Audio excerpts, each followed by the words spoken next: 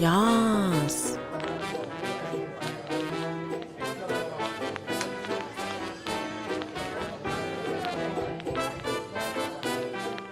Good afternoon, everybody.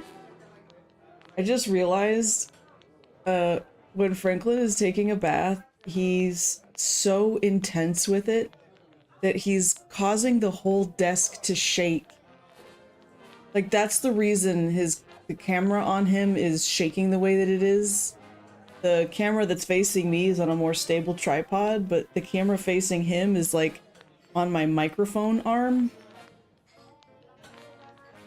So we're not having an earthquake. He's just intensely bathing himself.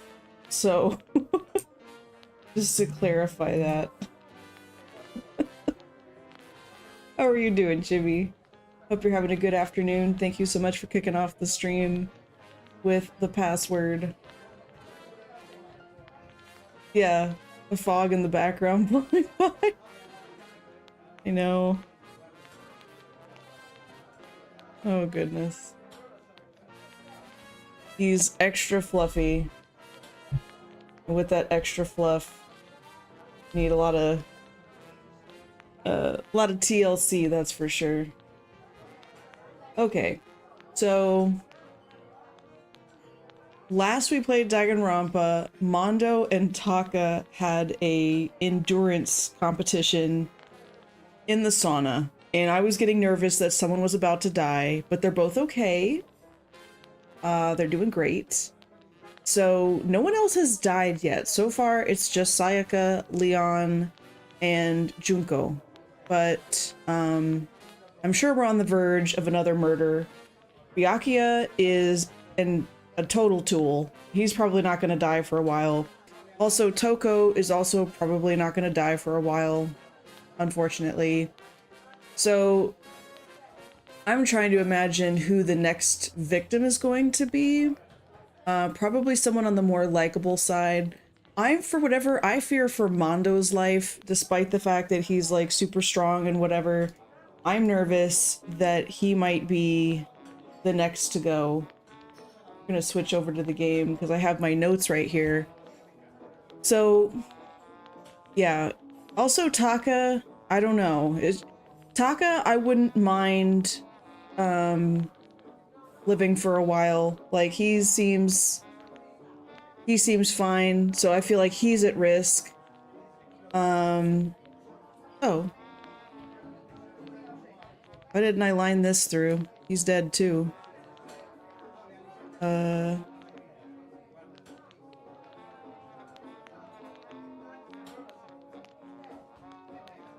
right. Yufumi, I feel like he's also gonna end up dead. I get that vibe. He's gonna die. Ooh, Aoi? I'm not sure if that's how you pronounce her name. Hina. Okay, she goes by Hina. I'm nervous for her as well. I'm afraid that Hina, might die. Chihiro is also somebody at high risk. Kyoko is escaping this thing with us, okay? If she dies, I'm gonna be surprised, honestly. I say kind of because she's probably one of the most likable characters because she's level-headed, she's got her wits about her, she's calculating, but not in a cold and manipulative way. I think that she is like possibly an agent or someone who's trying to get into this school as part of an investigation to bust it, right? To like put this guy to a stop, to catch this guy. So she might survive to the very end, but then it's going to be us that ultimately takes the guy down, but she has to do like a self-sacrifice situation. Like that's kind of the vibe I'm getting at this point. But it could also throw a curveball and she's like the next one to die, you know, because this game would take away my favorite character. Mondo also, I'm nervous for him. I don't know that he's going to make it very long. Sakura, she seems like she'd be kind of mid-tier, like not going to die right away, but not going to last till the end of the game. Thank you so much for that, Lurk Lost. And then Byakuya, yeah, he He's probably also going to make it towards the end of the game. Probably going to be one of the most difficult cases to crack. And then Yasuhiro, also just complete fodder for the machine. He might be the next to go. Celeste, she's also going to be a late stage. I feel like these two are going to end up somehow killing each other. I think Celeste is the only one who has enough class that she would be able to bait Byakuya. Is it Byakuya or Byakuga? I've probably been saying it wrong. Well, anyway, Togami, this guy. I feel like these two will get in a weird competition of wits because they find it exciting or interesting, right? Both of them are like in for something interesting. So I feel like they're eventually going to be at each other's throats, but later in the game. So my money is a split. Like, I'm thinking Yasuhiro is a likely next victim. Mondo is also a likely next victim. And then Aoi. Like, my top two that I'm fearful for right now are Hina and Yasuhiro. I'm pretty sure one of those two is about to die. So let's jump right in, shall we? Also, apparently it's my affiliate anniversary, which is kind of cool. I had no idea. I saw a bunch of other people having their Twitch affiliate anniversaries, and I was like, oh, that's so neat.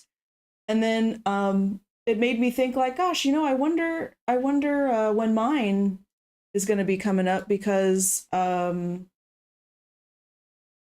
I feel like it's right around the corner. I knew it was like sometime in April, May, like I couldn't quite remember.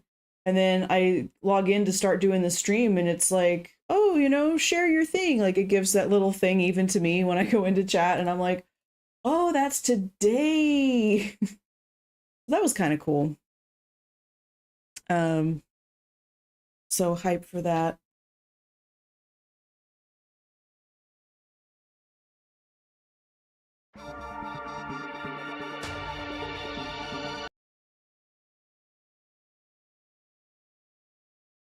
I hope everyone's having a good weekend, good Saturday. Also, it's interesting that Mondo and the main and my dude, whatever his name is, are like the faces on the beginning screen. So maybe Mondo is actually going to last a lot longer than I think. I don't know. I'm kind of curious. Or what if after he dies? Well, no, not necessarily. I don't know. I'm just making stuff up. Theory crafting is one of my favorite things to do. Oh, Franklin.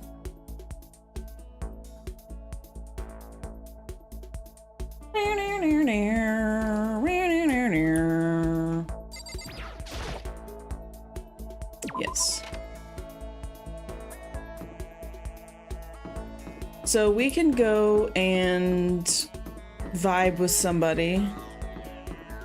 We just gotta find somebody to vibe with. Oh, hey, Fumi. Do I have to? Hi. Oh. My mouth. No.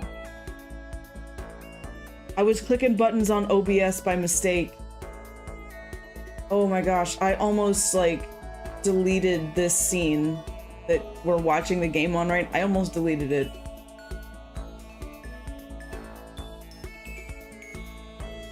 My life flashed before my eyes. Okay, anyway, back into the game.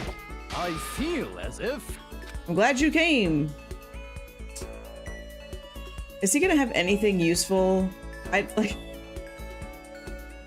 don't know that I actually want to spend time with Hifumi. Whoops.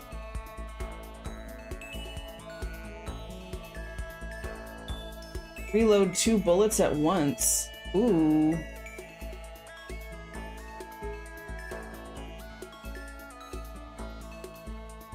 That's pretty useful, actually.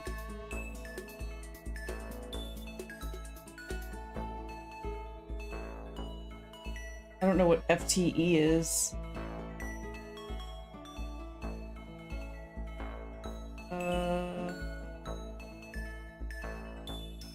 Okay. I mean, it sounds pretty useful, but I'm not playing on a super high difficulty. Basically, I want to try to spend time with people who are about to die without knowing whether or not they're about to die. Oh, you know what? You know what? Let's go spend time with Hina. I changed my mind about everything. Go see who else is around. Okay. We said hi. That gets us like 8 points, doesn't it? Why are you off in a corner? You're so weird.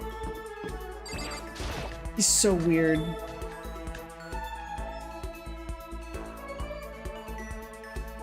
Mondo.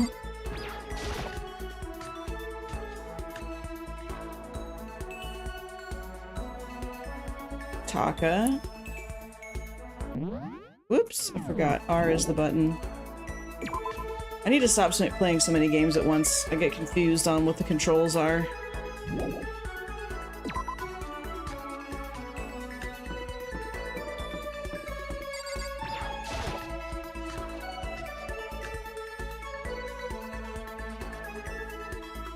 And nobody's in here.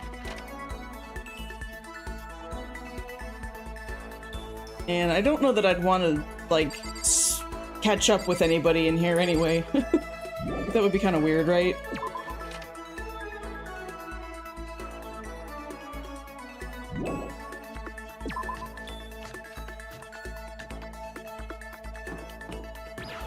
See, I feel like Hina would be at the pool. That would make a lot of sense, right?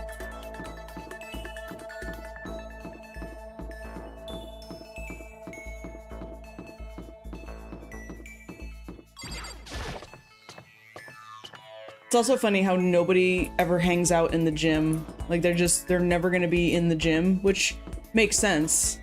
Whoops, hold on, I ran right past it. Oh. That's tempting, but I think she's gonna be alive for a little bit longer than Hina is. Nobody's in here? What about at the pool itself?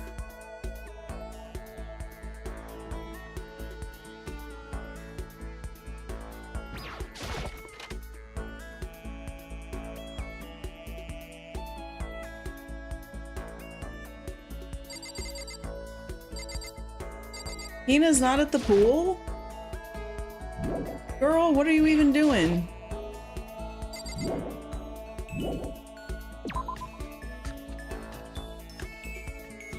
Like, she was so excited that they had a pool, and she was talking about how going for a swim helps to clear her head or help her calm down. Like, why is she not at the pool? Does my map show where?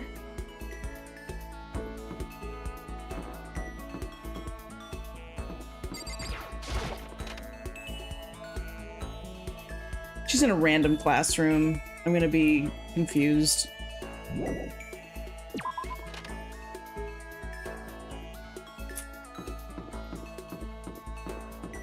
And then there's the library. We still haven't managed to get into the archive room. I think that Byakuya is hiding something. Like, he found something and he doesn't want anybody else to see it. So what could he possibly find that he wouldn't want other people to see?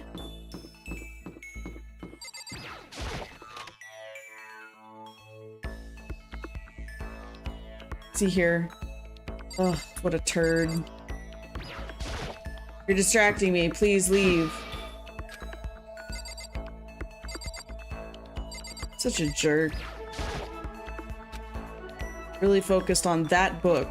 Is it always the same book that he's reading? How long does it take you to read a book, dude? Yeah, he's guarding that archive. You know what? Actually, Byakuya might be the next one to die, because,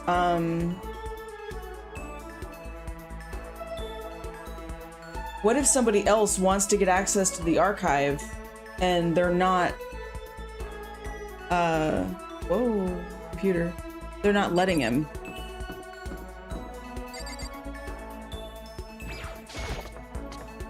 Whew. Oh, excuse me. Goodness. Is she in the gym? Please don't be in the gym.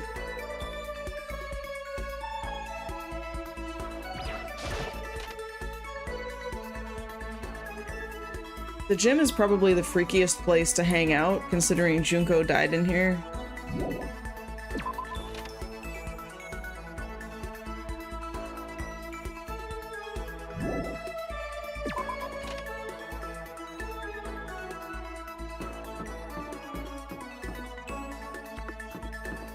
Oh, there's Celeste. How long was she hiding there? I didn't even notice her.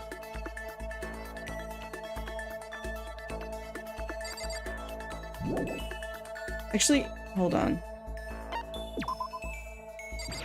This might have a coin in it. Nope.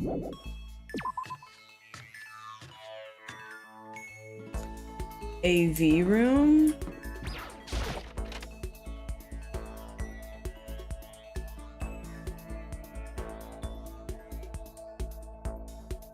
What if she's just like in her room? Maybe I should have started by knocking on her door. Imagine. Or she could be in a random classroom.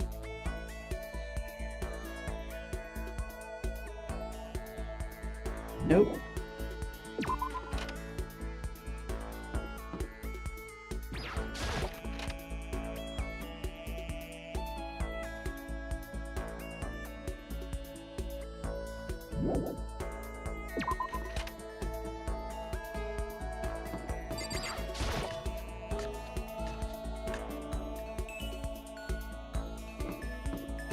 Oh, I didn't check laundry. I think usually the students aren't in their rooms. Ah! There she is! Okay. Each and every person has to do their job. The cooperation of each player is true teamwork.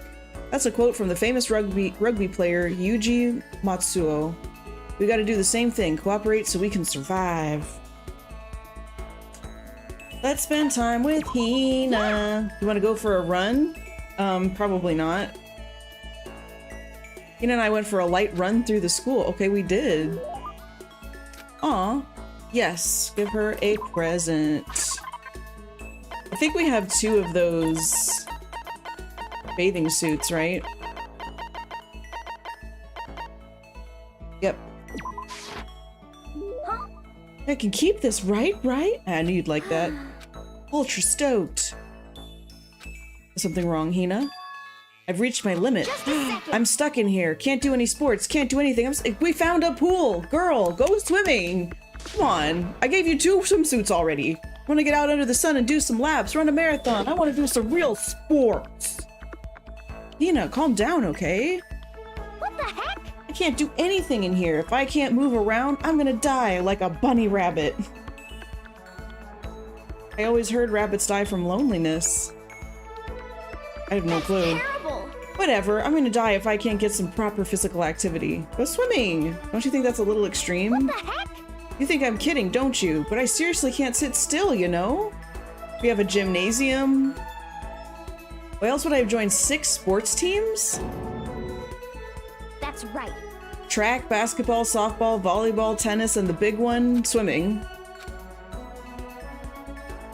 She got into her main sport but ran out of juice. It's swimming! What are you talking about?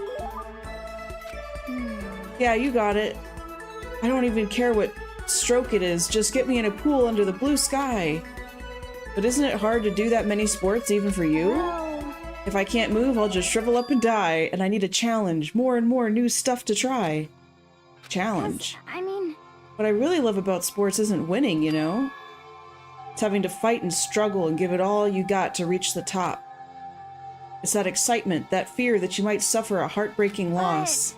When you finally reach that goal, it's just lonely. It's lonely at the top.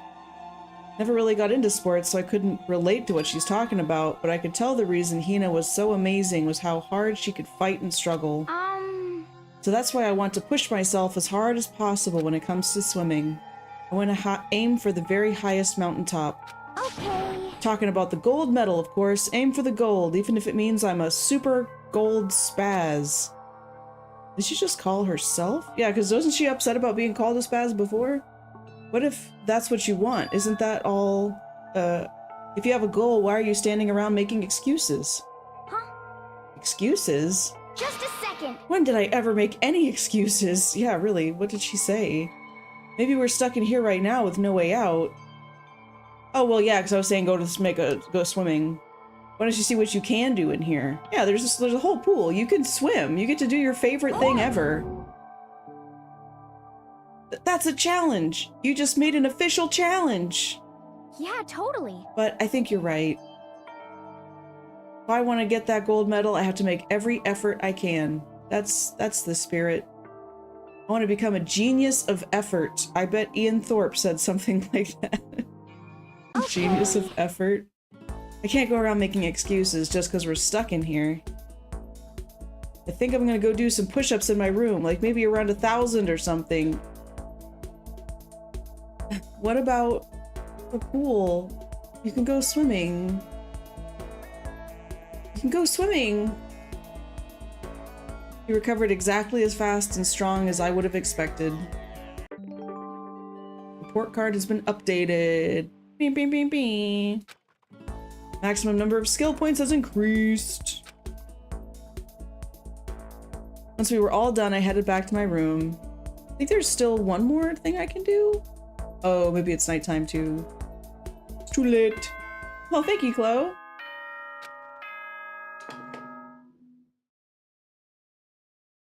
Ahem. Yeah, shut up. Night, all students.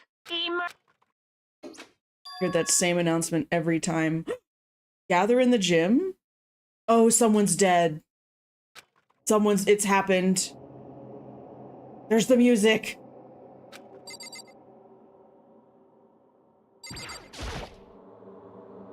Okay, who's dead? Who's it gonna be? Oh my gosh, if it's Hina and we were just having a conversation together like that, I'm gonna feel really not good. Indeed. I don't want to go, but we don't have any other choice, right? Thank you for the hydrate, Chloe. I can't imagine it's going to be good news, but it's not a good idea to defy him. Yeah.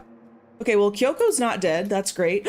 Mondo! He's still alive! Yes. Okay. I was nervous about Mondo, but not as nervous as, like, Hina or,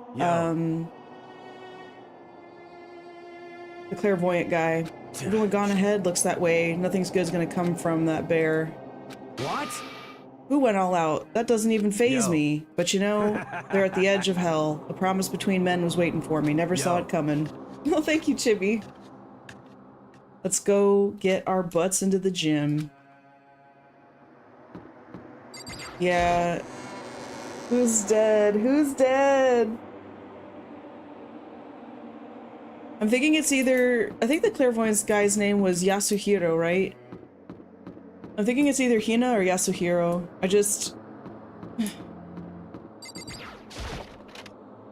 don't know. Yufumi's still alive? Okay. How come you haven't gone in yet? Why is that? Don't scare me like that. We really should go inside. No, don't go. You can't go. That's what my ghost friend is telling me. I don't feel good about it either, but we can't ignore this. That's true too. I suppose. Oh, who's it gonna be? Dang, not the clairvoyant guy. Well. What might await us this time? Celeste is alive. It is Byakuya. I typed it wrong. He keeps things interesting. Hifumi is alive. Like how the housewife on a classic TV show smiles at the end of an episode? What? She's alive! No! There's something totally messed up with you if you can laugh at a time like this. Which of us is actually messed up, What's that supposed to mean? Nothing in particular, just admiring, that's all. I don't want to kill anyone, but I also don't want to stay here. Living in denial. I was just admiring how you could live like that and still keep your sanity. What is this? Okay. That reminds me. Remember how you kept talking about how the police or whatever would come help us? How'd that turn out? Seems to me there's no sign whatsoever of possible rescue. Well... That's just... Huh? I wonder what actually happened. Certainly. It's strange, that's true. There's no way the police wouldn't know about it. We're right in the middle of a major urban area. Also, a group of teenagers that have gone missing and haven't been seen or heard from by their friends and family for several days. On the contrary, the mastermind may be just that powerful to take control of even the police. Could it be? This might not be related, but... Oh, who's not here? Toko's here. Gonna say it. Is Chihiro here? It's not like some occult mystery. It's about last night. I was near the main hall, just staring off into space, you know, as you do. All of a sudden... Also, we haven't seen Taka. I heard it. Chihiro! She's alive! Yay! A sound that I don't really know what it was. Okay. Taka! What sound? What kind of sound? I don't really know. Okay. If I had to describe it, Could it be? it was like a construction site, I guess? Really? For serious. I could just be making that up. I only barely heard anything. Then you definitely made it up. Must have been the sound of the ocean in that head of yours. Well, hold on now. Don't be so quick to discredit it. Say, what? What you talking about? Alright. Okay, Sakura's still alive. That's good. I guess no one's dead. So what are we being called in for? At nighttime, when we're supposed to be going to bed. He's arrived. What Hiro said wasn't the sound of construction, but it could have been an explosion. Huh? Or maybe a machine gun. That kind of sound just like construction in a way. What are you talking about? What? Beyond this point, my mouth is zipped, my lips are sealed, I am fully puckered. Just say it like that. It's a secret, little secret. And? Let's get a move on what you can tell us. Why did you call us here? Say what? You don't beat around the bush, do ya? Ready for me to get to the point, huh? Yeah? If you please. But before that, you mind if I vent a little? Yes, I mind. I'm low on energy these days. My stitching's even losing all of its shine and luster. Stitching isn't supposed to have shine and luster. I'm thinking it's probably because of this ho-hum, boring, old, everyday life. I'm looking for something with a little more stimulation. Something rife with danger and intrigue. Yep. Listen, can I just be frank? You want us to start killing each other, right? I'm feeling black. The next Blacken hasn't shown up yet, and I'm getting bored. Hey, So I've decided to come up with a new way to motivate you. Oh boy. It's another set of videos or something? No, probably not. Are you gonna show us some demented thing to try and drive us all to murder? Damn it. Drive you to murder? What a mean thing to say. Just awful. What else are you talking about? I don't know what you've got planned. We're not going to kill each other anymore. Got it. No matter what you do, I swear we won't. That's very big talk. Do your very best to back it up, okay? Now then, with your permission, let me begin. So this time it's... embarrassing memories and secrets. As long as you're alive, it's a given that there's things you don't want other people to know about you. So I did a little investigating of my own, and I dug up some of your darkest secrets. And those embarrassing memories and secrets are all contained in the envelopes I have right here. I'm going to hand them out now, so take a second to take a peek. As Monokuma spoke, he tossed the envelopes at our feet. Quickly snatched up the envelope with my name. Why not Kyoko's? We don't know anything about her. Entire body went rigid. Okay, what's our secret? What do we do? Wet the bed until he was in 5th grade. Who freaking cares? That is such baby games. Who cares? cares about that? When life and death is at stake, I would be like, yeah, I went to bed until 5th grade. Let's get it out. I don't care. I don't care. Extreme! I don't know why that stutter keeps happening. Exposed to the world. Maybe I'll roll the crowded intersection in a van strapped with loudspeakers and spill the beans. I wouldn't care. It's not worth murdering somebody. The dirt you dug up on me is so lame. It is the lamest of the lame possible. None of you want to make me reveal that stuff, right? It's definitely something I'd rather people not know, but we'd never kill over something like that. What? What did you say? Count on it. Your plan is doomed to fail. No one's gonna murder someone for this kind of thing. Okay, cool. The game is on it because I was like, really? Oh no. Is it because, for better or worse, your memory is still a way to connect to the outside world? What? I have stuff I wouldn't want anyone to know no matter what, so I'd assume you'd all be the same. This might work on somebody in their 40s or 50s if they've done some things, which is why I put so much effort. Man, you're really saying you really won't kill each other over this stuff? That just sucks. Well, what can you do? Okay then, in 24 hours, I'll expose all your secrets just to make myself feel a little better. Okay. Okay. So sad, so depressed. Fare not well. Almost convincing look of depressed dejection on his face, Monokuma receded into the gym's depths. Well, someone probably has a nasty secret, though. Maybe we dodged a bullet on this one. No, there's somebody... Having those secrets revealed is going to be totally embarrassing. Okay, no. My secret was dumb and stupid. Hina's secret, dumb and stupid. Celeste? I don't know about that. Kyoko? I don't know about that. We might have to vote out Kyoko because she's really mysterious. She's very secretive. So there's going to be somebody in the group that is willing to kill over whatever secret it was, because what if somebody committed a hit and run or was complicit in a felony, or, I mean, you can see where this is going. Seriously, not enough to give someone a reason to kill, right? Listen to me. Good news, everyone. I have a brilliant idea. Why don't we all just confess the secrets in those envelopes right here and now? We tried to do this before and nobody complied. Without a doubt. We do that, any and all motive for murder will vanish. That's pretty smart, right? Quiet down and listen. My embarrassing thing is, I don't want to hear your stupid story. What? I don't want to talk about it. Oh, Toko I forgot about Toko. I don't know how I forgot about her, but I did. She would absolutely be somebody.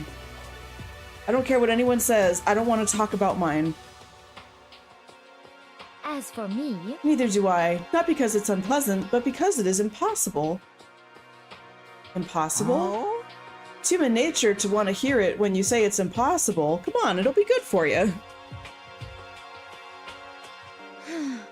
Mm-mm. Come on, come on. Ew, why you gotta make that face about it, Hifumi?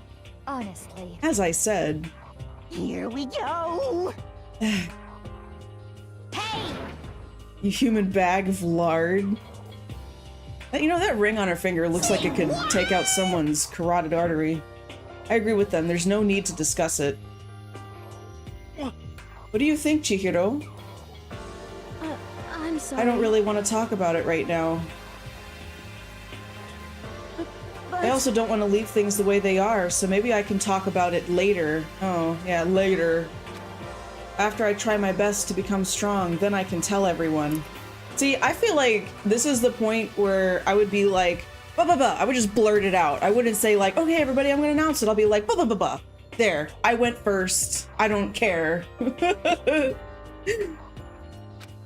So, If you don't want to talk, you don't have to. I'm not super excited to talk about it either. That's true. Everyone's that much against it. Even if my bro's the one that suggested it, I gotta say no. Well, that's okay then. Either way, if it's just a few secrets, I'm sure nobody's gonna kill anybody over it. No. Most of them are gonna be stupid, but there's gonna be somebody. Nobody's got something like that, right? I'll stop with all the secret talk, but... Okay, someone who hasn't spoken up right now. Sakura, Yasuhiro,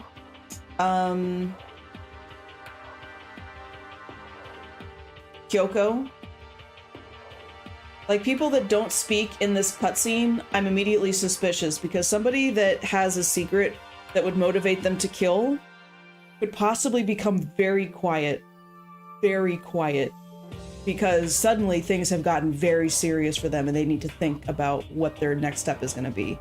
You know what I mean? So whoever doesn't speak during this whole conversation, now that's not a guaranteed, right? But that's kind of 24 hours to get ready. Yeah, 24-hour deadline. Having our secrets exposed isn't going to be fun, but it's not like we're going to die because of it. Well, don't do anything hasty. About that. Make you keep repeating it makes me kind of worry even more. Okay, sorry. I know it's going to be tough, but... Ding dong, bing bong.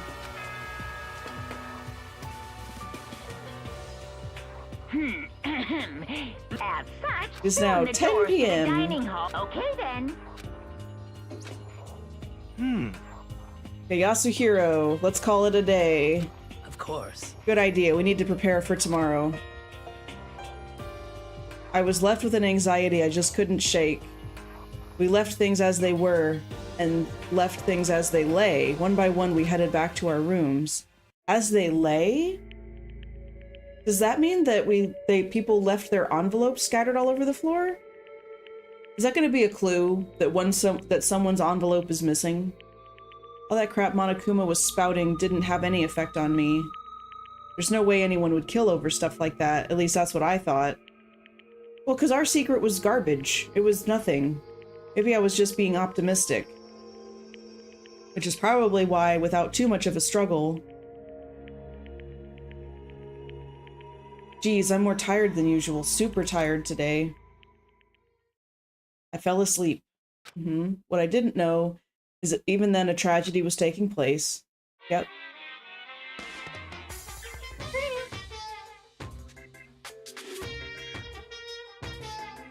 Now there's a gun. You have a second? I want to confide in you. It's about the prevailing world attitude right now. The difference between passive and active, I mean. For example, the difference between like, oops, I killed him, and yeah, that's right, I killed him. Amazingly, there are tons of people who don't understand the difference. Can you believe it? Yeah. But there's a huge difference between oops and that's right. You know what I'm saying, right? Anyone can kill someone in the heat of the moment, but surprisingly few can do it with calculated intent.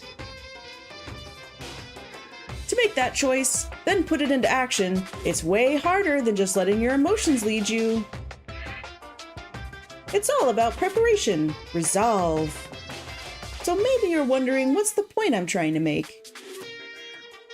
Well, I'm not totally sure myself.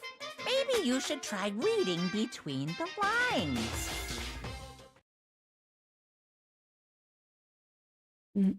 Morning.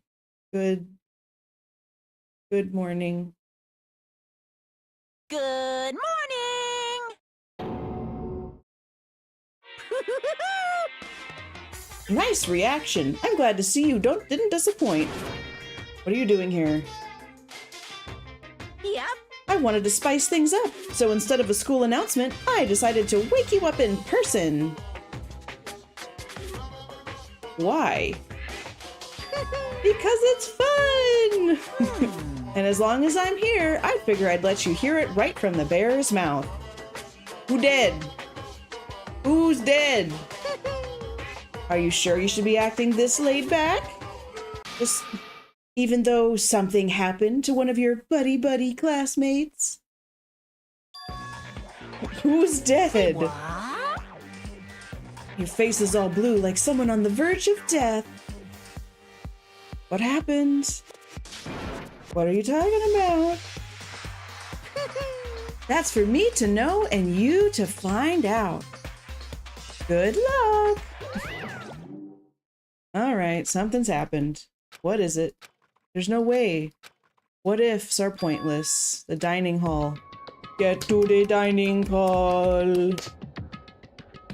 Hina's safe. Sakura's safe. Yasuhiro's safe. Byakuya's safe. Hey. Did Monokuma talk to you too? Hiro, Hina, Sakura. Byakuya. You're the only ones. Where's everyone else? Yeah. Either way, they're already off trying to verify what Monokuma said. Or they've fallen victim to the something that Monokuma mentioned. Something. Perhaps. It can't be. Has it happened again? Murder? After hearing what Monokuma had to say, the worst possibility forced its way into my mind. Okay. Quick timeout, because I just remembered... Okay, I need to write some things down.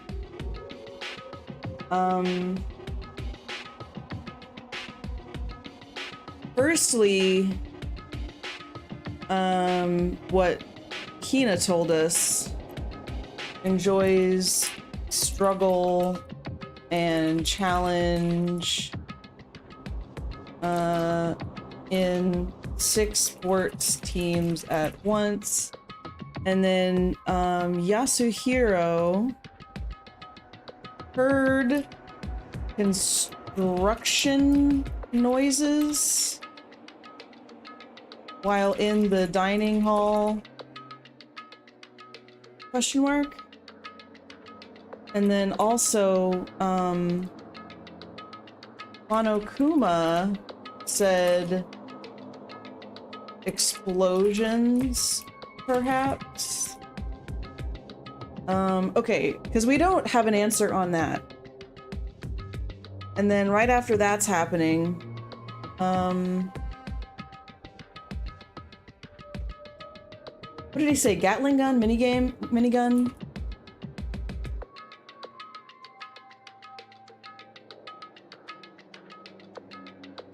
Like, what if that was from the entranceway?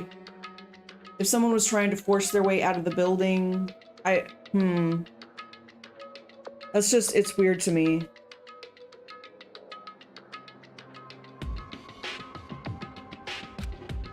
Took everything I had to drive that thought away.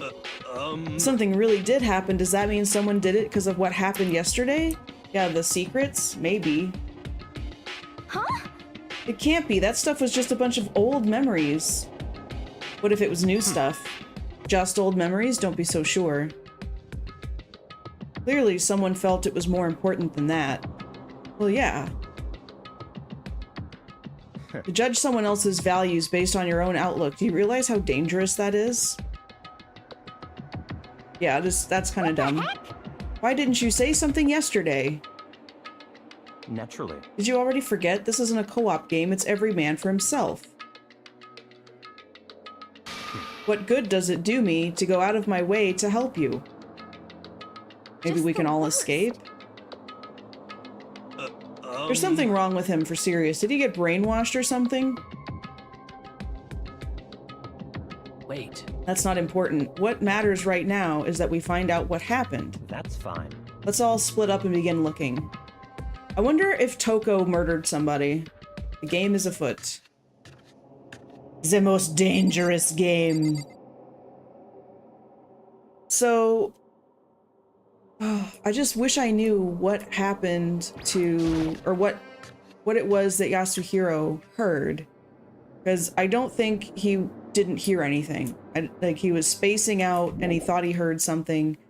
And sometimes being spaced out, not thinking about anything, looking at the wall, can sometimes make your perception of hearing a lot stronger. Now, he's also the clairvoyant who supposedly can, like, hear from the spirits or whatever crap. And so,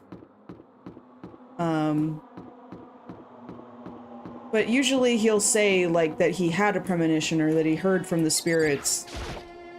So, okay, nobody answered. Did they all go see what happened? What about the second floor? That's the one place that's new. So it seems it's the natural place. Wah, this music.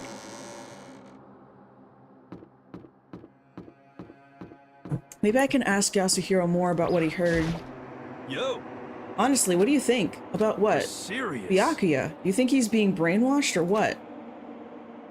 He's a different, like... He comes from a very different perspective on life. What's that supposed to mean? I mean, you're some kind of psychic, right? Hey. Listen, Makoto, I think you've completely misunderstood what it is I do. Listen, fortune telling is like totally different from brainwashing or hypnosis or any of that pseudoscientific bullcrap. I need you to understand that. You expect me to think of fortune telling isn't pseudoscience? I don't want to get yelled at. Okay, well that was not what I was hoping to talk to him about, but... that's okay. Wait. I want to check the gym because I want to know if any of the folders were left on the floor. Because he said everything was left as it lay, which is an interesting way to say that. So, did people leave their envelopes on the floor?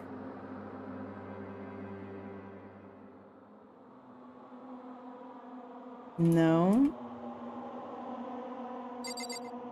Okay. Just checking. Because from that scene, I left my envelope on the floor. You know, Makoto didn't take it into the room, so...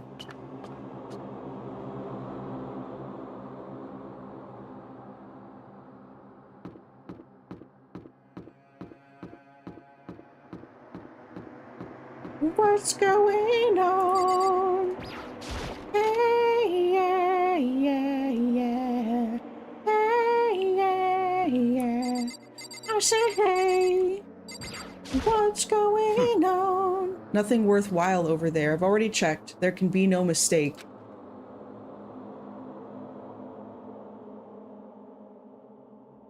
You just said this isn't a co-op game. He says every time, this is not a co-op game, why should I help you? So why are you gonna give me that information freely, that there's nothing there? Why should I take your word for it? If you yourself say this is not a cooperative game, why should I lend you any credibility that you're not gonna withhold something for me for your own advantage? Just saying. Just saying. Getting real irritated with Byakuya because there's probably gonna be some incredible plot twist that we're not gonna see until he's finally somewhere else. Okay, nothing here. Maybe it was in the pool? Would that be what's going on? Oh, library. We were just in there. At the other classroom.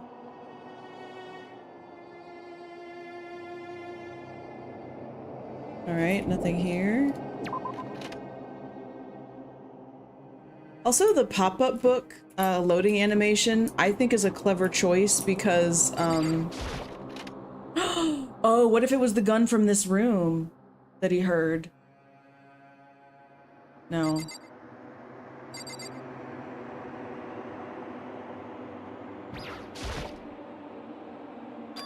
The door's open. Aren't these supposed to be locked? Yes. For this investigation, I have unlocked the doors. Please look around to your heart's content. Investigation. It's all clear now. Just as I thought. I see. Judging from what he just said, there can be no doubt a murder really has taken place. And the locker rooms, they're suspicious. Very suspicious. Wouldn't you agree? It seems nobody searched the locker rooms. Let's start with the girls' locker room. Without waiting for a reply, he pressed his hand against the girls' locker room door, and the door swung open without a sound. Time seemed to freeze. Who's dead? Chihiro.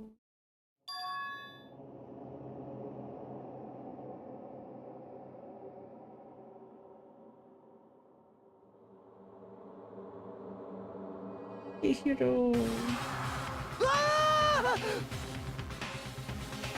A wild, almost primeval scream escaped from my mouth. Well, I should have been befriending Chihiro. Now she's dead. A deadly life.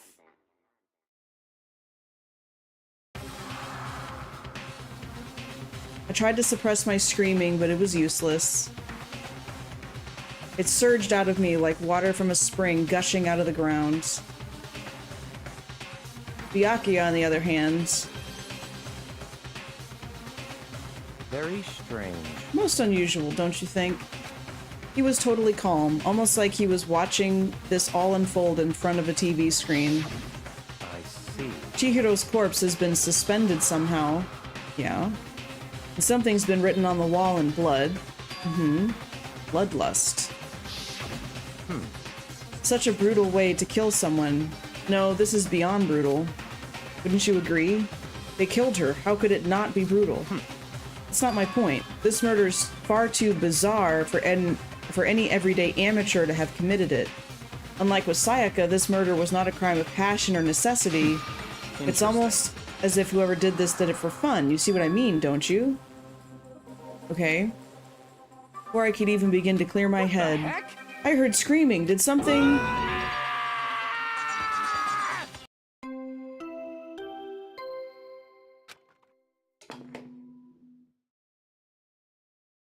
A body has been discovered! After a certain amount of time, which you may use however you like, the class trial will begin.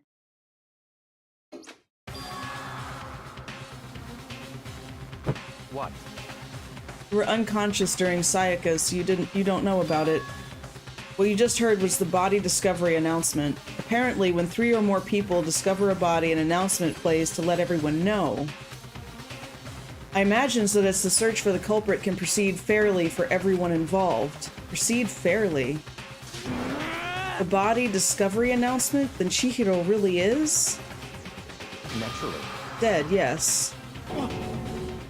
Dead. Before you start screaming your head off, go round everyone up. It seems another game has begun. Another life or death game again to uncover a killer. See, the fact that I'm not talking with Kyoko and it's Byakuya. Could have been Celeste. Like my sense of time had taken wing. When I finally came back to myself, I saw everyone had the same look of confusion, fear, and anger. We all just stood there, gathered around Chihiro's body. Damn. I couldn't keep her safe. There's another victim. Which means we are now in the same position once again.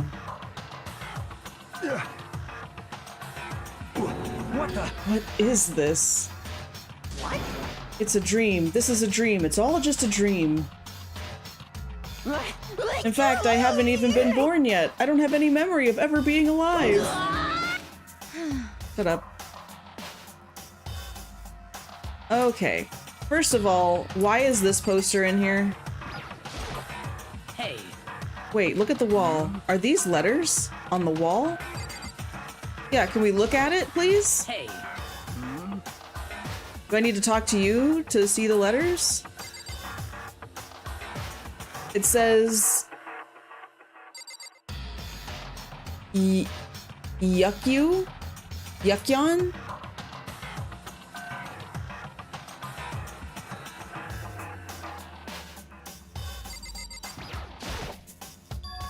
Word bloodlust written on the wall with blood. So... I don't think it's any kind of dying message. It's too strange. That thing about writing bloodlust and blood, doesn't it sound kind of familiar? A murderous fiend who kills again and again using a bizarre and brutal method. At the scene of each crime, the word bloodlust is written in the victim's own blood. Okay, but that doesn't mean it's the person. This could be a copycat murder. Please. They're like a ghost, attacking suddenly, then slipping away before the police can catch up to them. And what nickname did the internet give to this mysterious serial killer? Genocide Jack. Okay. The murderous fiend whose grisly attacks were famous all across the country. Ultimate murderous fiend, creating a reputation of abnormal, downright cruel killings. What is this? This is some copycat killer trying to imitate Jenna Jack, blah blah blah. Why would anyone do that? Perhaps it's the work of the real one. Are you saying he's real? He's here in school? No way! There's no way. Going so far as to write bloodlust at the scene, I'm surprised at their stupidity. I can't imagine a worse situation when dealing with a stupid murderer. What is it now? Toko! Ina was pointing toward the entrance to the girls' locker room. Oh yeah, she's gonna faint at the sight of blood, right? Right? Why? Why? And she faints. Okay. Okay, so she was truthful about that. She does faint at the sight of blood. Unless she's pretending. Wake up, wake up! I just remember what- yep, she faints. Okay, is she hemophobic? Assumes she does not watch many horror films. This isn't a violation of the rules, right? I mean, technically she passed out somewhere besides her room. I think it should be okay. The regulations prohibit sleeping, like on purpose. So since she didn't faint on purpose, it doesn't count? Gotcha. Just a second. Can you hear me? You gotta wake up. Toko suddenly shot awake. Jumped from where she was laying. It was such a strange reaction. She leapt straight up into the air, changing her stance as she did. She was just standing up. Ignoring the physical contortions she had to go through, her motions were totally haphazard. I was just so shocked. It happens. Was I the only one? Are you okay? You've got a tentacle for a tongue all of a sudden. Is that a dead body? Hey, are you dead? What the heck? She must have hit her head really hard when she fainted. The world has a front and back, a top inning and a bottom, a sea of truth and a web of lies. Well... This is quite concerning. She sounds completely different. Everything's fine. At least the stutter's all gone. That's a good thing, right? I see. It's clear to me that everything is not fine. Your eyes seem strangely vacant. Might be best if we take her back to her room for the time being. So, Don't mind taking her, but could someone help me? If you need help, I don't mind. Taka, could you help me? She totally ignored me.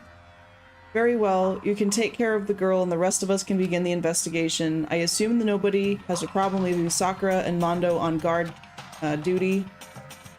Rushing to an investigation? Mastermind isn't behind that. After what happened last time, surely you realize that. Don't make me repeat myself.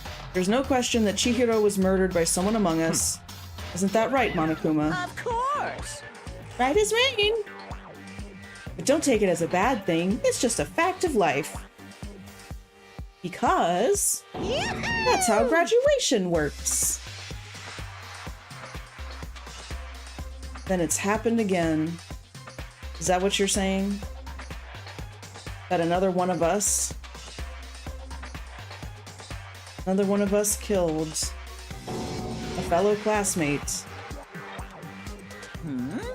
What, does that freak you out? You guys got no balls, you know that? There's just nothing down there at all? I'll let you... Wait, what? Okay, Monokuma, you freak. Stop talking. Stop monologuing and give us what you came here to give us. You did bring it, right? Yeah, autopsy report and whatever else. I mean, it's not an autopsy report, but... The Monokuma file! I know how much you must be looking forward to it. See ya later! Please do your very tippy-top best on this investigation. no Do we way! really gotta do another investigation? Yeah. Examining the corpse of one of our friends. Having to suspect all our other friends. Why? I hate this. I can't take it anymore. Oh, I hate it too. Help me. I've had enough. I'm getting out of here. Hey! Where do you plan on going? There's nowhere to run. Such ignorance. Just accept it already. After all, blood is just a liquid, blah blah blah. Very enthusiastic about this, are you not? Naturally. How can I not be? If we don't unmask the culprit, we all die. That's true, but to jump into it so What? soon. We only have so much time, Makoto. Such ignorance. Go off and die somewhere. Right now, go ahead. You're a waste of space. Damn you! Dead body is an Piece of object? shit! Chihiro wasn't an object. Show a little respect or I'll beat some into you. Calm down. Everyone stop bickering. There's some truth in what Byakuya said. Go! Because We don't solve the mystery and find the killer, our own lives are forfeit. I hope it's not her. I'm nervous that it might be. Because she's the ultimate secrets person, basically. If Byakuya is right, the That's genocide right. Jack somehow killed her, then unless we do something, more victims could start piling up. What? Forget more victims. If we mess this up, we're all dead meat. Hey! Hey! Hold on, hold on. If that's your worry, you don't gotta worry any longer. If any one killing game, the guilty party may only kill a maximum of 2 people. Huh? What? I don't remember a rule like that. Actually... I just came up with it. If one person went around and killed everyone, your lovely student life would be all over, right? The new rule has been added to the regulations menu. So then... In that case, why not limit it to 1 person? Hey! Well, in a good mystery, you don't want to miss out on at least the potential of a serial killer angle. Just one would totally murder that possibility.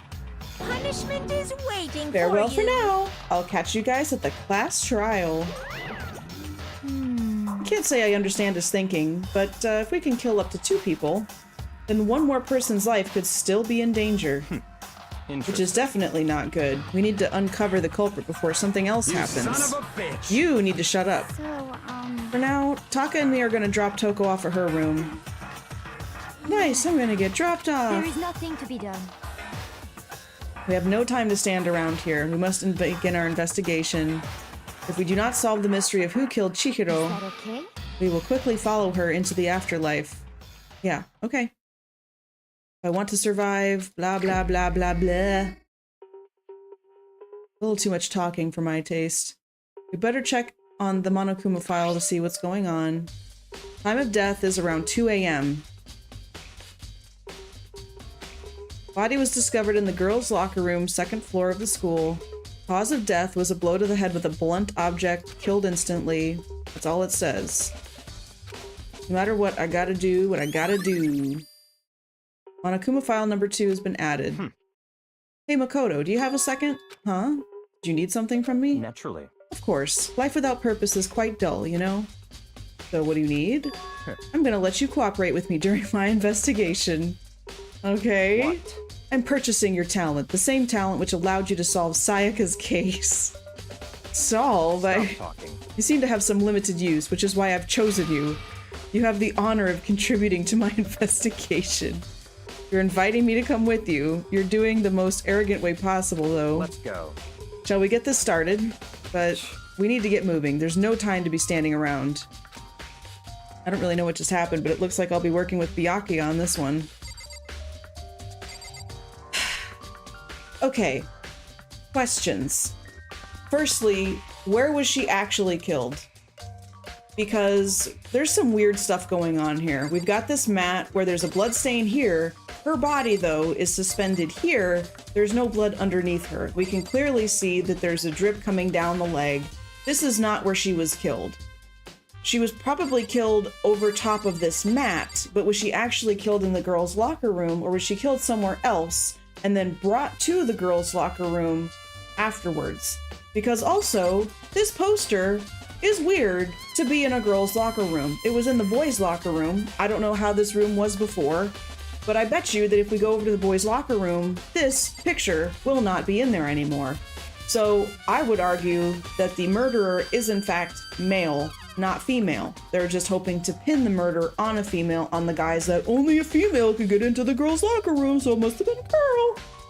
Anyway, those are my initial thoughts. How did the murderer get access to Chihiro as well? That's something else I need to know. There's a dumbbell on the floor, and this is a bloodstain. Bloodstain on the dumbbell. A blow to the head with a blunt object is what killed her. Does that mean this dumbbell was actually the murder weapon? That's right. Don't imagine it could have been anything else. Locker room dumbbell has been added to the truth bullets. And it's very heavy. So someone would need great physical strength to lift this dumbbell.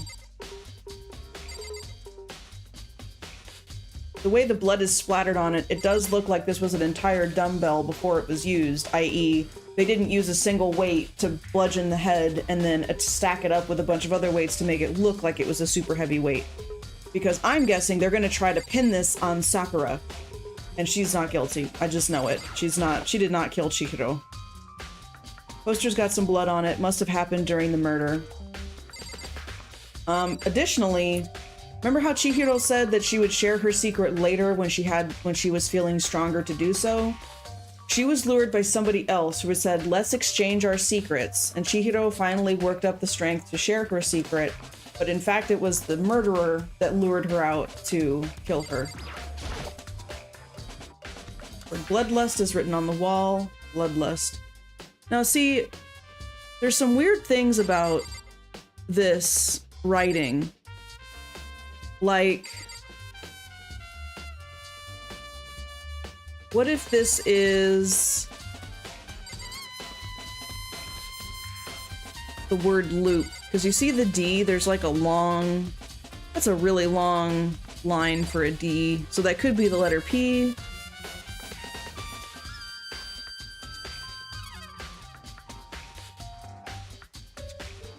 I also wish this equipment wasn't here so I could see the writing more clearly. Because... yeah, it just looks weird. Okay, well here's the blood stain. Must have been splattered with blood during the murder. Yeah, you know, you're right. That is a blood splatter. So it fell from some distance. It's not just a pool of blood. And from this distance off of the floor, I would think that she would be higher up, like up here, if it was gonna splatter like that. Feel the life draining out of my own body. Very strange. More strange it all seems. We're still not sure he did it. Is that what you want me to say? Is that what you want to say? I wonder about that. No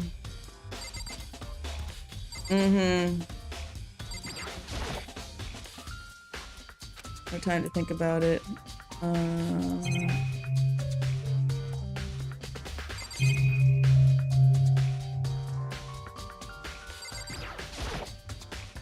Surveillance camera. What does Kyoko have to say? She took her time examining Chihiro's corpse. She poked and prodded, going over every inch of the lifeless body. You're a very strange woman, you know, being able to touch a dead body with absolutely no trouble. She seems to be concentrating pretty hard. It's like she can't even hear us. Dude had a real complex about being weak. You heard Chihiro talk about it, right? I need to get stronger. I do remember she said that more than once. She did. Which, I guess explains the trip down here. But, did she really need to get stronger that badly? You already mentioned it, but she was a girl after all. Most girls aren't all that strong. I don't know, man. Haven't really thought about that stuff. Cause of Chihiro's complex. Can't help wondering what that might be. Mondo's account has been added.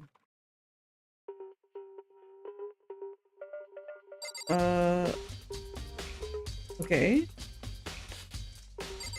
I didn't think she had a complex. We have more to check here. Oh, you want me to talk to Sakura? Is that it? He was in the locker room all the time. Now it's become the site of Chihiro's death.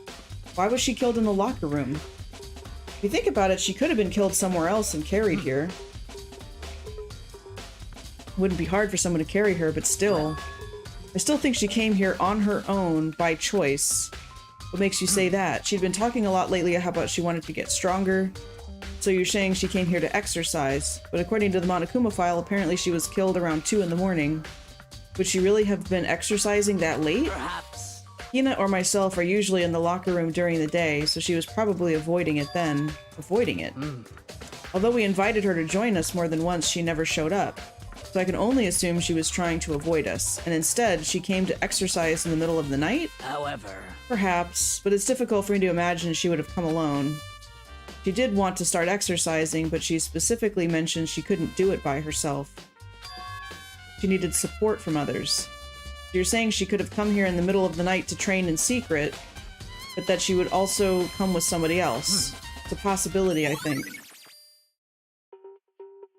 But why? And I believe it's about time for us to move on. Okay. What? New clues won't magically appear by standing around. We need to check every aspect. Let's go. You're satisfied? Let's hurry up and proceed. Okay. We need to check the boys' locker room.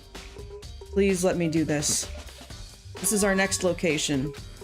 Figure it out for yourself. It's no fun if you don't, right? Okay. Flotation donut. Don't think it's related. I think the boys' locker room is related. It's not even the scene of the crime, idiot.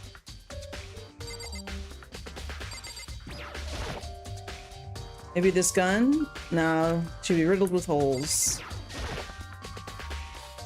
Surveillance camera. I bet the mastermind was just sitting there watching. Okay. Bunch of different pool-related items. Nothing to do with the case.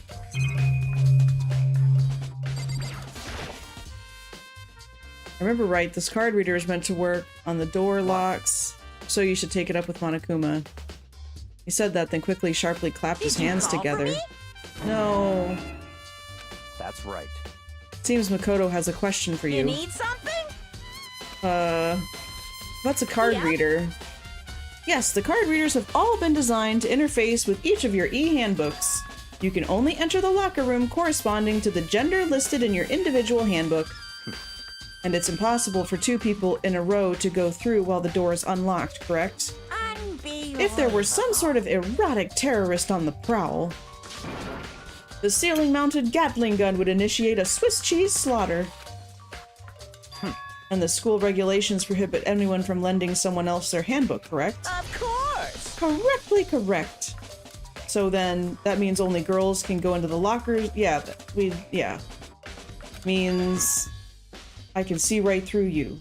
Allow me to tell you what you're thinking. Since Chihiro was found in the girls' locker room, the killer must have been in there to get there.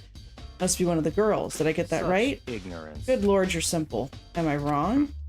You should pay closer attention to the regulations. The answer has been in front of you the entire time. Loaning your e-handbook to another student is strictly prohibited.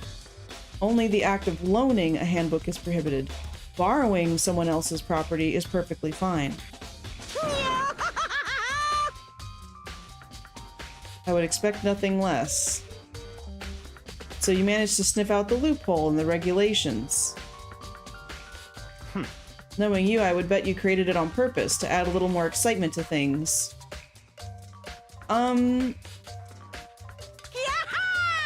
So, in other words, if you steal someone else's thing, it's okay, but if they willingly give it to somebody else, it's not okay? Like, oh, it was stolen from me. They borrowed it. Is that what they're saying? Because that's what I was thinking. Like, you kill Chihiro and then you could just use her own e-handbook. I'm gonna borrow this real quick. Chihiro doesn't have the ability to loan it. She's dead. Now then, since the dead can't actually talk, they're not people anymore. They're things. Yep. Get it? Got it? Good. You're saying there's a loophole, but in order to borrow something from someone, that means someone would have to loan it, so, Why you? So sleepy. Just listening to you makes me want to pass out. Be more like Byakuya and get your poop together. Or else I'll charge you with criminal negligence. No more questions. Figure out the rest on your own. Rest your own self. Okay. That's fine. I know you're unfortunately lacking in mental faculties, so I'll fill you in myself. Excuse me, let's head to the main hall.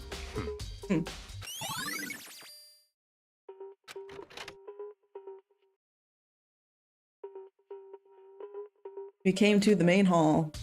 What are we looking for? Does that mean I have to figure it out for myself? Whatever. Why? See, why drag me around here? Mailbox, could there be something inside? It's an e-handbook. There's 3 of them. So you finally found them. You know these were here, Byakuya? I just checked. I checked the mail thing. Okay. I happened to find them by chance myself the other day. There's a system in place where handbooks of dead students get delivered to this mailbox. So these 3 handbooks belong to Junko, Leon, and Sayaka. You can go ahead and confirm it yourself. Turned on one of the handbooks, and when I did... Sayaka Maizono. You're right. Now do you understand? This is the key to the loophole that I revealed earlier. I feel like I'm starting to get it. You should pay closer attention. Yep, loaning your e-handbook is prohibited. Yep, borrowing someone's is fine. Okay. What? Hold on a second. What's Very wrong? strange. One of the handbooks won't turn on. Is it broken? Whose is it? The other handbook showed Junko's name when I started it up, so the one is Leon's. Is that because he was pelted with baseballs while he was holding his e-handbook, so it got smashed to smithereens? I see. Or, like, damaged? He'd get pummeled with dozens and dozens of baseballs. Pummeled with baseballs. Yeah, okay. Okay, yep, that was horrible. Oh my gosh. It wouldn't be surprising for the handbook to break. Damn it! Hey, hey! Hey, hey, hey, hey! Now I'm What? That e-handbook is essential to student life here. Crucial, integral, instrumental, a super big deal. There's no way it would break that easily.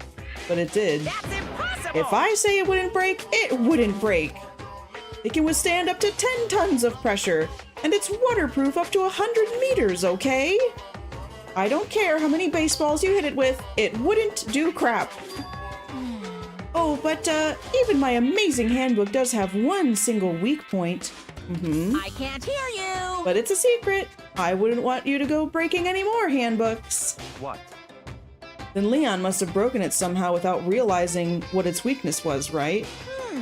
Hard to say. You know what I think? I think his handbook isn't actually broken. What? But you might ask, how could that be?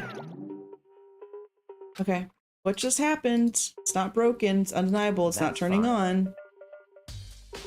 Does it need to be recharged? I don't see any connection to the case, it doesn't matter for now. Something about it still bothers me. Broken e-handbook. What if you put it in the laundry machine and that's its weakness? This should be enough to get things rolling. Let's begin our investigation earnest and track down the true culprit. Not quite. Huh? Doo-doo, doo-doo, doo-doo. Doo-doo, doo-doo, doo-doo, doo-doo, doo-doo, doo-doo.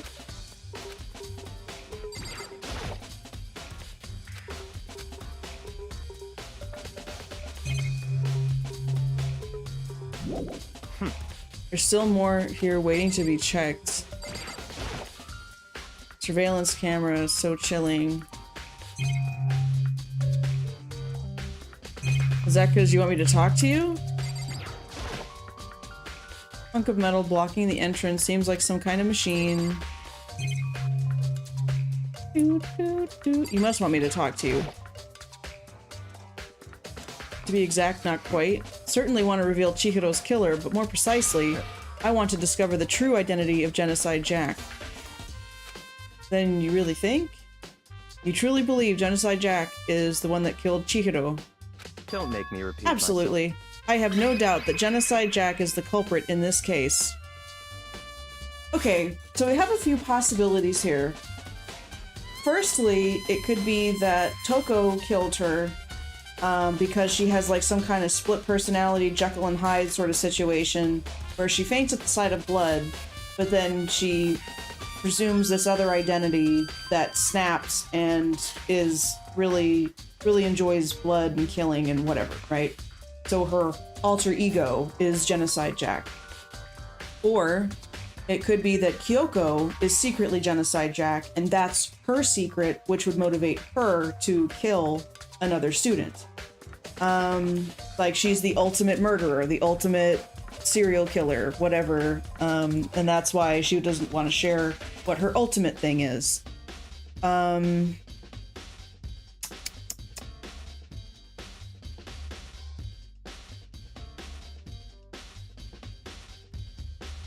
trying to think of who else in the school could possibly be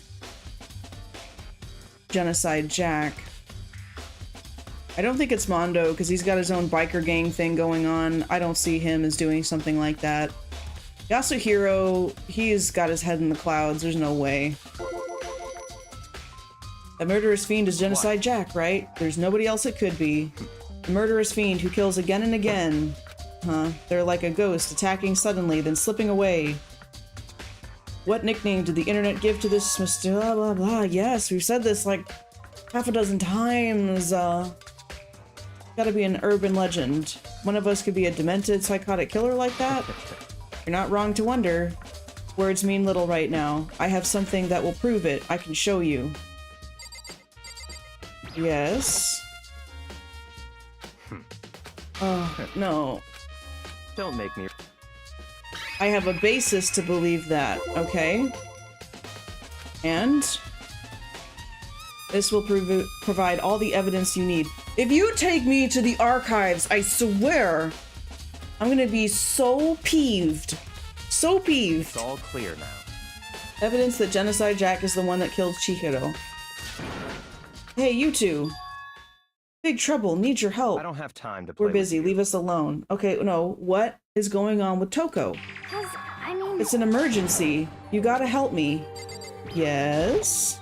please. You gotta help me. Just calm down, okay, Hina? It's an emergency. What happened? He's acting super strange, yup. What should we do? Very strange. Since it's Toko, I must admit I'm intrigued. I suppose we can take a second to see what's going on Don't with make her. me repeat my. Oh, shut up. I hate you. Yeah. Come on, hurry. Wait for us, Let's Hina. go. She's headed to the dorms. You're right.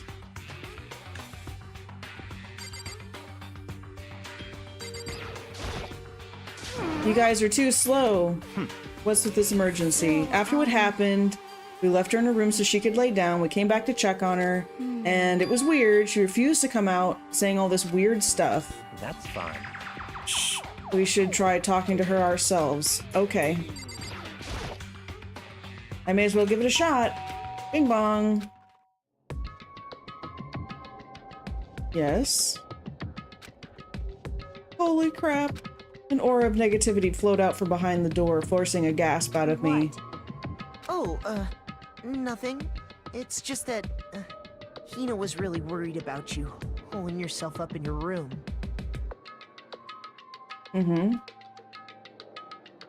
Leave me alone. Sounds like she's back to her Yeah, usual sure self. thing. But, could you open up, just for a second? Won't allow it. Huh? Is she being held hostage in that room? Won't let Genocide Jack have control.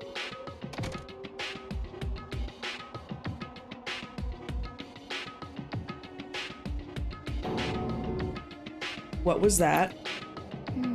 He's been acting like that the whole time when I rang a little while ago. Okay. Someone found out about her dual personality Genocide Jack thing and is trying to pin the murder on her.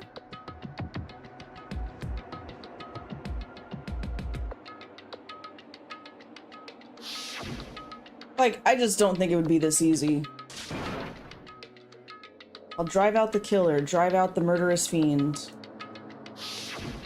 It doesn't make any sense, right? I was afraid to leave her in there alone, so I tried to bust down her door. Oh, they're like indestructible or whatever, so that's not gonna work. I felt like something was holding it shut on the other side. I couldn't even budge it. Toko was scared enough to even bar her door. Does she think the same thing as Byakuya? Does she think Genocide Jack really murdered Chihiro? Is that why Toko's so scared? So she does faint at the sight of blood, but it also activates something within her. Isn't there anyone who might be able to persuade her?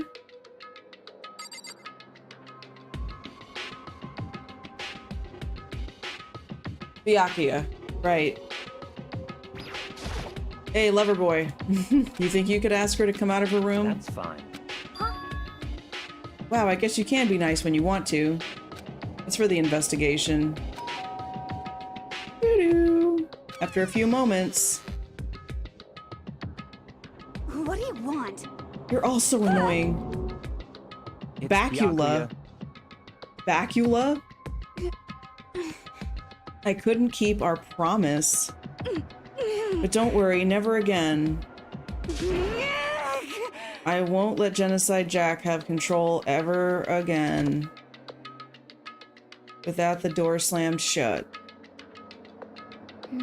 Promise? Let's go back to the investigation. Byakuya. Tell me about this promise? What? I have no idea. Another one of her delusions, I'm sure. Liar! Liar! Liar! Just let Hina take care of her.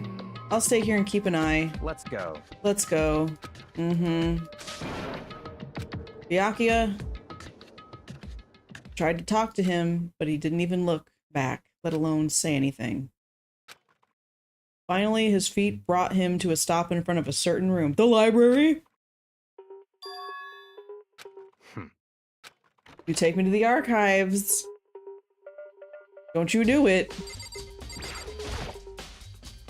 The evidence that proves Genocide Jack really in the library? Don't make me repeat myself. The other side of this door is the archive, right? Hurry up and go.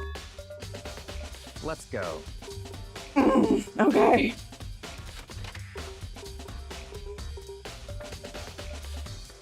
See, I'm telling you. He was guarding the archive from anybody else going in there because it gave him an upper hand. He was biding his time. Because as a ultimate whatever, affluent something, if he has secrets that are embarrassing or whatever, if that gets out, it can hurt his ability to do business deals. Like, so yeah, that's another figure that would be very dangerous when it comes to I've got dirt or embarrassing secrets. So in other words, I would say there's enough value in this place to endure the dust. Alright. Wooden box, it's empty. Looks like there was something inside. Yeah, a rope with a tag on it? There was an extension cord. They're very useful. Okay, yeah, that sounds correct. Based off of that outline. It's a desk lamp. Same one I saw Byakuya using in the library. Do you have a problem with that lamp? It was here before, then I moved it over there. It's too dark. I thought I'd put it to good use. Okay. Stuff tight with files. I picked one at random. You have a sharp eye, indeed, to select that file. that's right. That's the report on a presidential assassination. The original is kept at the National Library. It won't be declassified for another 30 years. Are you sure you want to look at it now? There's no telling whose crosshairs you might wind up in for peeking at it. Without making a sound, I returned the file to the shelf. So many files, what's stuffed? Enough. These documents are dangerous. They detail all the people who control the world. Members of the Diet or something? Ones with real power, the Secret Council. Okay. If you're ready to be disappeared for it, take a look. There's some very interesting people in there. You're kidding, right? Am I? Okay. There's a ton of thick files. If you're thinking of looking through any of them, let me give you a little warning. Graphic, disturbing photos from all kinds of crime scenes. It's the kind of thing any normal person would ever want to look at. Be careful. Hey Argum. Thank you so much for stopping in. Hope you're having a good day. Okay, so here's something. There's pictures of crime scene photos, so this could easily,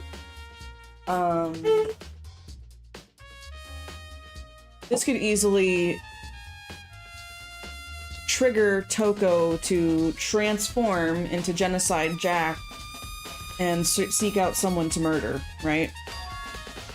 What do you mean? All those files are investigation reports related to different cold cases. Still at work, but they moved me to the belt. My feet are killing me, so That's good. Could probably use some lymphatic drainage. Those are internal documents for police eyes only. They're not the kind of thing you'd expect to leak. So what are they doing here? We have some super top secret stuff in an archive that is collecting dust. This archive is collecting dust, yet it has classified government secrets or whatever, super secret police investigations, and files containing the super elite group of people that control the world. Are you kidding me? What? Either Byakuya is making all of this up, because I'm not actually looking at the files, I'm just picking stuff off the shelf, and he's like, oh, that's the list of blah, blah, blah, blah. It makes it sound super scary, like you're gonna get shot or assassinated or like whatever if you read it. Yeah, okay. Oh? Are you finally beginning to understand the true splendor of this library? The entire reason I was interested in the library is because of this room right here. Why is my nose so itchy? It's home to classified government documents, police records, things no ordinary person would ever see. Just like I was saying, what the heck is this place? And why were you preventing anybody from going into the archive? Because anytime I tried to go in here, you'd be like, you're disturbing my concentration, leave. He was guarding it. He was puppy guarding the archives, claiming there was nothing useful in here. He's got an angle. He didn't want anyone else to know it. Except until now. Until now. Weird. He's looking like the murderer. Such ignorance. That's your guy's problem. Anything that doesn't fit into your preconceived reality, you label it as a lie. Because why would he want to work with us or help us? He said, you solved Sayaka's murder, so I'm choosing you to do this. He wants us close because he wants to be controlling what we see or don't see.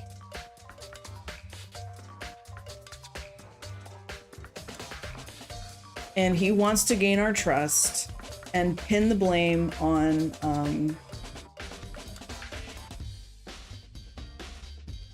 Toko.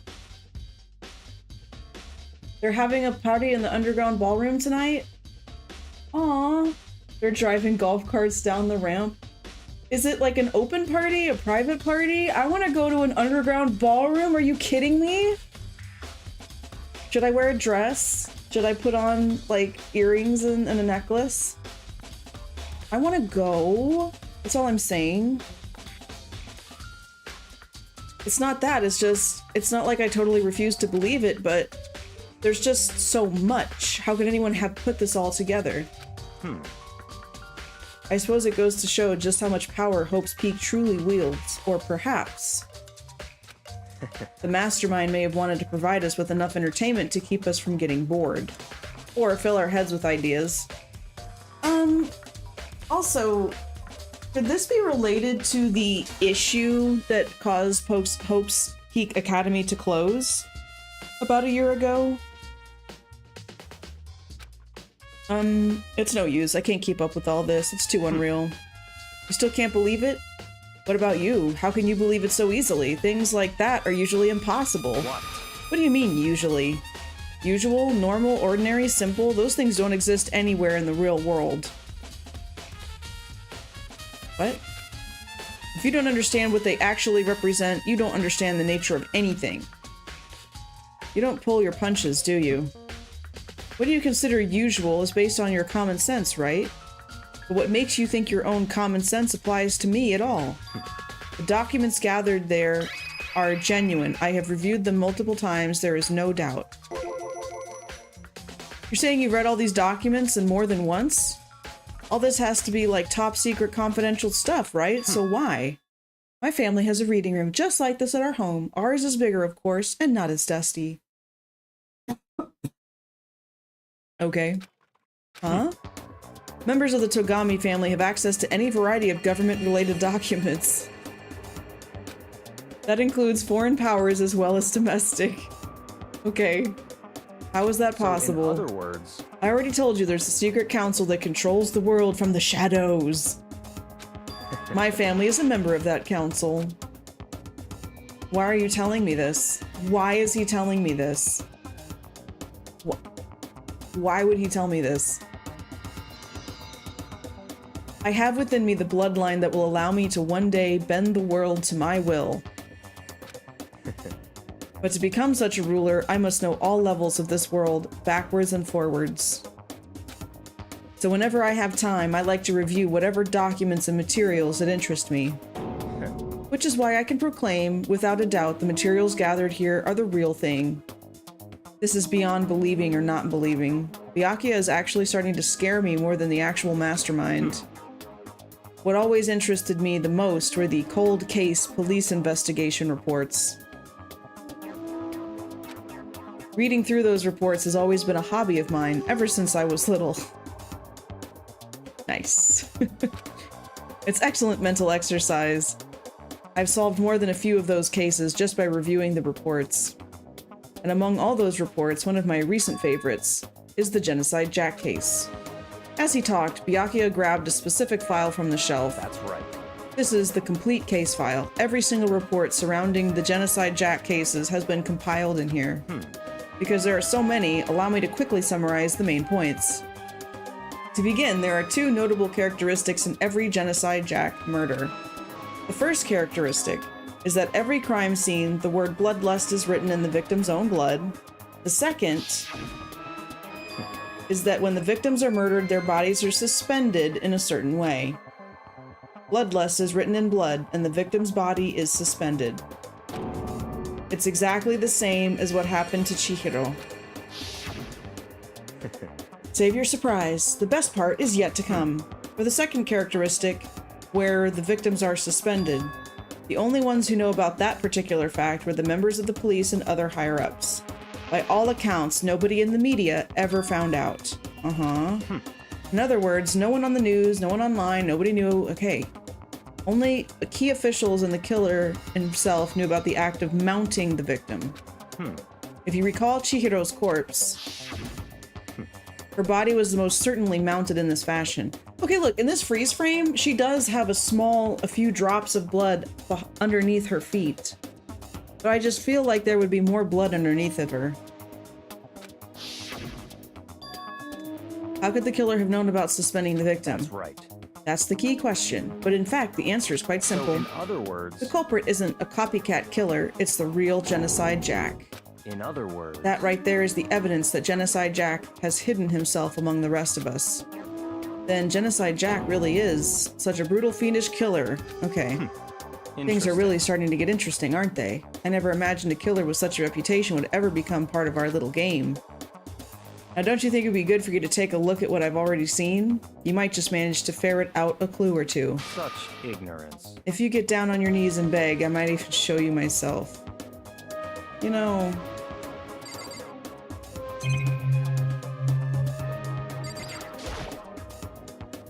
Surveillance camera in here.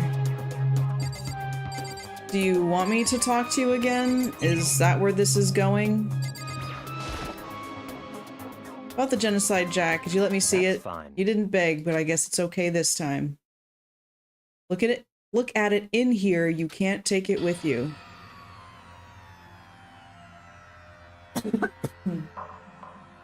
Byakuya handed me the file. I flipped through it with tense, nervous fingers. Suddenly, my hand stopped. I reached the page where all the photos were collected. The names of Genocide Jack's victims ran for several pages. Okay, both of these are with scissors. Stab wounds, stab wounds. Byakuya, are you dumb? It wasn't a female then, because the girls have the sewing kits, which would include a pair of scissors. The boys do not get the sewing kits. They can only do blunt force trauma. So...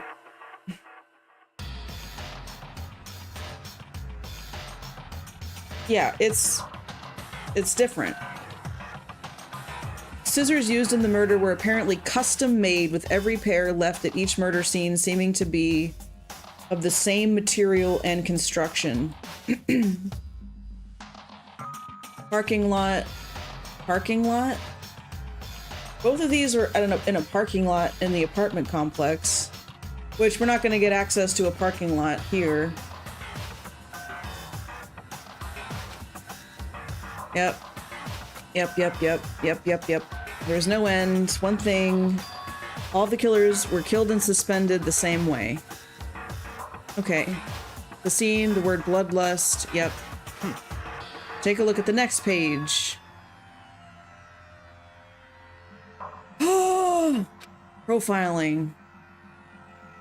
Took place on weekdays at night or during holidays, either day or night. Most common time for the killings was on holidays in the afternoon. It would be suggested that the suspect may be a student. Evidence suggests the suspect lingered at the scene. When they did leave, they were in a panic. Because an eyewitness has never come forward, it's unlikely there was any external reason for this. This confused behavior suggests the suspect may potentially suffer from dissociative identity disorder.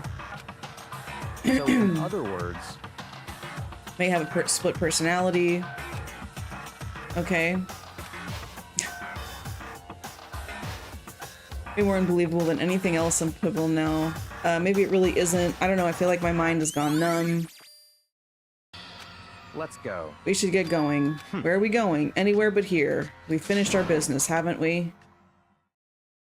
Okay, yeah, so are we gonna just glaze over the fact that like, at least two of the victims, two that they let us see, were stabbed, not bludgeoned?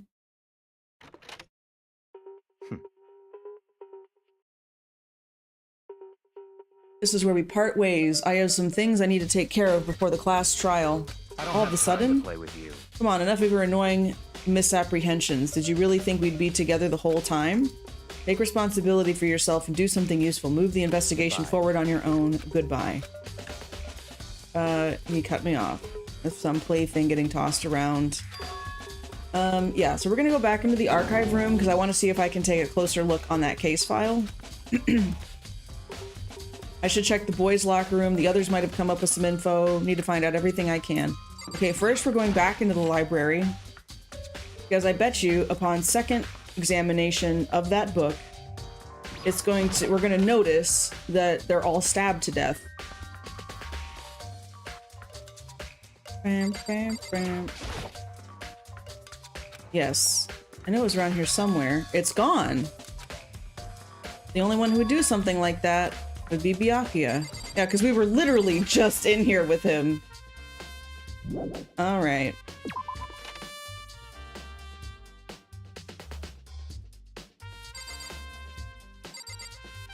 Okay.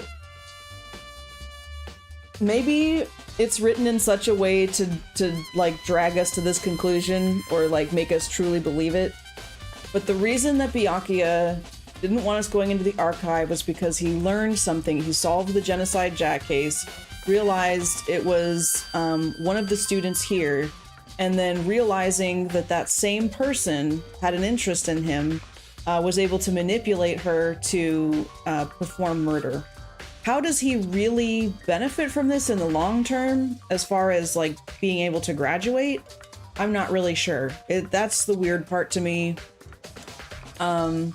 Unless he just wants to see her gone, right? He's like, I don't want to, she's annoying me, or I want to test the limits of the rules, or I don't know. But he was specifically not letting us go into the archive. It's sus. No, I don't want to look at this bookshelf.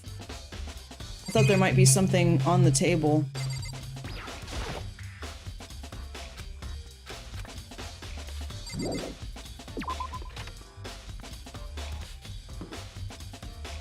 Because, you know, Toko was talking about some kind of promise. Or what if Toko didn't murder anybody? It was Byakuya, and he knows about Toko's situation and made her believe that she killed somebody when she didn't. It's another murder of framing. How unfortunate. Maybe we should have all confessed our embarrassing secrets after all. I'm sorry, Chihiro, it's all because I wasn't strong enough. No. The kind of secret she had was worth killing over.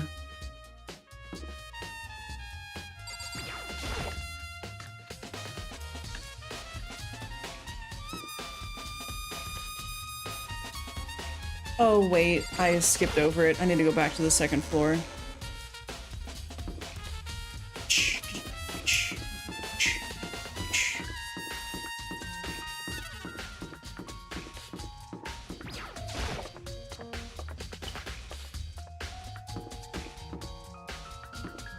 Wait, I ran past it again.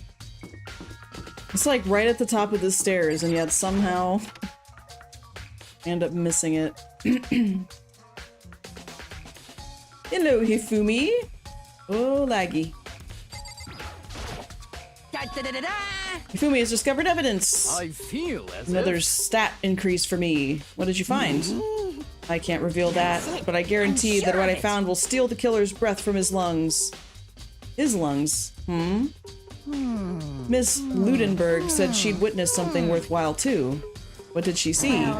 She refused to tell me. It's like when a girl bullies a boy she likes, right? Right? Where is Celeste now? The warehouse by the dorms. She was there, but at the same time, not there. Huh? No, not the card reader. This.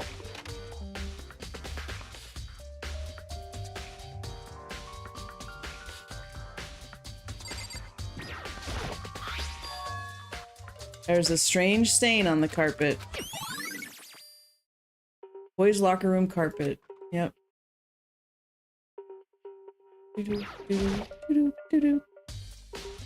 This poster, it's a popular boy band called Tornado. Doesn't seem to quite fit in the boys' locker room. Exactamente! Telling you, it's Byakuya. He wants to seem like he's so clever. Dragging me around.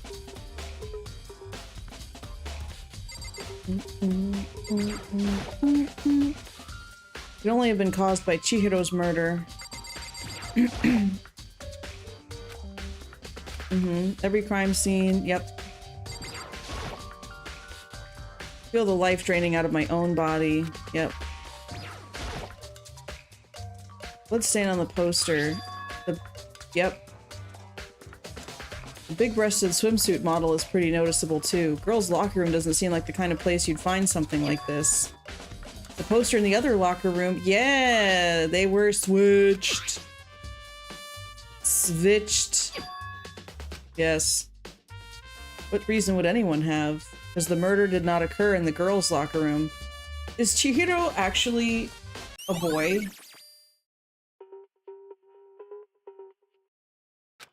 I'm thinking Chihiro is like secretly a boy or something. Because we like assume female. But the reason that she's coming in the middle of the night to work out instead of during the day with the other girls, could it be because she can't actually come into the women's restroom or the locker room? Said that fatal injury, Stun has to be the murder weapon. Kyoko, have you made any progress on your investigation? Generally speaking, I have to get going. Unrelated to take care of? Well, nothing you need to worry about, just concentrate on the murder. So then... Before I go, let me give you one piece of advice. You should examine Chihiro's body one more time, thoroughly. Her handbook is missing, you might want to determine its whereabouts. That's it, I'll be praying for your success. Take another look at the body.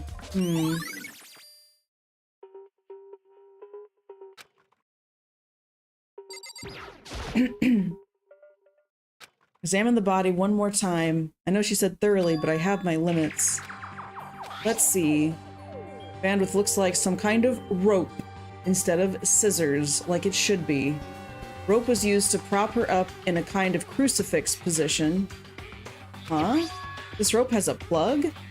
The extension cord? The more I think about it, the more that's not the only thing that concerns me. Chihiro's fatal injury was a blow to the head, which means someone struck her in the head in order to kill her. There's the issue of her being suspended in the fatal blow. At first I didn't see any reason to think too much about either of them. But seeing them again, something's not quite right. What does this all mean? Yes. Yes. Yes. Certain place I need to revisit. Might help to look at the... Yep. Yeah. You spend a lot of time exercising in the girls' locker room, right, Sakura? Of course. I've used it nearly every day since it opened up. Sometimes Hina and I use it together. Let me ask you something. Do you think the posters in the boys' and the girls' locker rooms could have been switched? I'm sorry. Sorry, I can't really say. I never paid any attention to the posters. I see. However... But there is something that's been bothering me about the locker room. You see, I like to drink a little protein coffee every time I finish exercising. You have protein coffee? In the warehouse. It's not the highest quality, but I don't have a lot of other options. I mix protein powder with coffee and down a glass of it after exercising. The other day, I spilled some on the carpet in the girls' locker room and it left a stain. Uh-huh, but I don't see any stain on the carpet now. Of course. Exactly, I noticed it earlier. The stain has disappeared. I can only assume someone came along and cleaned it up. But still, isn't it unusually clean? As if there was never a stain here to begin with?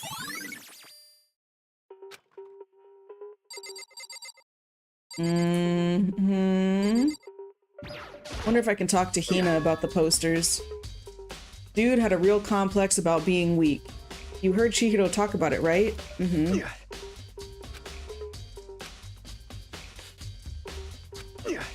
I haven't really thought about that. Okay, so it's seeming to me like Chihiro is actually a boy and works out with I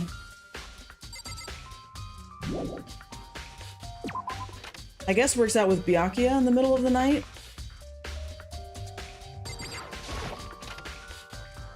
That's a really heavy weight for somebody to lift.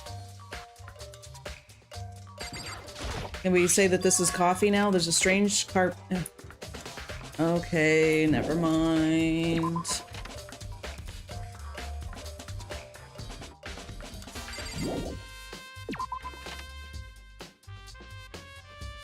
Okay, I need to take a really quick break. I will be right back, though. Yeah.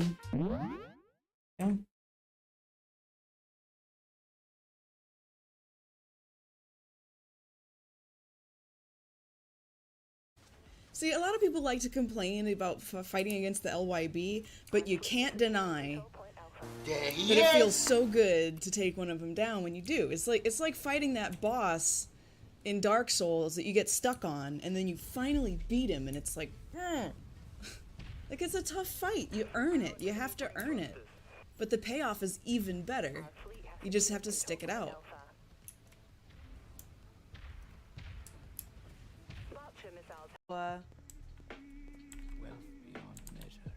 And especially those, like, it's half a jalapeno, and they like scoop out the stuff, and they put in cream cheese, and then they wrap it in bacon. Oh, that's so good. Not a big fish person, that's fair. Al pastor, yeah. Oh my god. Oh, there's a different downstairs over here. Oh, what's this? Oh. Oh. Oh. Oh! Oh no! Oh! No! Don't kill me! Don't kill me! Please don't kill me! Oh god!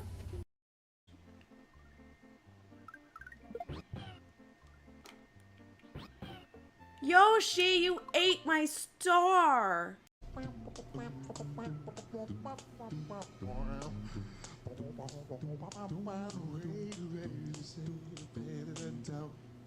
Don't use those things. But if I catch you meddling in NSA affairs one more time, I'm gonna put a bullet right in your eyeball. Is that clear? Oh, go suck a dick. Owie. Whoa! Oh no! Oh, Jesus Christ! Is she running around me in circles? She is. What the fuck? Elizabeth. Elizabeth. Stop. Elizabeth, come back. Where are you even going? Are you just... Could you please... Elizabeth, we really need to... Get back to the gun machine. My god, she's like on a marathon. Doing laps, gotta keep up the pace. Can I just follow her around? I can. You can't... She's so excited, she just can't stand still. She's just like, we're going! We're going! Okay, before I make everybody dizzy. Sorry. Elizabeth, you crazy. Oh, snap! Cooldown in progress. Ah! No! No, I almost took a... Nah! Oh my gosh, yes. It's like... Belly flip. I can barely even see It's it, like Free Willy, my but camera was instead in freaking like out. Dreadnought. Oh, here's our opportunity. Knight, come around from the other side. Come on, come on, come on. We can spin me like twice as fast. Keep doing it. Keep doing it. Don't kill Blood. I No. can't! It's okay, it's okay. Next time. We gotta be ready. We gotta be ready. Oh, you died.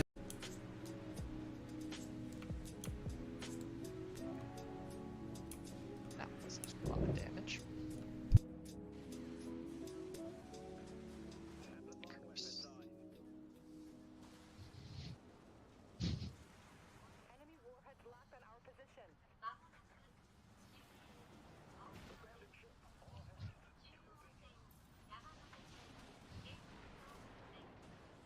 What are you doing on computer?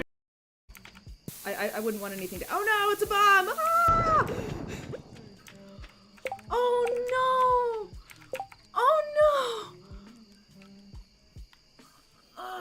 Are you kidding me? Are you kidding me? Chat, did I really just do that? I just blew up my own shit.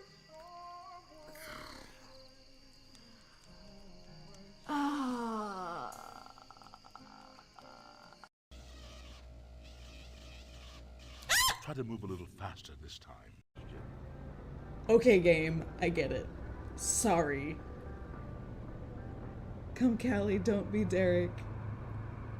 Wait, tell me about Derek. Who's this Derek person? Eyes on the road. What?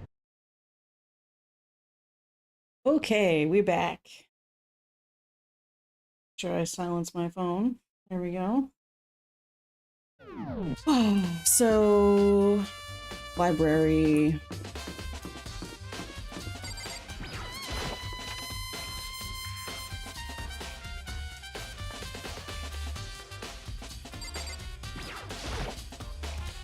There's a thick layer. Oh, no. It's a lamp. The lamp won't turn on. It's not plugged in. Last time I saw it, it was definitely on, definitely here. An extension cord. There's no extension cord here now.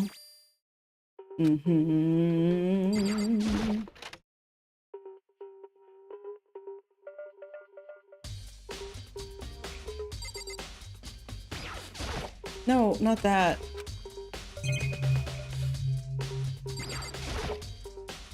Wooden box is empty. Extension cord was there before.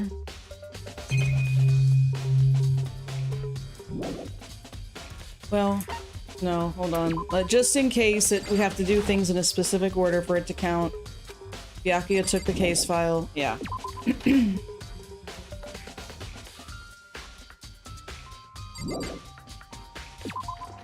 It was Byakuya.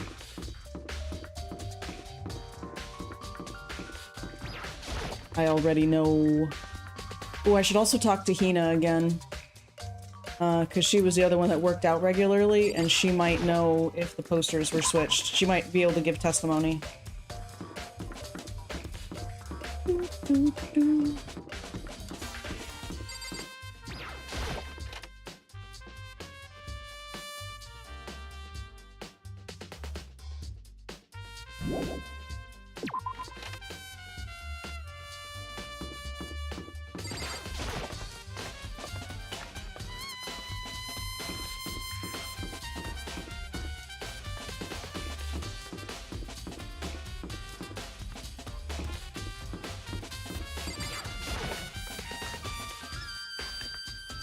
I'm guessing we won't be able to find Celeste anywhere.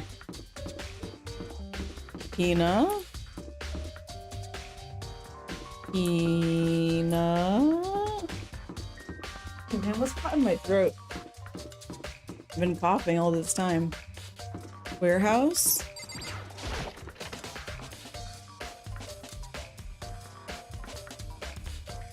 Hey, yo. What are you doing here? This warehouse is amazing. It has absolutely everything one might need to live a full life. From food to clothes to towels. Uh-huh. Most unfortunate.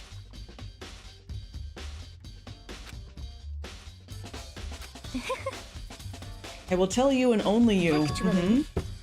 Last night I saw her here. Chihiro was in the warehouse. Really? It was right before nighttime. What are you doing out this late? Yeah. Oh, I was just... Are you planning to go exercise, perhaps? What? How did you know? Maybe the gym bag? I can see a blue track jacket sticking out of that duffel bag you're carrying. Oh, you're right. Thanks. Well, I'd better get going. I'm kind of in a hurry. She stuffed the jacket into her bag in a hurry. It was almost like she was trying to hide it. Just like that, she was gone. Indeed. I assumed she was merely stocking up to go exercise in the morning. It would appear she ignored the nighttime rule and headed directly to the girls' locker room. If she hadn't broken our rule, none of this would ever have happened. You get what you deserve, I suppose. Oh my god, Celeste! She went to the girls' locker room late at night in order to exercise without anyone knowing, but the strange thing is, there was no trace of the track jacket or duffel bag Celeste said she saw Chihiro carrying, which would mean the killer would have gotten rid of it somehow.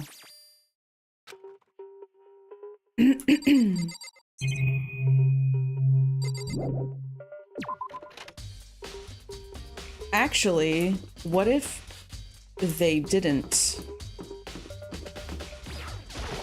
I have an idea.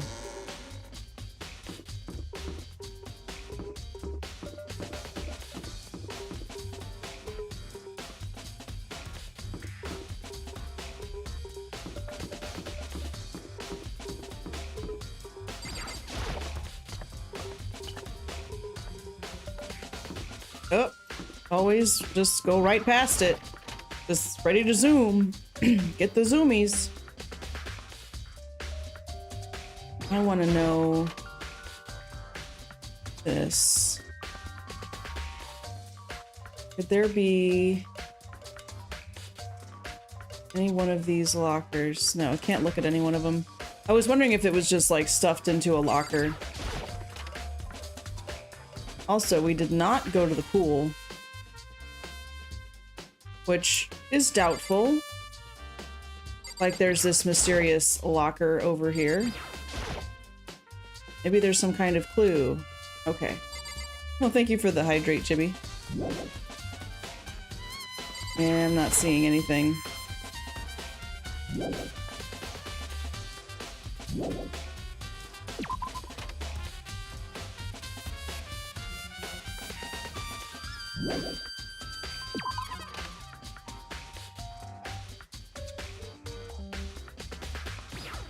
Can we tell him what Celeste told us? I see you. I cannot reveal it. Uh-huh. You sure about that? Okay. So we're not going to tell him what Celeste told us. I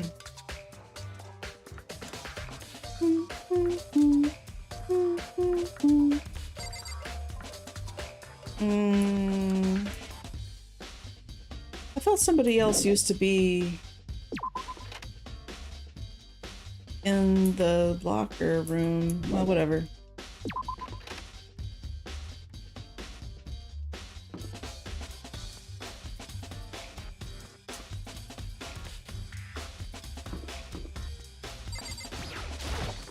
There's an extra room where the bathroom cleaning supplies. Okay. That's gonna be relevant, I'm sure. One day.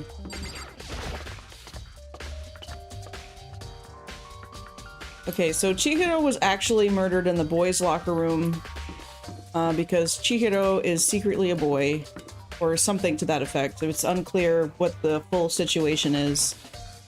Oh yeah. We wanted to check on these probably again. Oh, Yasuhiro.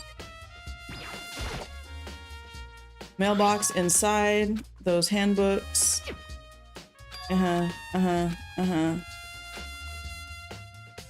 Something about it still bothers me. Yeah, why won't Leon's turn on? Huh? Oh, hey Makoto, what's up? Haven't been up to anything myself, that's for sure. Definitely haven't looked inside the mailbox. Weirdo.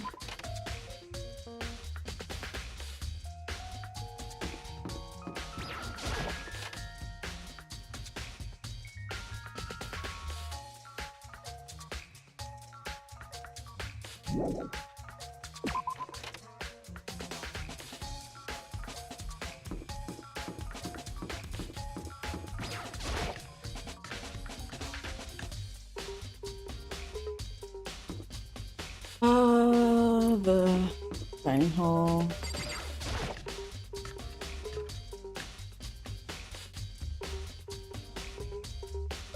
Hina, can you tell me about the posters? She won't come out.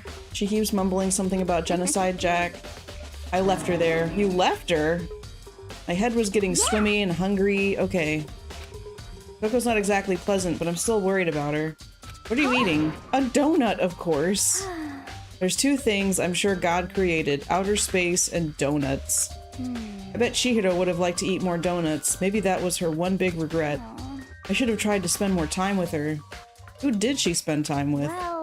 She was a little bit strange, didn't really hang out with the other girls much. It was like she was trying to keep her distance. Actually, Sakura said something similar. She said that even though you and her invited Chihiro to exercise, she always refused. Yeah, totally. It's true. And it wasn't just us either. It's like she stayed away from all of the girls. Was she just shy? I don't know. She talked to the boys all the time. Isn't it kind of weird to be shy around your own sex but totally fine with the opposite sex? Unusual maybe, but I'm that way. Maybe she was used to guys spoiling her. The law says you can't judge a book by its cover, right? You think so? I never really saw her as that kind of girl. Okay. Uh-oh. That was it. That was the final piece. Ding dong bing bong.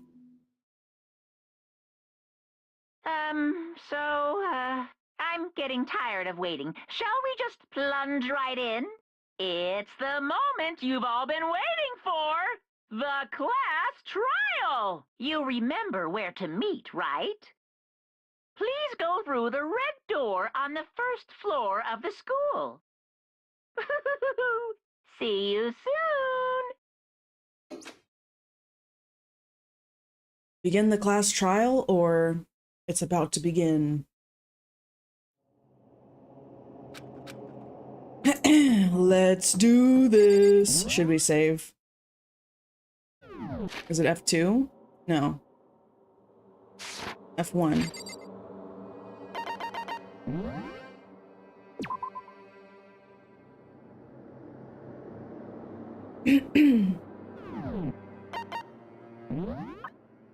Port card. Do I have any other stars? I don't. Interesting that it doesn't say that she's dead yet.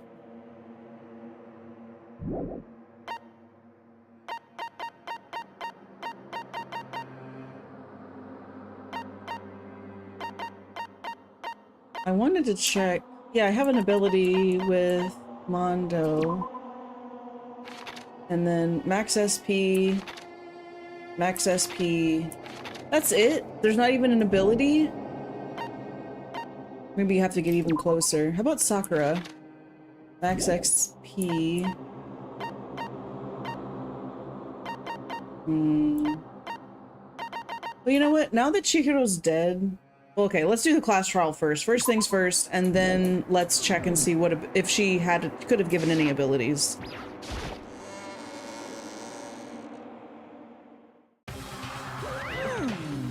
Everyone ready to what? Am I I blind or are we missing someone? Yo. Yeah, Toko's not here. And Toko is... You really don't remember? Come on. Kidding, just kidding. How could I forget that little nut job? She's a crucial part of the class trial this time. What are you gonna do? Okie dokie, I'll go ahead and drag her out here kicking and screaming. Just one moment, please. Just like he said, a few minutes later, he reappeared, dragging Toko behind him. Yep, there she is. I told him I didn't want to, but he forced me. I can't believe he would drag a girl around. Terrible, you're terrible. Now everyone's here, right? Okay then, hustle onto the elevator and let's get this show on the road. I'm surprised it wasn't just immediately, like, kill her. Like, turn on the Gatling guns and open fire. Like, she's breaking the rules. Chihiro. She was so gentle, calm, and meek. Yep. Murder is one of us, standing right here. Yeah, Byakuya. Claro. You ready? We doing this? Well then. I will uncover the villain. I don't know why the killer did what they did, but I'm sure it'll work itself out. Justice always prevails, right, bro? Shall we go? Shall we begin? Oh, very I must sad. admit, for being 3D, she was quite remarkable. Okay. Yeah, she's not having a good day. Hey, come on. Toko, man, what's got her so worked up? Come on, guys, isn't it kind of obvious? I guess I wasn't much help at all on this one. No, dude, you had great, observations to share. There's something odd about Toko's behavior. I do not think mere shock is enough to explain it. I gave you plenty to work with. Show us how far your logic can take you. Yeah, you did it, dude. We have no choice, right? We have to do this. True. Yeah. Yeah. Let's do it! I hope there isn't going to be more tutorial for the class trial. Steel box sank. We went deeper, the uneasiness in my heart grew. Elevator was unaffected and continued to descend without hesitation until finally it came to a sudden stop.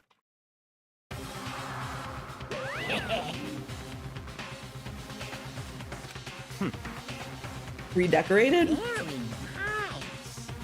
Well, thrills, chills, kills! The curtain opened once again. A deadly judgment, a deadly deception. Blah, blah, blah, blah, blah, blah. Oh, yes.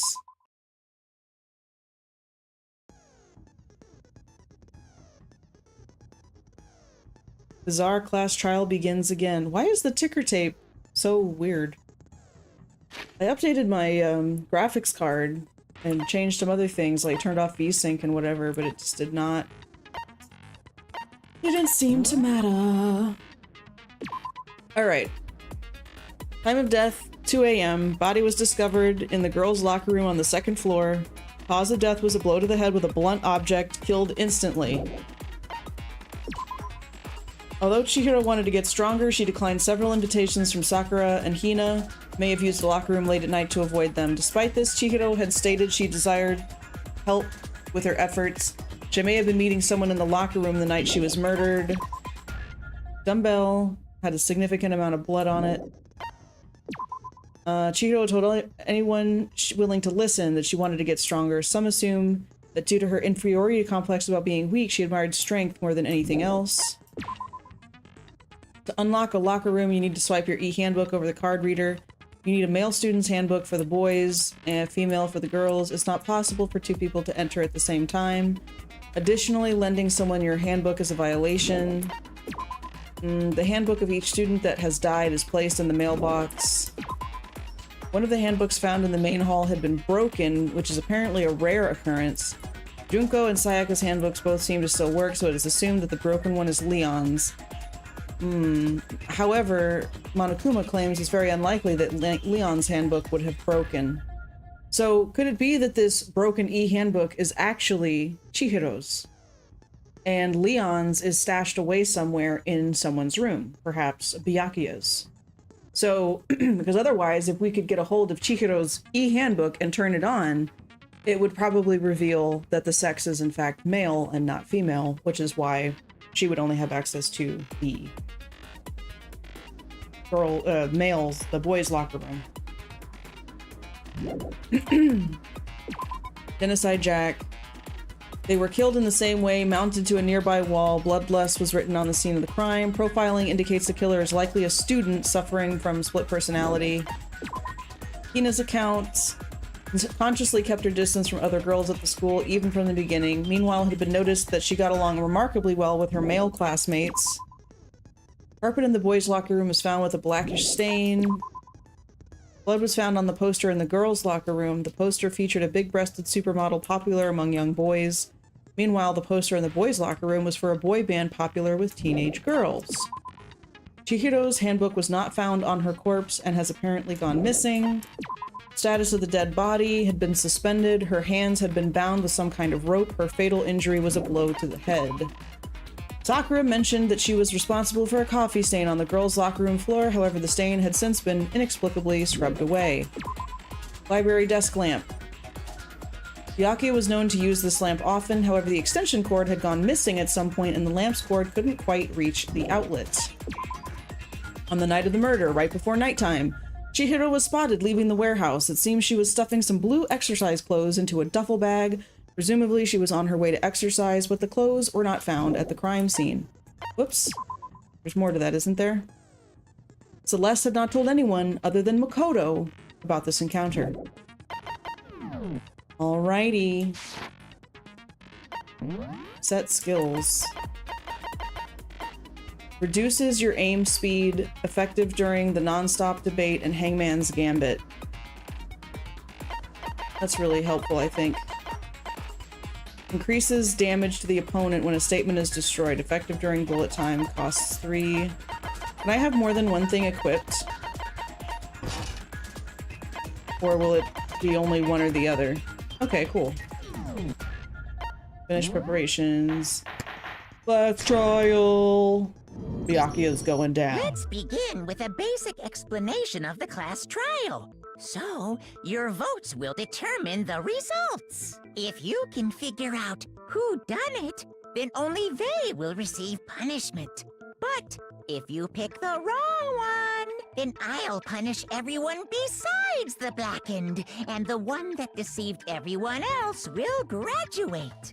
Okay, then. So, first off, let's talk about the murder weapon! Yay! We had to make clear what was used to deliver the fatal blow, aka cause of death.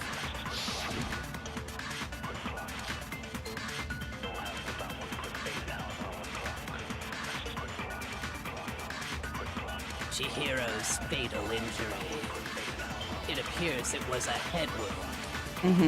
According to the Monokuma file, the killer used a blunt instrument. But what kind of blunt instrument could it have been? I bet it was an iron pipe. Interesting. I missed. That certainly would make for a powerful weapon. Poor Chihiro.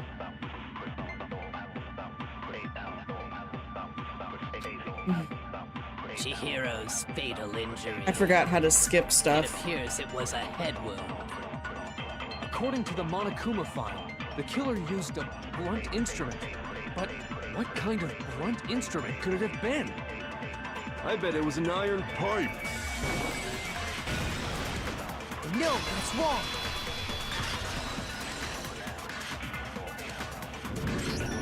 Can we agree that the object that dealt the fatal blow was the dumbbell found at the scene of the crime? It was covered in blood, and there was nothing else at the scene that could have caused that kind of injury. At the scene. And the wound on the victim's head is consistent with the shape of the dumbbell. Okay. That's fair. As far as I'm concerned, there's no mistake and no room for doubt on this one. You looked at her head wound? Yay! That's so creepy! How else are we gonna do this, If dude? you don't mind, I will proceed from here. Let's move on to discussion of the culprit. Yeah, I'm sure you'd love to lead that Although, discussion, I Byakuya. believe the criminal behind this heinous act is already quite clear. What? For real? Chihiro's killer is the fiendish serial killer, Genocide Jack. Mm-hmm. New element has been added. Oh, are you kidding? What is it? For this debate, lines of white noise will appear to disrupt your reactions. Lines of white noise will appear to disrupt your reactions? Also, why is it that Leon's picture, like everybody that died before, is slightly elevated compared to Chihiro, who just recently died? Is that not weird? Your truth bullets will disappear if they hit these lines, so think of them as obstacles. Okay, so I have to aim more precisely. Okay. Press the right mouse button to attach the silencer, which you can use to shoot down the white noise. If you shoot an actual remark with your silencer instead of the white noise, the time limit will decrease. Take careful aim when you have your silencer out. Okay. Okay.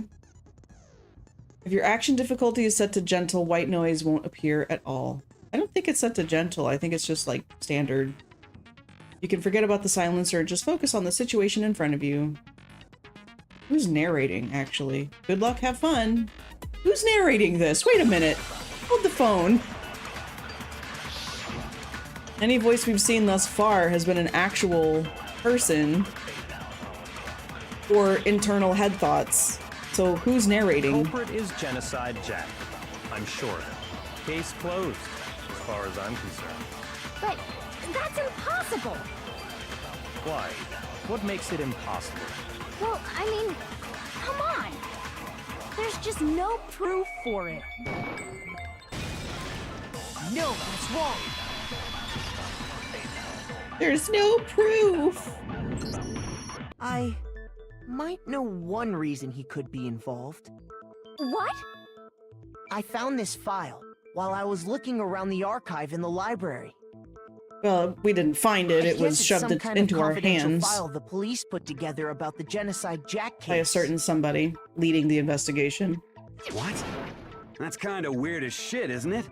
What was something like that doing in the library? There's a lot of Why weird it is stuff in there. Probably more trouble than it's worth. So let's forget about that for now.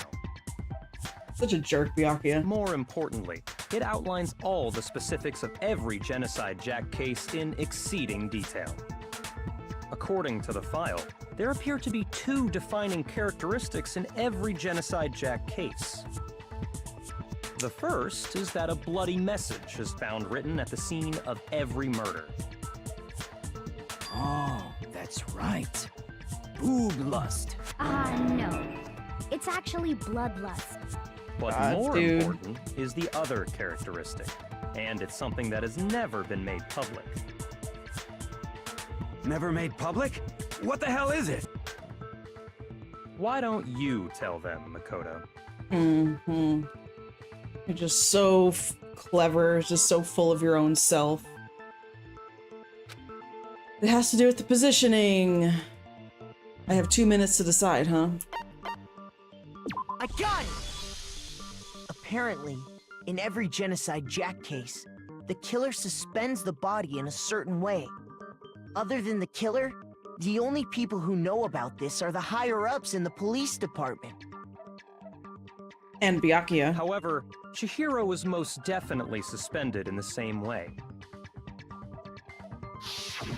So, how did the culprit know about this when only high-level police officials were aware of it? Because your family has special connections There's or whatever? only one logical answer I can think of. It's because the culprit in this case is the real Genocide Jack. It's you. No fucking way! Yeah, no. You're saying Genocide Jack is one of us? Yes. That happens fact, to be it's Toko. true, maybe, but... Genocide Jack's true identity is Toko Fukawa. You lie! Boo me. What? Hey, okay, wait, hold on a sec. Toko has, like, blood Blodophobia or whatever, remember? What kind of serial killer is afraid of blood? Is Toko Genocide Jack? The answer is yes and no. Another riddle. Man, why is this gotta be so complicated? Yasuhiro, just get some popcorn and snack and watch the show, okay? Just sit back, relax. You don't need to do anything, okay? The answer is she's not one person, but multiple people, right?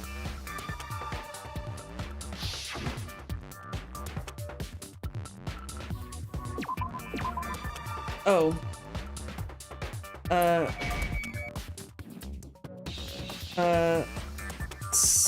I don't know what this is actually supposed to be.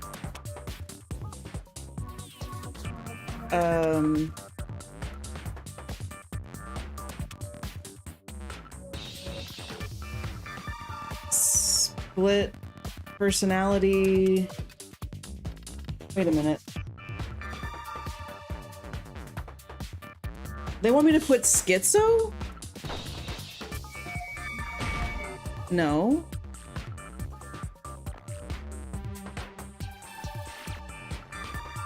Because they're saying DID, split personality disorder.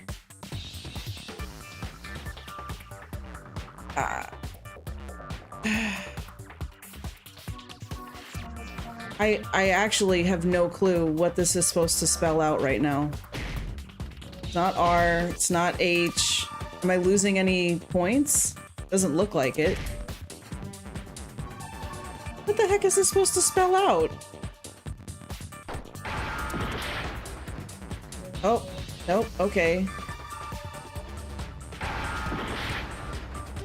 Now I'm starting to lose health.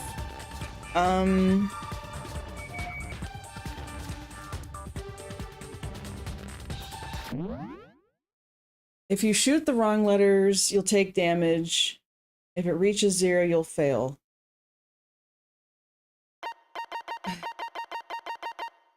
The control key speeds up stuff. You'll have to shoot some letters more than once. That's what's going on. Okay, so we can actually just pause this and think about it as long as we want because we have this help screen. I have no idea what they want me to spell out with blank blank HI blank blank. They've said DID, they've said split personality disorder, dissociative identity disorder.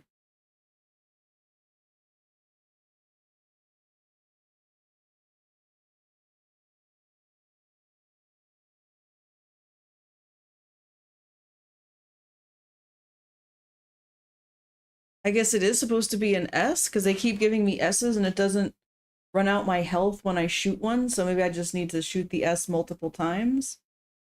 But what does that spell exactly?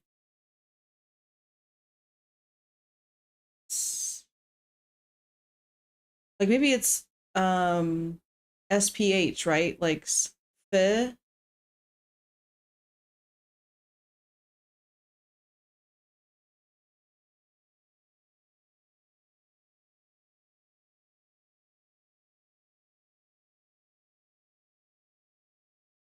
Maybe they do want me to put schizo?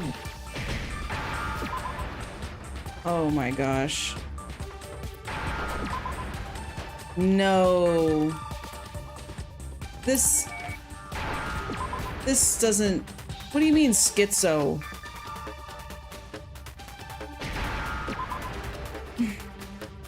Now I understand. That does not seem like the appropriate word Genocide Jack at all. has a split personality? Huh? I don't think split personality makes it definitive that you're going to be schizophrenic. They thought that the suspect might have, what did they call it? Dissociative identity disorder. Oh, okay. But still, to go and say that about Miss Fukawa is... perfectly acceptable. Toko's strange behavior after seeing the body is proof enough that she has a split personality. But that doesn't make her schizophrenic, so why did they have me do the schizo thing? Her behavior changed. I got it! You're talking about how she started acting totally different. Okay, well, that was usual, really weird, right? Hangman's Gambit. That's right. Think back. She fainted when she saw Chihiro's corpse, and then, when she woke up...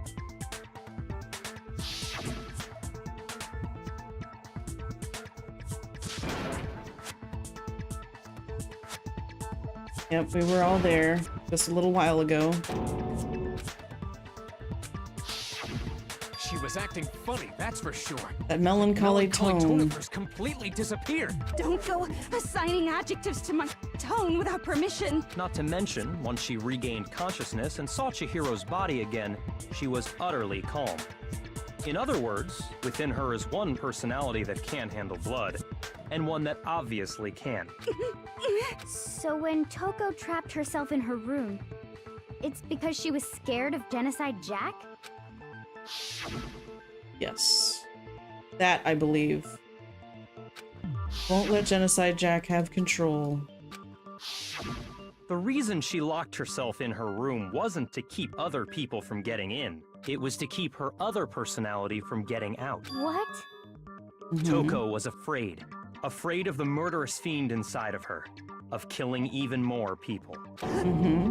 How? Yeah. How can you know all this? I do believe you misunderstood her. What she's trying to say isn't, how can you know all this? No. What she wants to know is, how could you tell them? Oh. Last night, just before Monokuma gave his motive speech, Toko and I had a strange conversation. She told me a most interesting story. She said a murderous fiend lived within her, and she was afraid it could appear and attack at any time. And that trepidation is what's caused her to have such a bleak attitude. Isn't that right, Toko? This is all a lie. Right, Toko? You said you wouldn't tell anyone. Yeah, What? why would you trust Byakuya? Come on. Promised! I can't believe you lied! You have only yourself to blame. You came to me with your tragic little story. I didn't ask you to. This is the real world, not some romantic fantasy fairy tale. Besides, you broke your promise first. You said that as long as you were here, no matter what, you wouldn't let Genocide Jack kill anyone. But in spite of that promise...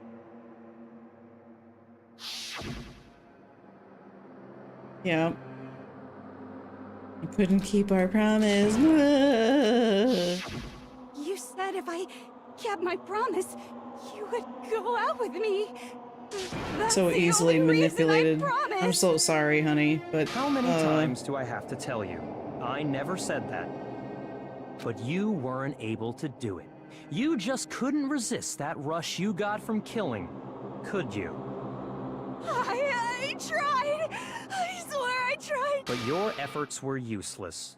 What a disappointment. I hate you. Well, the opening act is nearly finished. I'm trying not to All skip that's through the left is to hear dialogue because from I the just person am in getting question excited to directly. nail Byakuya to the wall. The person you don't mean. You gonna make her faint again? Lunged backwards. The next second. I mean, I could see how the extreme stress might cause something to... Well, hello there! Is it me you were hoping to see? What the heck? So you figured it out, huh? Well, whatever. What are you gonna do? I'm the ultimate murderous fiend, Genocide Jack! Or better yet, let's go with Genocide Jill! What the Okay. fuck is this? Toko, what happened to you? Not Toko. That's a loser name. And what happened is a textbook split personality.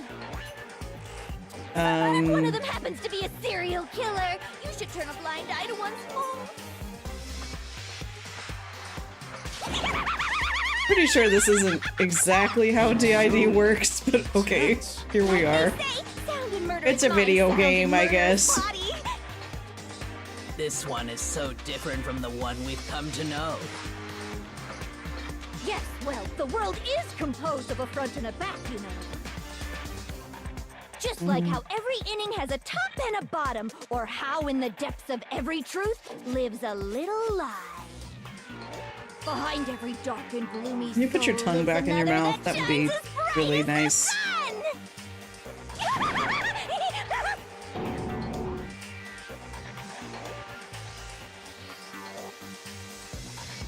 This is beyond insane.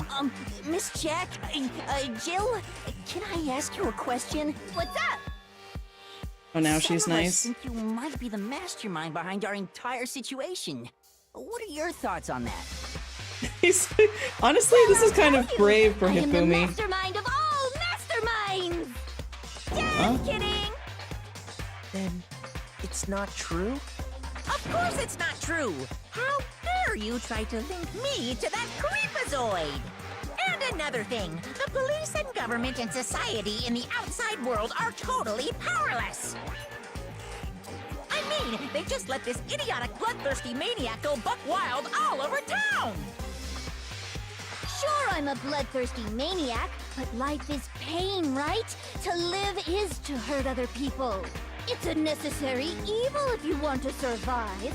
The act of living itself causes pain for everyone. Just kidding again! This should be enough to convince you. This murderous fiend is responsible for Chihiro's death. It's not. There's clearly a motive, so there should be no doubt. Nope, there's lots of doubt Motive? here. Remember what Monokuma told us? If someone didn't murder and graduate within 24 hours, an embarrassing memory or secret would be revealed. Well, let's assume that Toko's secret was about Genocide Jack. If a Let's secret assume. like that came to light, Toko's life would have undoubtedly been forever ruined. So she had a very clear motive to never have that side of herself exposed. Okay, but there's also you. Very, very, very interesting. But sorry, as much as I hate to admit it, I'm not the culprit. Huh? But I cannot imagine anyone other than you could murder someone in such a bizarre fashion. Maybe so, but nevertheless, it's the truth. Do you really expect any of us to believe you? I believe her. Yeah, I could never believe a word you say, you monster.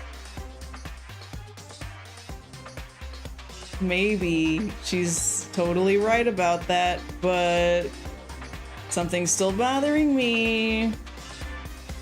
What she said, I need to get some more details about all of this.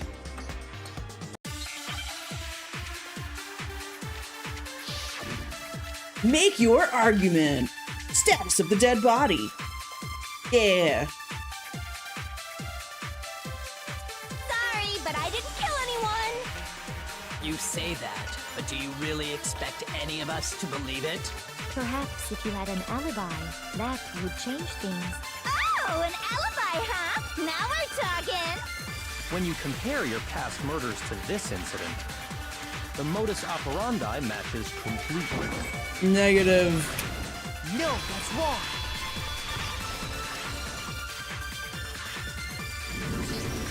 Are the methods of murder really exactly the same? I'm not so sure about that. I think there's a slight difference between the Genocide Jack cases and this one. Mm-hmm. Huh? How's it any different? She wasn't stabbed and she wasn't pinned to the wall with Well then, scissors. human garbage, let me tell you! I murder with passion and conviction. I consider myself a professional, and I have a very particular way of doing things. Imagine you go to a fancy Italian restaurant. They're very picky about the noodles, the sauce, everything. But what happened to Chihiro? It'd be like if that same Italian restaurant started using ragu or Chef Boyardee. This is no creation of mine. Let me rephrase that in a way that maybe makes more sense. There are two clear differences between the Genocide Jack cases and this one.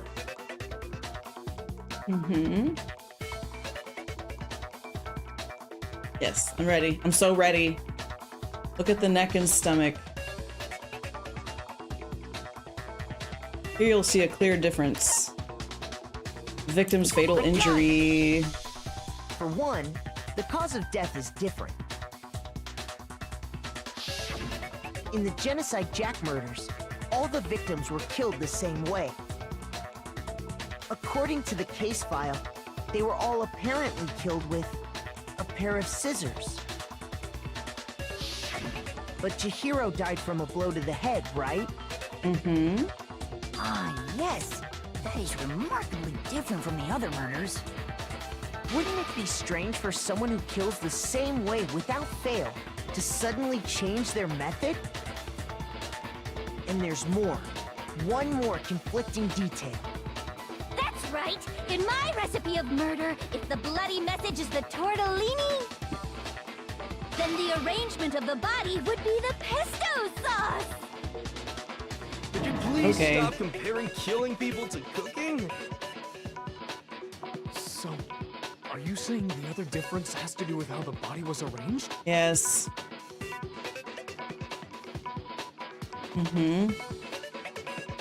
Suspended with an extension cord.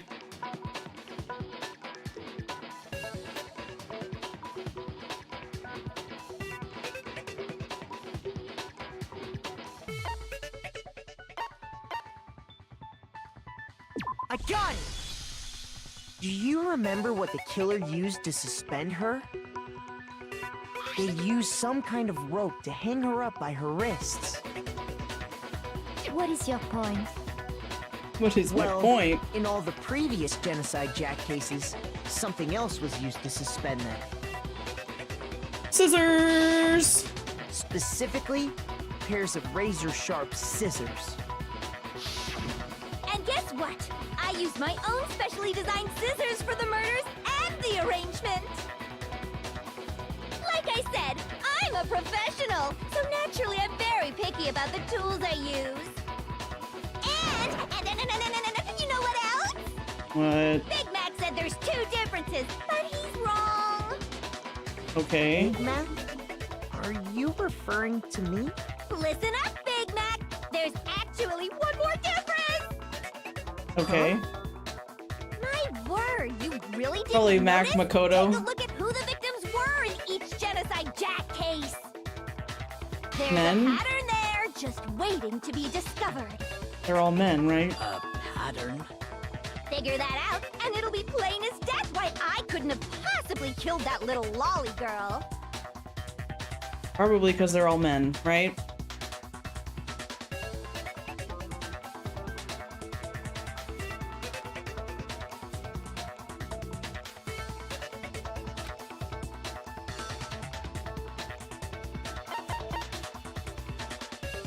Was her lover. Is it because Chihiro was a girl? Bingo! Bullseye! Right on the money!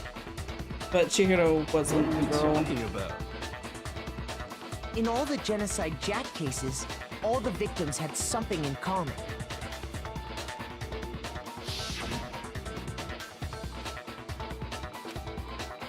Unfortunately, I don't know, like, myself, I don't recognize are they men or not, because from Japanese names, but the two pictures that were side by side were both guys. I was like, well, probably. Killed with such passion and conviction are all adorable little men.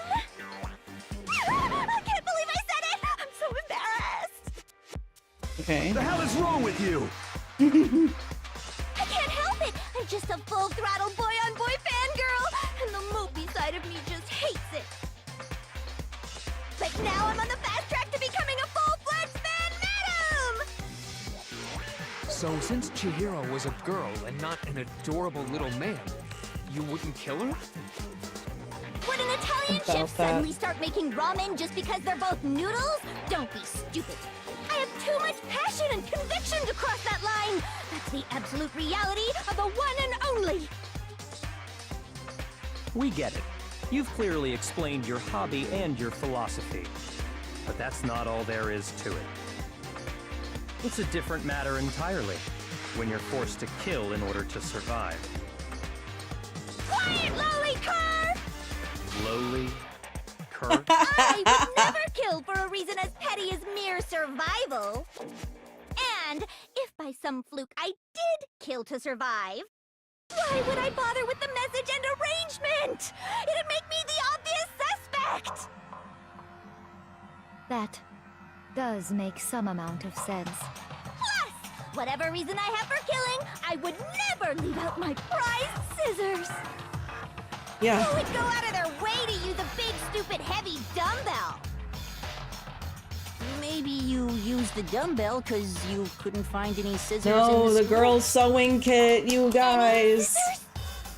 I don't just use any scissors. I only use my own set of high-class envy of the entire world scissors! Okay, whatever. There still aren't any in the school. Are you sure about that?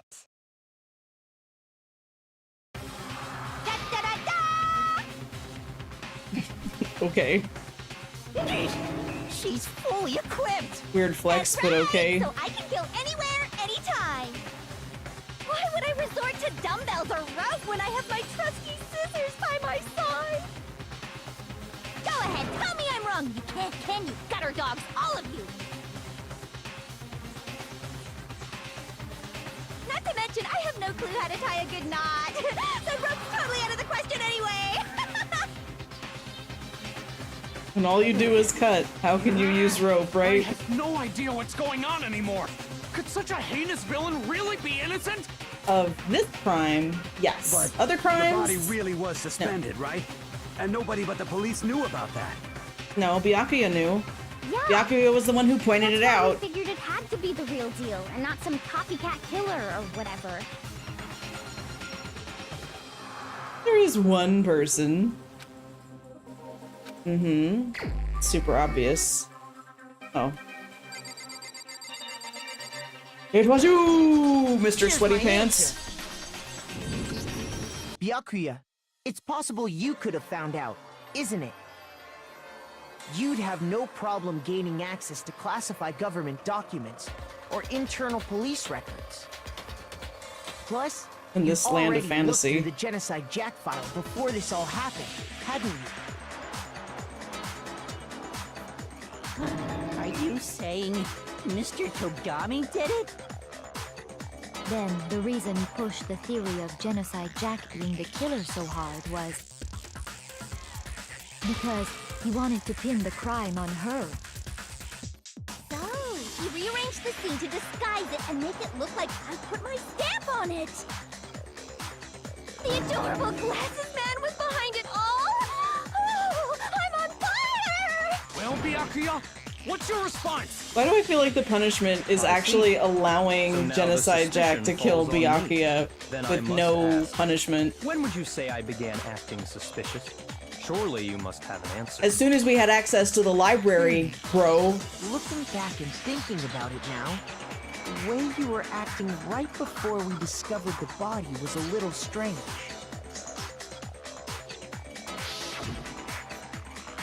In the locker rooms, they're suspicious, wouldn't you agree?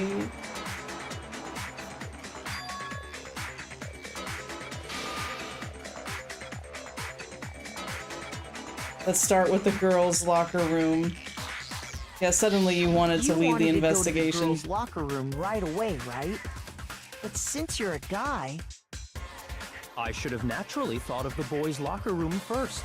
Is that what you want to say? No, The more that victim he wanted was to... Chihiro, a girl. Hence why I said we should check the girls' locker room. Yeah, but why Nothing would you... strange about that, I'd say. How would you know who is On the victim? contrary, there's something very strange. Okay then, what's so strange about First it? of all, that you wanted to get involved with the investigation at Share all. with the rest of the and, class. like, cooperate with anybody. That's the weird thing, first of all.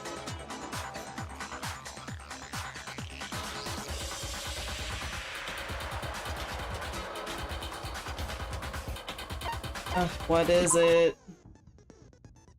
Truth flashback. Oh god. You aim at a weak spot and hold down the left mouse button. then you'll memorize that weak spot. This memorized phrase can only be shot once as a single truth bullet. If you shoot or change the truth bullet, it will disappear. You can use this flashback feature as many times as you want. You don't seem to have the answer to a lie or contradiction in your loaded truth bullets, or if you don't seem to have, might be wise to memorize a different weak spot. You'll have to use your keen wits. In this case, though, I will say that if you don't use a flashback, you won't be refuting anything. Good luck, have fun.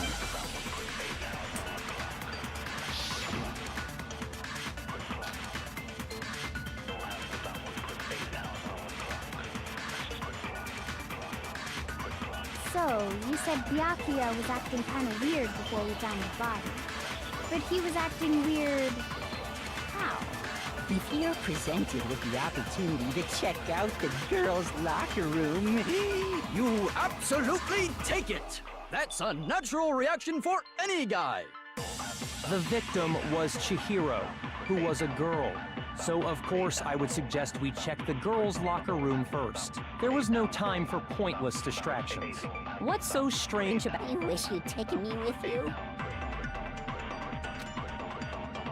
Alright. So, you said Byakuya was acting kind of weird before we found the body. But he was acting weird...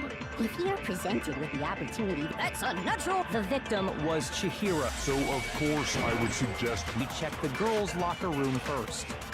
Wait, what? There was no time for point— what's so strange? I wish you'd taken me with you. What do you mean? So, you said Byakuya was acting kind of weird before we... But he was acting weird... how? if you're presented with the opportunity to check out the girls' locker room, That's a natural reaction! The victim was Chihiro, who was a girl. There. No, that's wrong. Okay, that was weird. It, like, didn't work. At first. I'll tell you what's so strange about that. How did you know who the victim up until we was? actually discovered the body, we couldn't have known who the victim was. So your claim that you went to the girls' locker room first because Chihiro was the victim doesn't hold up. I see. That's a good answer, I must admit. Interesting. Very interesting indeed. But your reasoning is still too weak. How? What's wrong? Is that it? Surely you've got more than that. Go ahead. Show us. And he doesn't even care. Got him cornered. He's acting like it has nothing to do with him. You're not finished already, are you? There must be more to it. There is. I think. There is more to it. Think about it. Yeah, there's a We ton of just weird talked stuff about the crime differences scene. between this case and past Genocide Jack incidents. The proof you're looking for is hidden in there. Oh? Proof that I'm the culprit, you mean?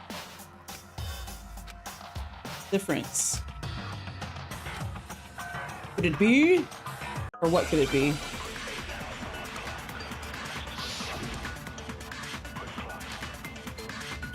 Library desk lamp, okay. What? The difference between the cases? You want me to explain it again? When I want to kill, I use my very own special scissors. And I use those same scissors to arrange the body. But Chihiro was suspended with... It was some kind of rope. Was it not? That's right! It absolutely was! then there must be something very fishy indeed about that rope. Hey, Byakuya, where'd you get it from, huh? I'd never seen that rope before in my life. Obviously, Oh. somebody else must have had it hidden away somewhere. What? The difference between the cases? You want me to explain? When I want to kill, I use my very own, and I use those same scissors to arrange. But Chihiro was some kind of... That's right! Then there must be Hey, Byakuya, I'd never seen that rope before in my life. I don't think that's gonna work. Yeah. Yeah, no. Shoot. I can't switch. Like, once I've made a memory thing, I can't switch my bullets. You want me to explain? When I want to kill, and I use those same scissors. But Chihiro was some kind of... That's right! Then there must be Hey, Byakuya, I'd never Seen that rope before in my life. No, that's wrong. I guess it was one of those times where you didn't Actually, need to I'm use pretty the sure thing. you have seen it before. Because, you see, that rope, or should I say, that extension cord? What? An extension cord? Indeed. Yakuya, you've used the extension cord in the library more than once, haven't you? And the same extension cord that was in the library all this time went missing after the murder. And there's no way someone who uses that extension cord as much as you do wouldn't discover that fact. Then Byakuya must be the one who took the extension cord. I can't imagine any other possibility. That's really what you think? Then your conclusion is something like this? I killed Chihiro in the girls' locker room, then hung her up and wrote that bloody message. I intentionally made it look like Genocide Jack was behind it. Is that about right? Well, no, you killed him in the boys' locker room and then moved his body to the girls' locker room. By wrong? borrowing I asked you if either you think Junko's that's or what happened. Sayaka's Oh pass. yes, that's what happened. So that's it, right? Byakuya's the killer. I don't disagree with not disagreeing. He kept calling this a game, right? So he'd be totally willing to do something like this to win. Sorry, but could we hold on just a second? I think we need to talk about this a little more. Huh? Do we really need to? We've already decided who did it. I know, but still, there's something that's still bothering me. Is that right? And what, pray tell, is still bothering you? I killed her in the girls' locker room, then disguised my crime. Specifically, I dressed it up to make it look like it was the work of a homicidal psychopath. What about all that bothers you? What was that just now? Something's not right. Found? I don't think so. There's something off. Scene of the crime. You say you killed Chihiro in the girls' locker room, right? But are you sure about that? Isn't it possible that the murder took place somewhere else? How disappointing. What kind of question is that? Even in the world of disappointments, this is a true letdown. Whatever. She was found dead in the girls' locker room. There is absolutely no question about that. How could the scene of the crime have been anywhere else? Well, I think it's entirely possible that she was killed somewhere else, then carried there along with the rest of the murder scene. The rest of the murder scene? Mm-hmm. That was awfully specific. Please tell me you have a reason for saying all of that. I believe I do. Byakuya, did I just take you off guard? Been so confident. Maybe Byakuya never even realized what the actual scene could have been somewhere else. Interesting. I need to take a break. I know it's getting so good, but I do need to take a quick break. Ugh. I'll be right back. Whoop. I'll leave you with the chair stream.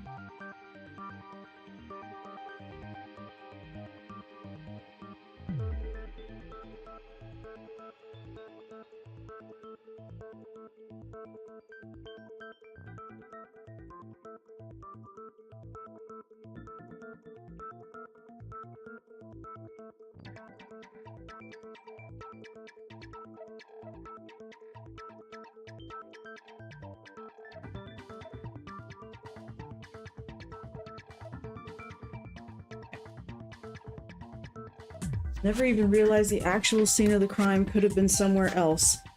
If he's the murderer, why would that surprise him, right?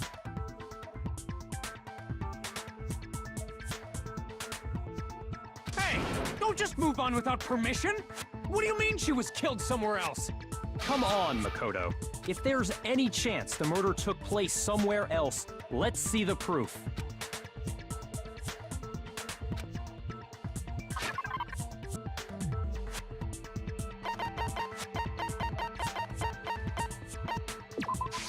I got it! The proof that she was killed somewhere else is the poster that's hanging in each locker room. Your proof is some posters? The poster in the girls' locker room was a picture of a big boobed supermodel. But don't you think that's kind of strange? Why would the girls' locker room have a poster like that? I bet those massive jugs of hers were totally fake! Meanwhile, the boys' locker room had a poster of the super popular boy band Tornado. Again, that doesn't really seem to belong in a boys' locker room. So you're saying that maybe the posters were switched? And there's one other thing I noticed about the locker rooms. You know what I'm talking about, right, Sakura? You're referring to my protein coffee, aren't you? Protein coffee? While I was in the girls' locker room earlier, I spilled some protein coffee on the carpet, but I noticed that after the murder, the stain had been totally scrubbed away.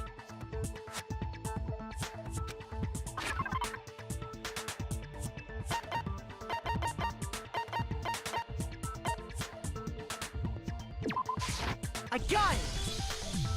The stain on the girls' locker room carpet wasn't scrubbed away. In fact, I found it on the boys' locker room carpet. That's definitely the stain from my protein coffee. Then, does that mean that the carpets were switched too? But why would anyone do that? To move the murder scene from one locker room to the other. It's certainly plausible, don't you think? What? In other words, in order to completely swap the scene of the crime, the blood-stained poster and carpet were moved along with the dead body. By doing this, the killer was able to change the entire room where the murder took place. I can certainly follow your reasoning, but why would the culprit bother doing that? Huh? Why would they go to all that trouble of switching the scene of the crime? Actually, an even bigger question. If the murder did take place in the boys' locker room, then how did Chihiro get in the boys' locker room in the first place? To get into the locker rooms, you have to swipe your e-handbook across the card reader device. But Chihiro's handbook should have only allowed her access to the girls' locker room. She had no way to get into the boys' locker room to begin with. No, she did have a way, and I can tell you what it was. I highly doubt that. Shut up! I'm telling you, I know how she could have done it.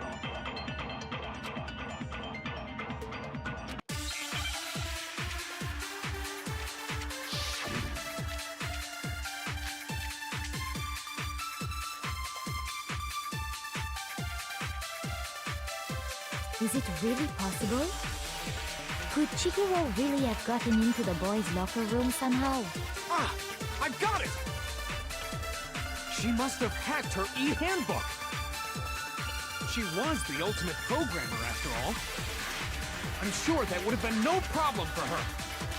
No, I don't think that's it. She used the thing that was in the main hall. Huh? What thing? I'm talking about Leon's handbook, of course. No, that's wrong.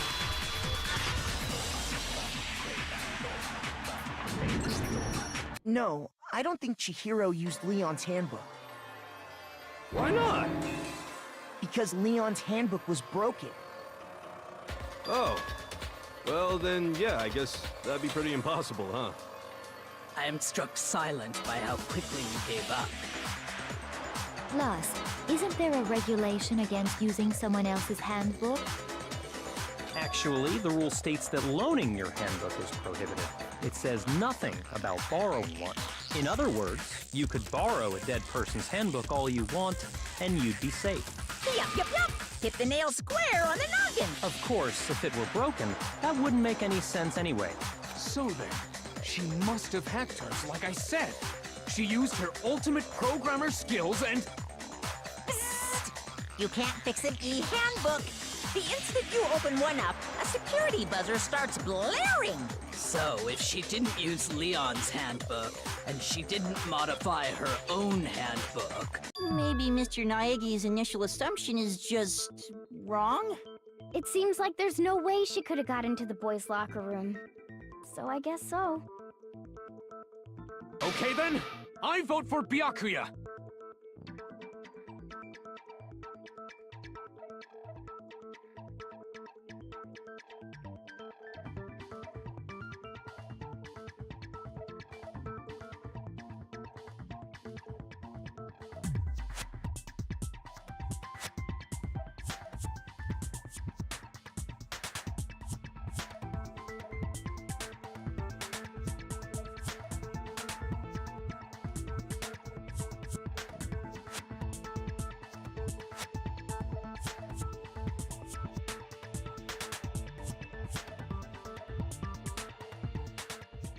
Hold on a second.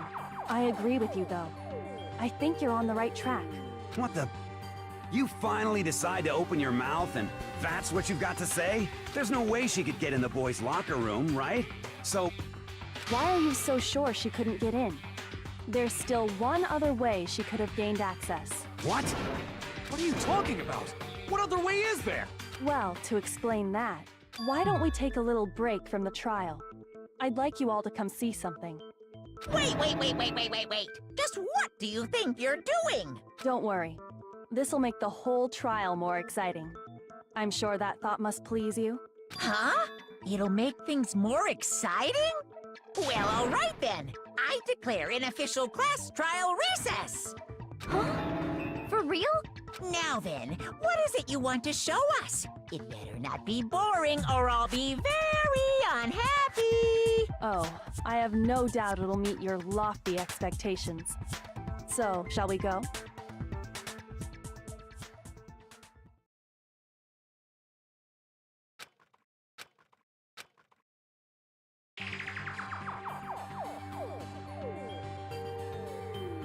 The girls' locker room? We've already searched this place top to bottom! What are you trying to pull, Missy? I'd like you to examine the victim's body one more time. Be sure to examine the entire body very carefully. Take your time. Examine her carefully? Like using our hands? No way! It's probably best if I don't run my hands all over a girl's dead body. It's not that I'm creeped out or anything, it's just... based on religious grounds, you know?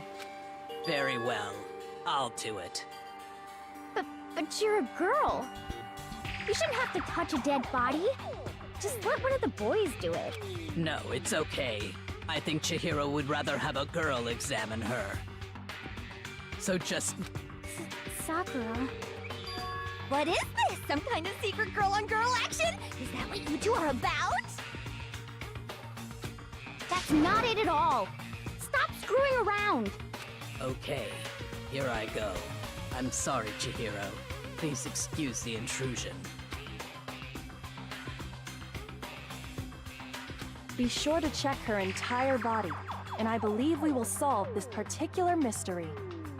Her entire body? I know you say that, but... What? This is... What is this... What is it? Not possible. It's not possible.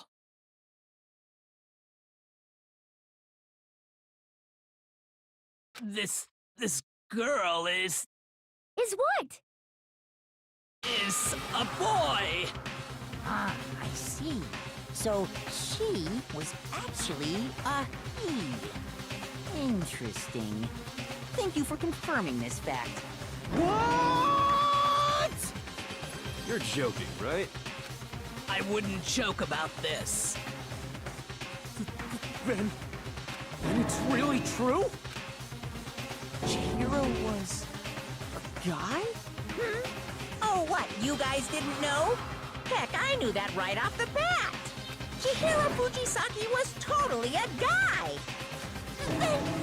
He was a cross-dresser? Oh, I'm really on fire! I wish I had killed him! So that's what Kyoko wanted to show everyone, huh? Interesting. Yes, that certainly does make things much more exciting. Now let's ride this wave of excitement back to the courtroom and get back to the trial. Ahem. I do apologize for keeping you waiting. Now then, let's resume the class trial. We've all just learned of the shocking revelation that Chihiro was actually a boy. Let's pick up from there. Yes, well, I don't know his reason for hiding it, but the fact is, Chihiro was not a girl, but a boy.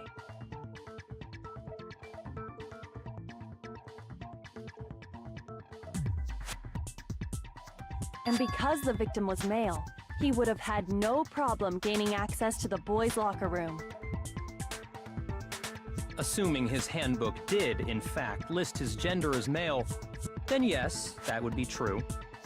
Of course his handbook said he was a boy. He dressed like a girl, but he was a boy through and through. So then, there should be no issue with Makoto's initial assertion. The victim was killed in the boys' locker room, and was then later moved to the girls' locker room. And the killer could have easily used Sayaka or Junko's handbook to get into the girls' locker room. So Chihiro really was killed in the boys' locker room? I still don't understand the motive for moving the body, but yes, that does seem plausible. Well, I must admit, I did find it rather odd. I knew he felt a little off. There was a certain incongruity to his female body. This is the most titillating situation! So now everything has been connected. All the mysteries have finally become clear. Okay, well, connected or clear or whatever. We still think you're the killer, remember? Very interesting. This has become very interesting indeed. Ah, he's off in his own little world. What about you, Makoto? After everything we've learned, do you still think Byakuya's the killer? Well, without a doubt, Byakuya is the one that made Chihiro's death look like Genocide Jack did it. But I think he might not actually be the killer after all. What? But aren't you the one who accused him in the first place? He just seems to be too easygoing about all this. Like he's enjoying us solving the mystery. The way he's acting, it makes it seem like it doesn't have anything to do with him. And you think that might be because it doesn't have anything to do with him? Plus, the evidence he left behind was a little too... how can I put it? Overt. He consciously chose to use the extension cord, knowing it could connect him to the murder. At least, that's how I see it. And Byakuya, when you found out the murder took place in the boys' locker room, it seemed to rattle you. And then again when you found out Chihiro was actually a guy. If you really were the killer, that stuff wouldn't have had any effect on you. So that's your thinking, huh? Well, it bothers me that you don't have more concrete reasons, but it's fine. I guess I'll mark it as correct for the time being. Mark it as correct? He's right. I am not the culprit. I just happened to come across the corpse in the girls' locker room and decided to alter it. Are you fucking with us right now? No, I am not effing with you right now. I'm telling you the truth. Well, I find it very hard to believe. Go ahead. Find it very hard to believe. You're free to be executed along with the rest of us. If you're really telling the truth, then why? Why do you do that to his body? My reasons hardly matter right now. Uncovering the culprit is much more important, wouldn't you say? Now then, if it wasn't me, who was it? Well, I don't think I can say for sure without talking about it a little more. They're seriously gonna keep going? We're all good, aren't we? I thought it was clear Byakuya did it. No, I'm with Makoto. If there's any doubt whatsoever, we need to explore every possibility, because if we're wrong, we all die here. That's true. Very well then. I'm with you too. Damn straight. Count me in. Do you not have a mind of your own? Of course I do. What am I, an ant or something? Anyway, let's discuss this all as a group one more time. We still have time to make our decision. That's very true. Our lives are all on the line. Excellent. Then shall we resume our game of hide and seek?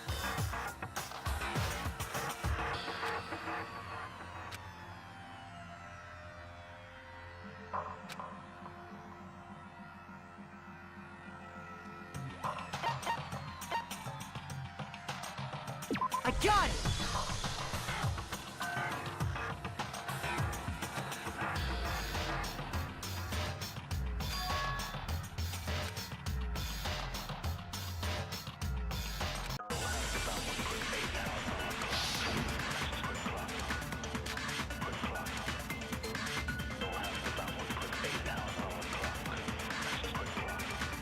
Isn't there a single clue that might lead us to who did it?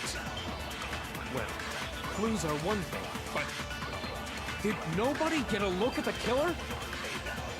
I'm sure if someone saw the killer, they... Perhaps someone saw the victim at some point. Even that might be enough for now. Yeah.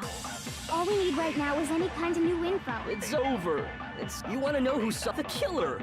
And only then, it's not like they're just gonna turn themselves in. Game over, man! Yeah! No! Not game over!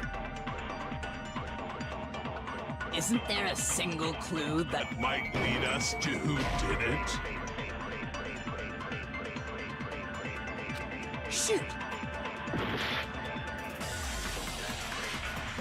Isn't there a single clue that might... Well, clues are... Did nobody get a look? I'm sure if someone saw the killer, they would... Perhaps someone saw the victim at some point.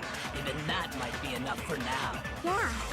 All we need right now is any kind of new info. It's over. You want to know who saw the killer? And only the killer. No, that's wrong.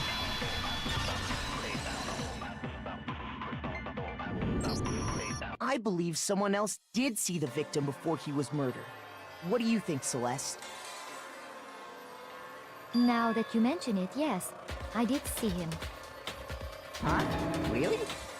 Oh, but I suppose only Makoto knows about this. The rest of you had no idea, did you? That is why you're all making such ugly noises. Whatever! Just hurry up and tell us! It was last night, right before nighttime. I saw Chihiro in the dormitory warehouse. I saw him stuffing a track jacket into a duffel bag.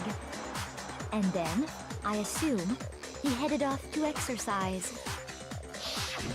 A track jacket and a duffel bag? But we didn't find anything like that at the murder scene. It seems likely that the culprit destroyed them to get rid of any evidence. And that is when he said something that struck me as rather odd.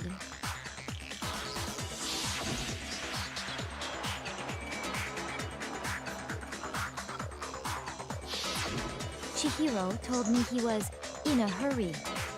But why would he be in a hurry? Only if someone were waiting for him, I should think.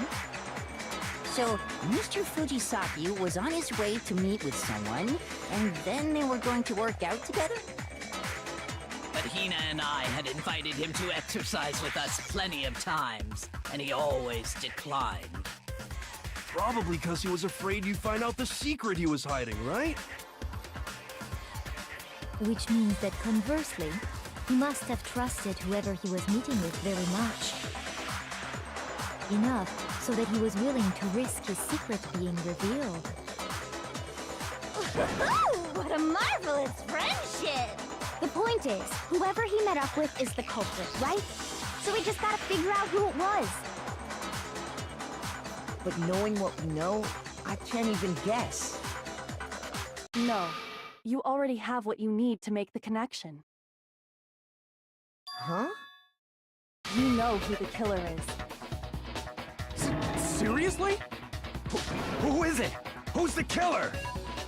Think back to the track jacket and duffel bag the killer disposed of.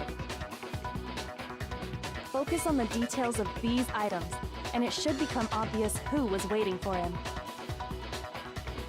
Are you sure about that? You really think we can figure out who did it based on 2 pieces of evidence that we don't have? What? You want to track down some fingerprints or something?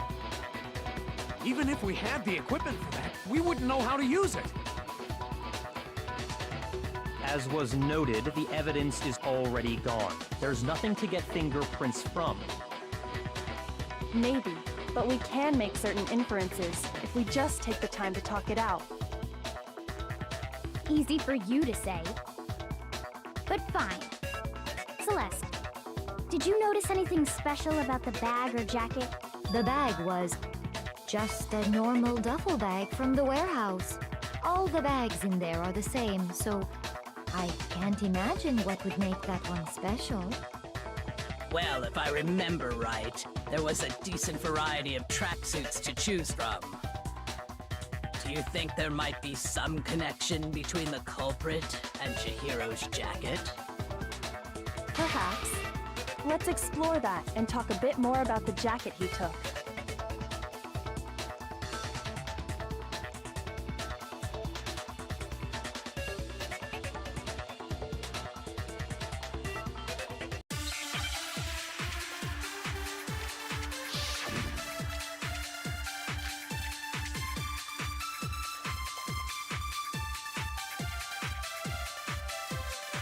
First of all, we know where Chihiro was headed.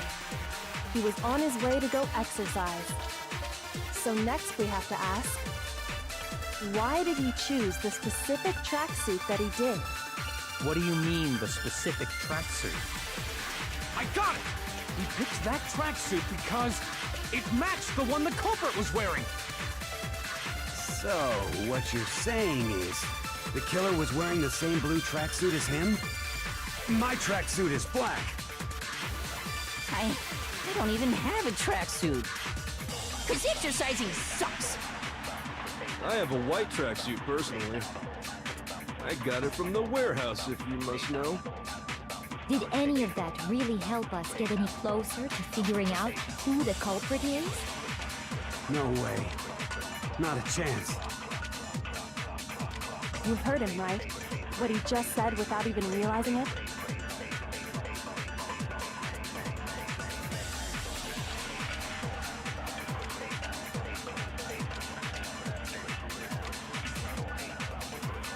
First of all, we know where Chihiro was headed. He was on his way to go exercise. So next we have to ask, why did he choose the specific tracksuit that he did?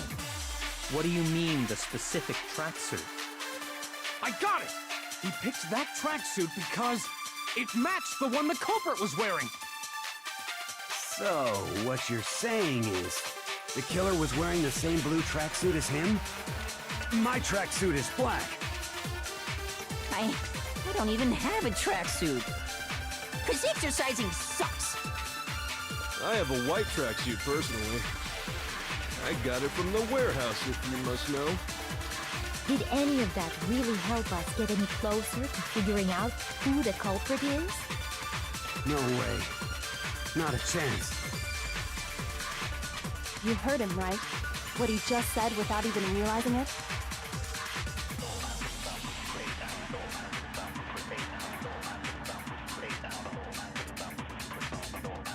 First of all, Winky was on his way, so next week, why did he choose? What do you mean, the specific? I got it! It matched the one. So, what The killer was wearing the same blue tracksuit as him? No, that's wrong.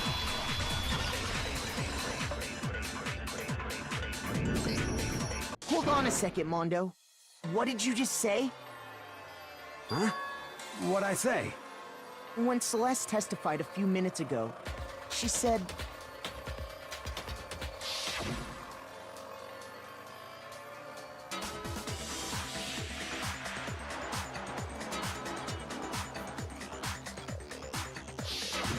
She never said anything about the jacket's color. So why did you say Chihiro's blue tracksuit? What are you? You just... Hey, Celeste, what color was Chihiro's tracksuit? As a matter of fact, it was blue? And before we began the trial, did you tell anyone that? The only one I told about any of this was you. Then, Mondo, how did you know what color Chihiro's tracksuit was? Because I just... I'm sure he saw the clothes at some point in the investigation. No, that can't be it. The bag and clothes were surely disposed of by the time we began our investigation. Then the only reason he could have known what color the tracksuit was is if he saw Cherry with it before he died! That's the only possibility! I've been on mute this whole time. Thank you, Manny. Cherry? Oh well. Are you talking about Chihiro? So, how about it? Did you see the tracksuit or didn't you? God, this chick's tongue really Just needs by to take a chance. chill pill. I just happened to see it last night. No. He walked past me, and he was carrying the tracksuit in his hands. I wonder what Mondo's No, secret is that that can't be he's it willing either. to kill for. According to Celeste's testimony,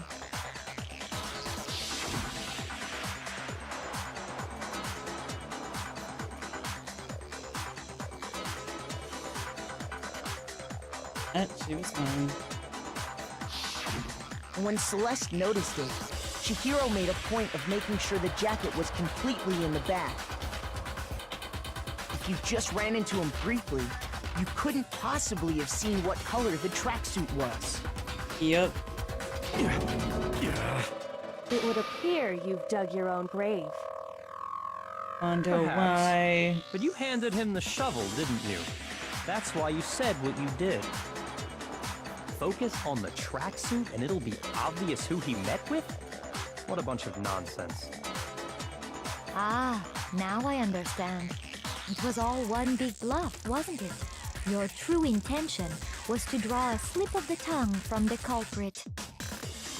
That's why you said you knew who did it, to put them on edge. That's right. However, Mondo was my target all along. I had my suspicions about him from the very beginning. Oh, you did? But why? What made you so suspicious? Yeah, really. That's a good question. The way he was acting? There was Uh-oh. a certain turning point that tipped me off. Maybe that's not it. Maybe you didn't notice it, Mondo, but you Oh. tend to refer to men and women differently. You only call guys dude. For girls, it's chick. And after he was killed, you happen to refer to him as dude. Yeah, I noticed Once I that picked up actually, on that, but I it just occurred was to me like, that Mondo okay. knew something we didn't. You noticed such a tiny detail? Are you a witch? She's a witch! You're positively frightful! No, I'm not the frightful one. Not nearly as frightful as someone capable of murdering a friend. Is it secret that he Mondo, dressed up as Little Bo was it Peep when he really was you? 4 or Did something? you really kill Chihiro? I didn't kill anyone! Uh-oh. You've been all over me, judging everything I say, putting words in my mouth. What gives you the right to treat me like a goddamn criminal? Yeah, he would never do something like that. This is a false accusation. Oh, Taka. I'm so sorry. It's true. My reasoning on that is pretty shaky. That was fast. Well, this does present us with a problem. It seems we are all out of leads. My time has nearly come. That's what my little ghost friend is telling me. What? Spit it out, Oh, yeah, Hifumi. that reminds me. Hifumi, weren't you telling me you'd found some evidence? Why didn't you talk about it sooner? What kind of evidence? Actually, you know, now that I'm thinking about it here calmly, it might not be all that relevant. Jeez, does your confidence just get up and walk away? It's fine, man. Just tell us. If you really insist, then, here it is. What do you have there? It happens to be an e-handbook. I found it laying on the ground, so I scooped it up. Okay, that's extremely relevant. Must belong to... It's Chihiro's? We know Chihiro's handbook was missing from the scene of the crime, right? For a fact. For a fact indeed. I was totally sure I'd found it. Then it must hold some clue about the culprit, right? Well, that's what I was hoping. But it's busted. It won't even turn on. I imagine the culprit broke it to get rid of any You can't evidence easily after break the that murder. thing, though. That's odd. It's not so I simple. didn't think the handbooks were quite so fragile. You're right. They're not. They're totally waterproof and shock resistant. It would take an awful lot to break one. And yet, this one does appear to be broken, as is Leon's, sitting useless in the main hall. For all your confidence, that is a remarkably high failure rate. Do you think there might be some kind of mystery in there somewhere? How precisely did the handbooks get broken? Only one possible...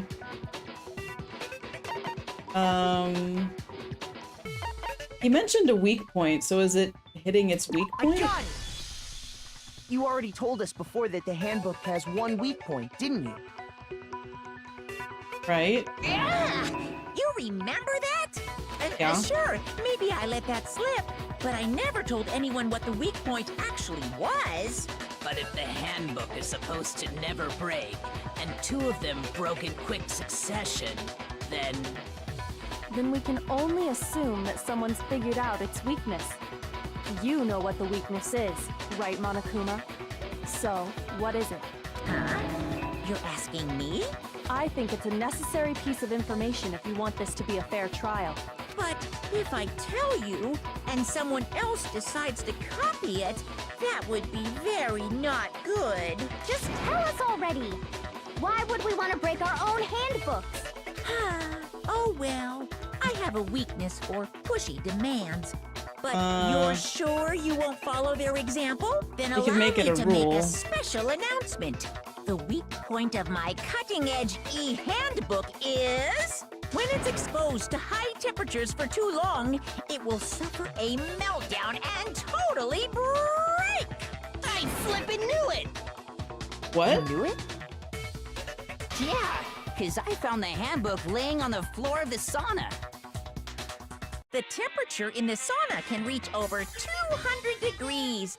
That means Strange Taka's how is you don't also get broken. burnt, huh? It's because as your sweat evaporates, it creates a cooling layer of air around your skin. If the hot air of the sauna were somehow pushed directly onto your skin, you'd definitely get fried. That layer of air would get blown away. That's why you may feel a burning when you move around.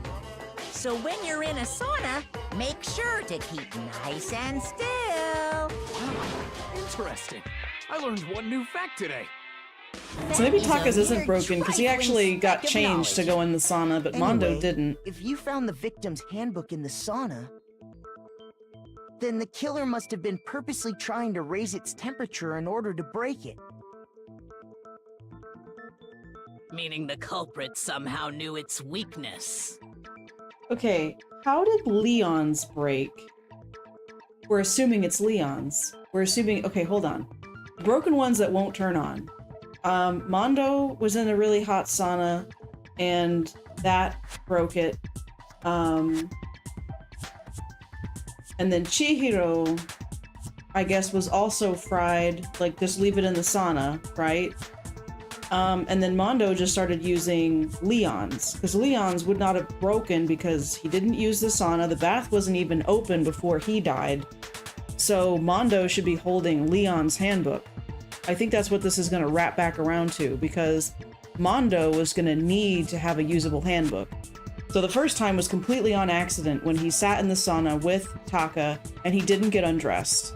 That was like a point of contention or whatever.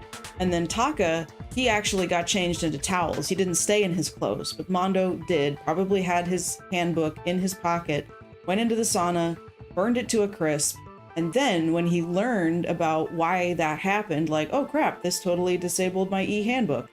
When he knew about Chihiro's secret and wanted to obscure that from everybody else, he left Chihiro's handbook in the sauna so that it would break. So his broken handbook was swapped out with Leon's in the front main hall area, and then I guess he just decided to leave Chihiro's handbook in the sauna on the floor, because then he could claim like, oh yeah, that was mine when I went in there with Taka, when his is actually in the main hall and he's holding Leon, so he still has access to the locker room and whatever else. But here's what doesn't make sense. Well, no, he could have borrowed Sayaka's or Junko's. He could have borrowed either of theirs to bring it up to the locker room to buzz in and switch around all of the stuff. Yasuhiro mentioned hearing something that was like an explosion or like construction kind of noises. So that might have been him hearing Mondo shuffle all of that equipment around. Well, I say all of that equipment. He had to get the rugs, he had to get the posters. I don't know, anyway. But how'd they find out? Monokuma said he didn't tell anyone, right? The first time it was an accident. Quite the mystery. What if they found out by accident? What do you mean by accident? What if the killer took their own handbook into the sauna, not knowing its weakness, and it broke? They'd realize it was broken, of course, and it wouldn't be hard to figure out why. And once they had Chihiro's handbook, they knew they had an easy way to dispose of it. I won't say it's not possible, but who would have done something like that? I don't know of anyone who took their handbook into the sauna. I might know someone who did. Whoa, seriously? I think the one who may have taken their handbook into the sauna was... Mondo!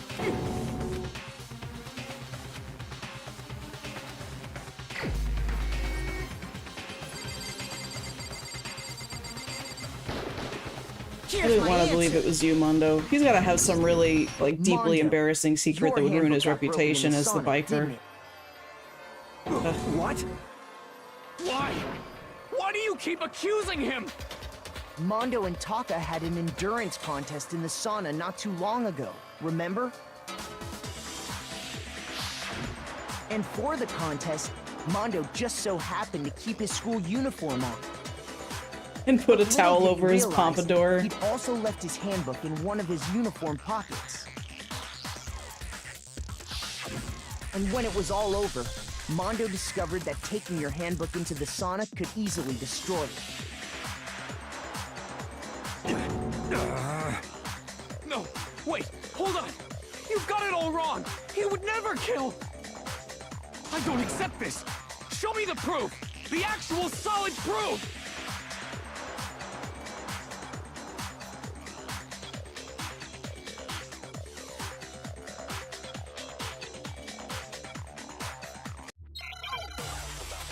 I was so busy dancing I wasn't really reading. What? Oh boy, here we go. More bullets. Broken handbook, Chihiro's handbook, card reader. Let's test Makoto's assertion. If what he says is correct, then Mondo, you broke your own handbook. In other words, if Mondo's handbook is actually broken, then that proves that what Makoto said is right. Well, my goddamn handbook works just fine. See? Look! Makoto was wrong after all! Mondo wouldn't hurt a fly!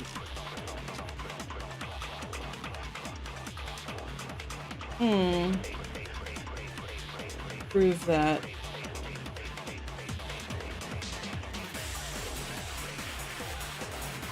Let's test Makoto's assertion. If what he says you broke your own, in other words, if Mondo's handbook is actually, then that proves that what Makoto said is right. Well, my goddamn handbook works just fine. Oh, I need to wrap back around. Mondo wouldn't hurt a Because I don't think he would be able to use his thing at the card reader. Let's test if what he said you broke It your works own, just in other fine. words, if then that proves. Well, my goddamn handbook works just fine.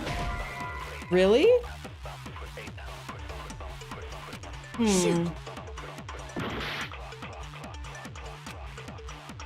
Let's test Makoto's assertion. If what he says is correct, then you broke your own. In other words, if then that proves. Well, my goddamn handbook works just fine. No, that's wrong. Okay.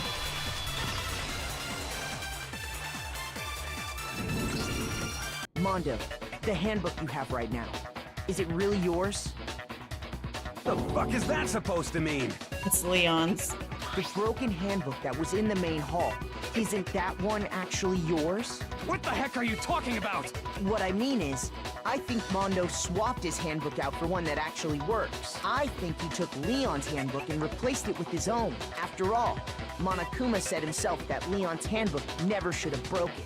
That's right! The punishment it suffered wasn't nearly enough to destroy it.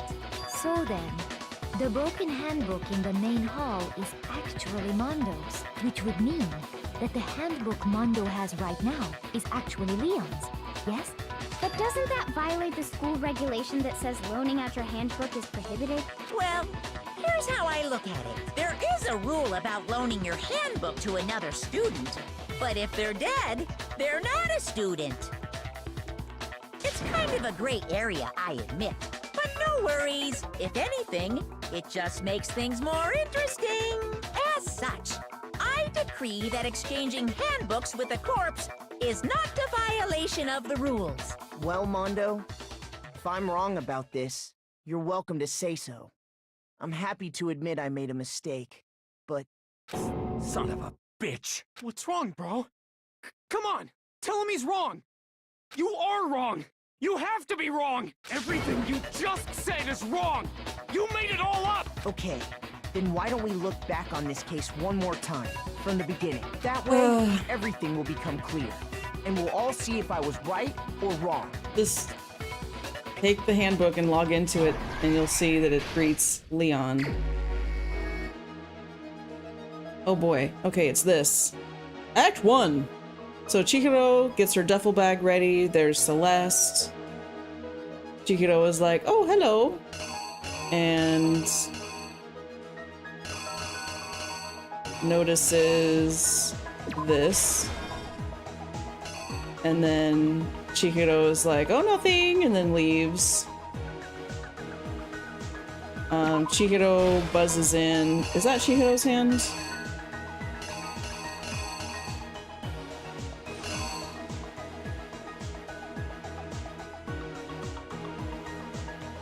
Maybe not.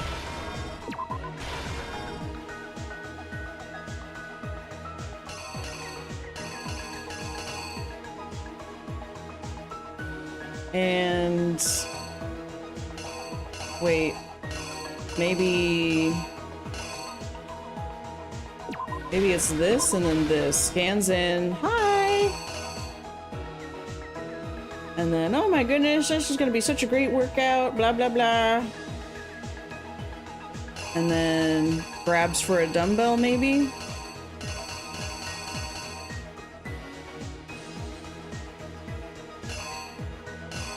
Bam, bam, bam. Bam, bam, bam. And then kills her with the dumbbell. And then Chihiro is dead. Oh. Rolls up the rug. And pulls the poster. Well, yeah, pulls the poster. Or wait. Wait.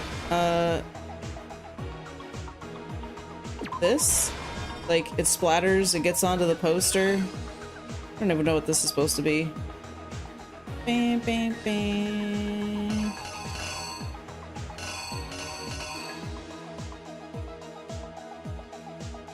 Then goes to the girls' locker room, I guess.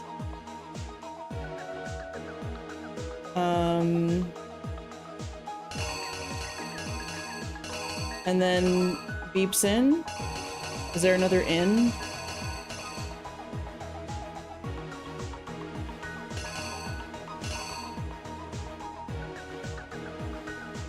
What is this?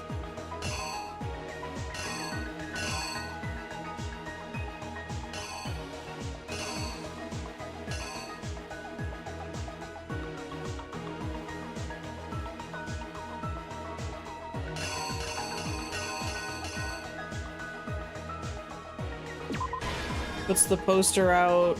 Well, that doesn't... Yeah, no. Look.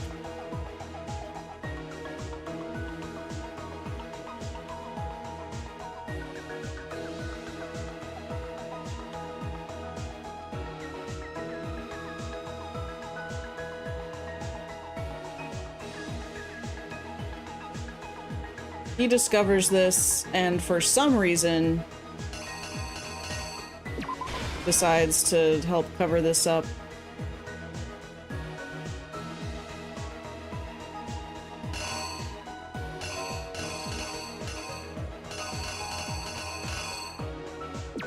Yep, writes the thing. Chucks that in there. And then the hot sauna floor.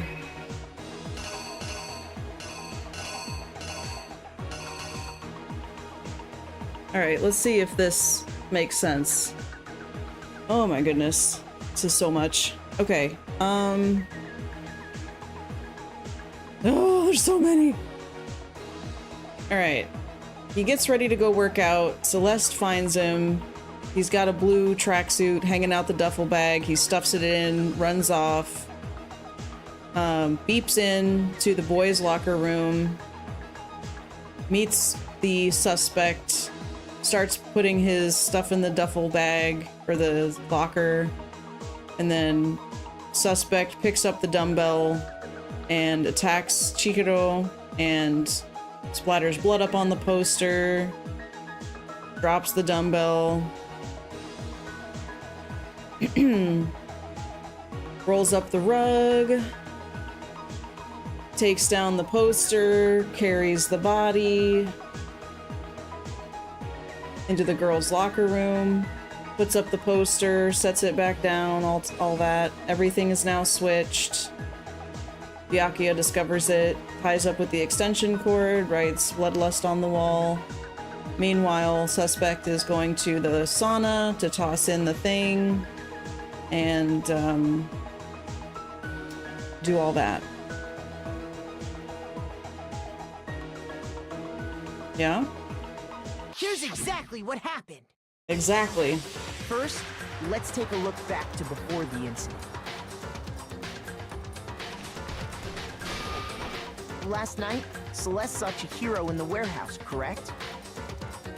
At the time, she was apparently stuffing something into a duffel bag.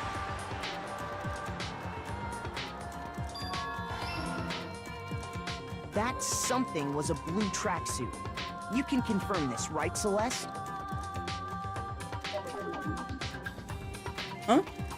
Yeah. With bag in hand, Chihiro headed out. even though it was officially nighttime. She made her way to the locker room, specifically the boys' locker room. But how could the victim, who was apparently a girl, access the boys' locker room?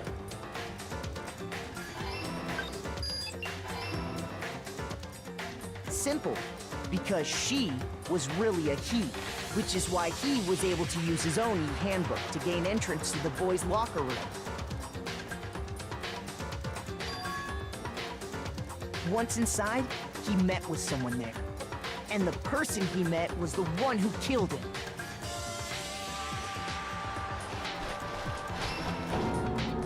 It seems likely that the killer grabbed the nearby dumbbell, approached the unsuspecting Chihiro,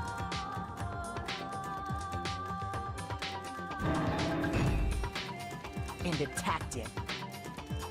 Oh. And that's where the bloodstains on the poster and carpeting in the boys' locker room came from.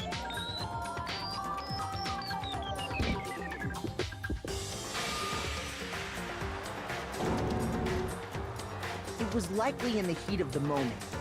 The body was arranged, but the murder itself felt unplanned.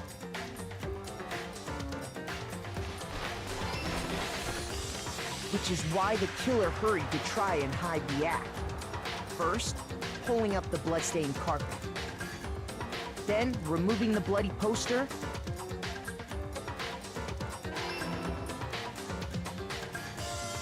And finally carrying the corpse into the girls' locker room. A girl's handbook was necessary to get into the locker room, of course. But this alone doesn't prove that the killer was necessarily a girl. After all, Sayaka and Junko's handbooks had been placed in the main hall. Using one of those, a boy could get into the girls' locker room without much problem. And that's exactly how the killer did it. With the carpet and the poster they brought with them, they got to work.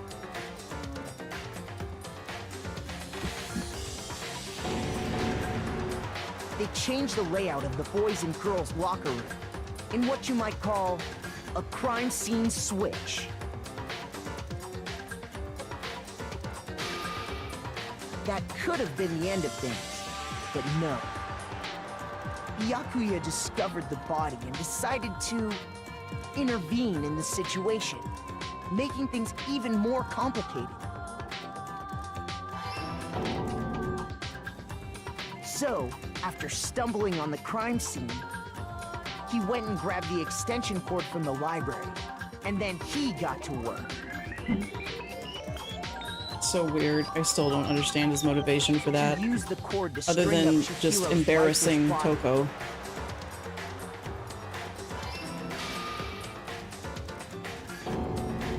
Then, using the victim's own blood, he left a grisly message there at the scene of the crime. He wanted to create the illusion that Genocide Jack was responsible for the slaughter.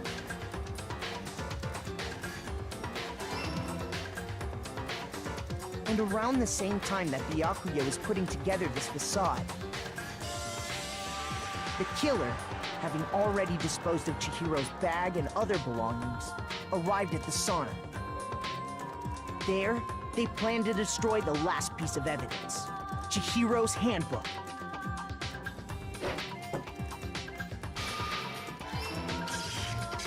And just as the killer expected, the steamy sauna was enough to ruin the electronic gadget. Somehow, the killer knew that the handbook couldn't stand up to the heat of the sauna. And the reason they knew that is because the sauna had already wrecked their own handbook. And that's how it all played out. Thank you, Organ. How you doing? Welcome home from work. Isn't that right, Mondo Arata?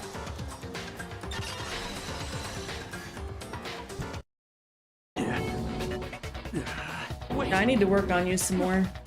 This can't be right. Where's your evidence? Yeah, where's your evidence? You need evidence. You need proof. Without any proof, you can't pin any of this on him. Evidence that Mondo's the killer that already revealed itself earlier in the trial. I can somehow show where Mondo's handbook is right now.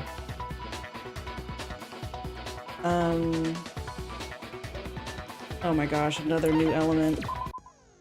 It's so close to the end of this thing, but it keeps going and going and going. I thought 30 minutes would be enough, but no. Fever time will activate and the tempo will be forced to its max? Even if- oh, that's right. Even if you push buttons at random, you won't miss. You can push right mouse button, left mouse button, right mouse, whatever, however you want to destroy the opponent's verbal assault. This only lasts until your focus gauge runs out, so make the best possible use of your time. Yeah, this time thing was like, made no sense to me. Wouldn't be fair if only you got access to special time, right? We've also prepared something called Nega Time so that your opponent you can use. Oh my god. If the opponent activates Nega Time during bullet time battle, your tempo marker will disappear, making it quite a bit tougher to hit the buttons in rhythm. If you were to activate Fever Time at this point, I'm sure nothing would happen. I don't know what I was worried about. Oh lordy. Your action difficulty is set to gentle. The opponent won't use Nega Time. Good luck, have fun.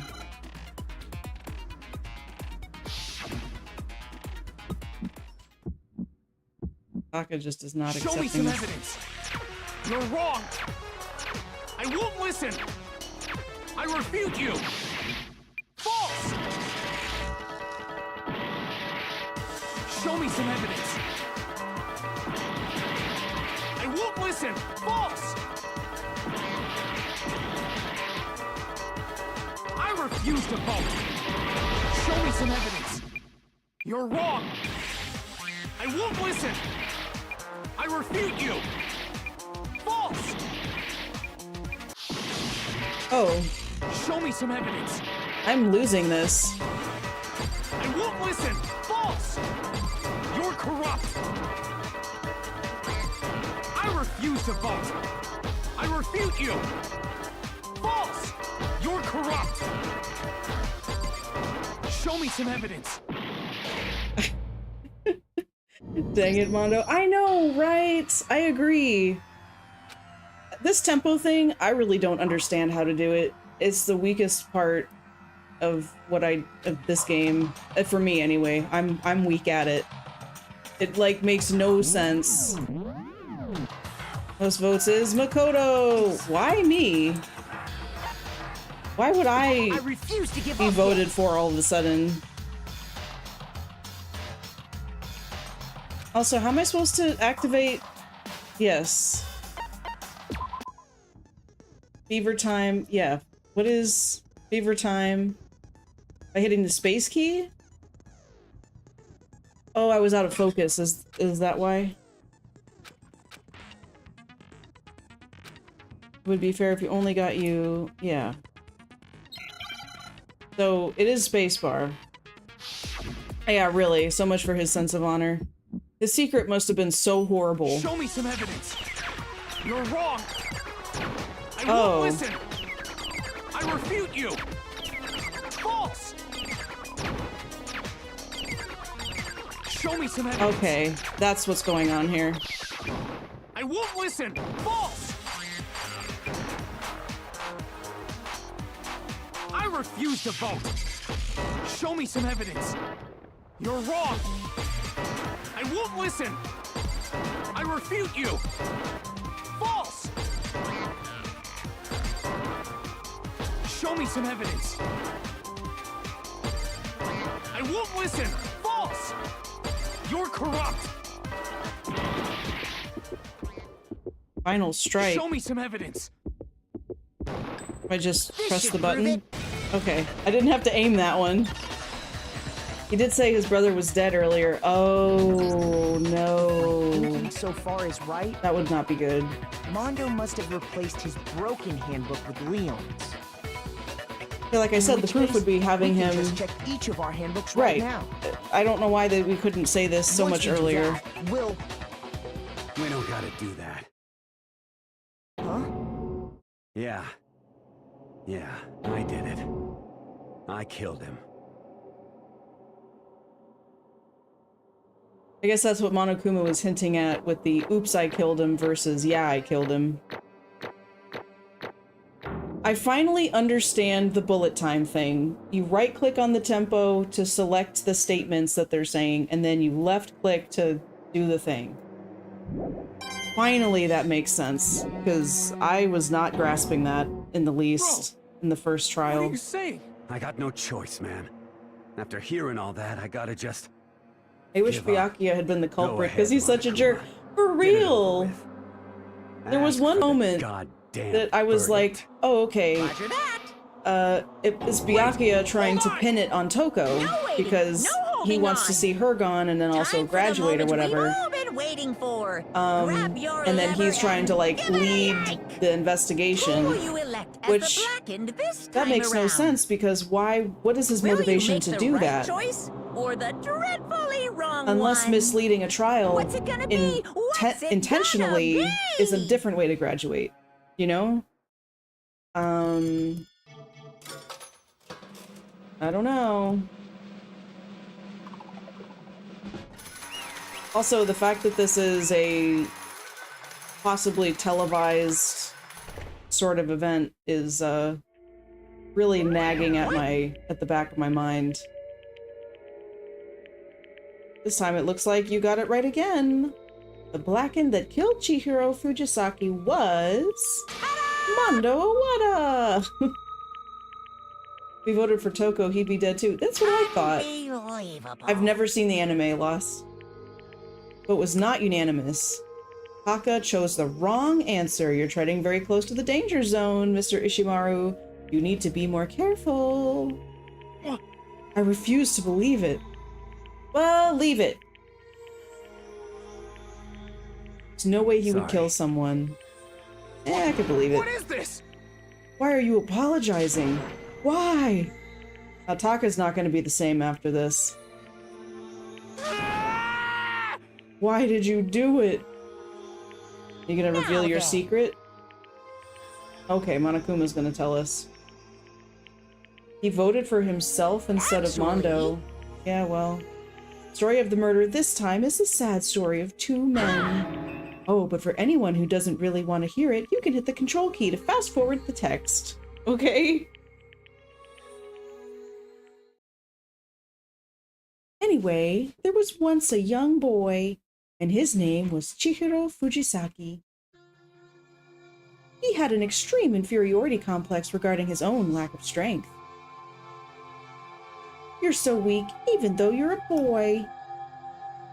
He heard things like that as long as he could remember, and he couldn't overcome his weakness. On the contrary, he tried to hide and buried himself further and further into that weakness. To take on the fragile form of a petite young girl. He had chosen that as his way out. Now nobody will be able to say anything about even though you're a boy. But no matter how tightly he wrapped himself up in that shell, why would you care about your physique when your technological brain is unparalleled? I know. The inferiority complex had already taken root deep inside of him and was not so easily weeded out. As it turned out, the shell was completely empty. The complex didn't disappear. Instead, it only grew stronger and stronger. I'm weak. Weak, weak, weak, weak, weak, weak, weak, weak. Once the killing game had begun here at the school, he had no choice but to accept this fact. After all, this world is survival of the fittest. If you're not strong, you don't survive. And then the lovely and hateful Monokuma announced the revealing of the embarrassing secrets. Which of course included Chihiro's embarrassing secret, which I was more than willing to divulge. Even though he dresses like a girl, Chihiro is actually a boy. Hey, Hiro's not strong and he's still alive. And that was something Chihiro couldn't let anyone know, I guess he said. If that was revealed, it would be the end. The hardened shell would crack. The armor would fall away. Without a doubt, those around him would torture him more than ever before. Everyone figured being thrust into such a dilemma must have sent him spiraling into despair. What? And yet... I'm sorry. Yeah, this flashback, yep. Don't want to talk about it. I don't want to leave things the way they are. Maybe I can talk about it later. After I try my best to become strong, then I can tell everyone. Annoyingly, he used the thread of discovery to motivate himself to become stronger. That's right. Now's my chance. I want to change. Gonna get stronger and accept who I am. Well, you start by accepting yourself where you are at the moment. Strong enough so that when someone says, even though you're a boy, I'll be okay, I'll get better. With that thought at the front of his mind, he resolved to take immediate action. And so... that day, he made the commitment to begin exercising. He was prepared to retrain his mind and body. But sadly, that would be the first and only chance he would get at it. Hey, When he decided to start exercising, he thought it would be good to ask for someone's help. But he wanted to tell that person his secret first, and then ask them to help him from there. And the person he went to... Yeah, that's right. It was Mondo.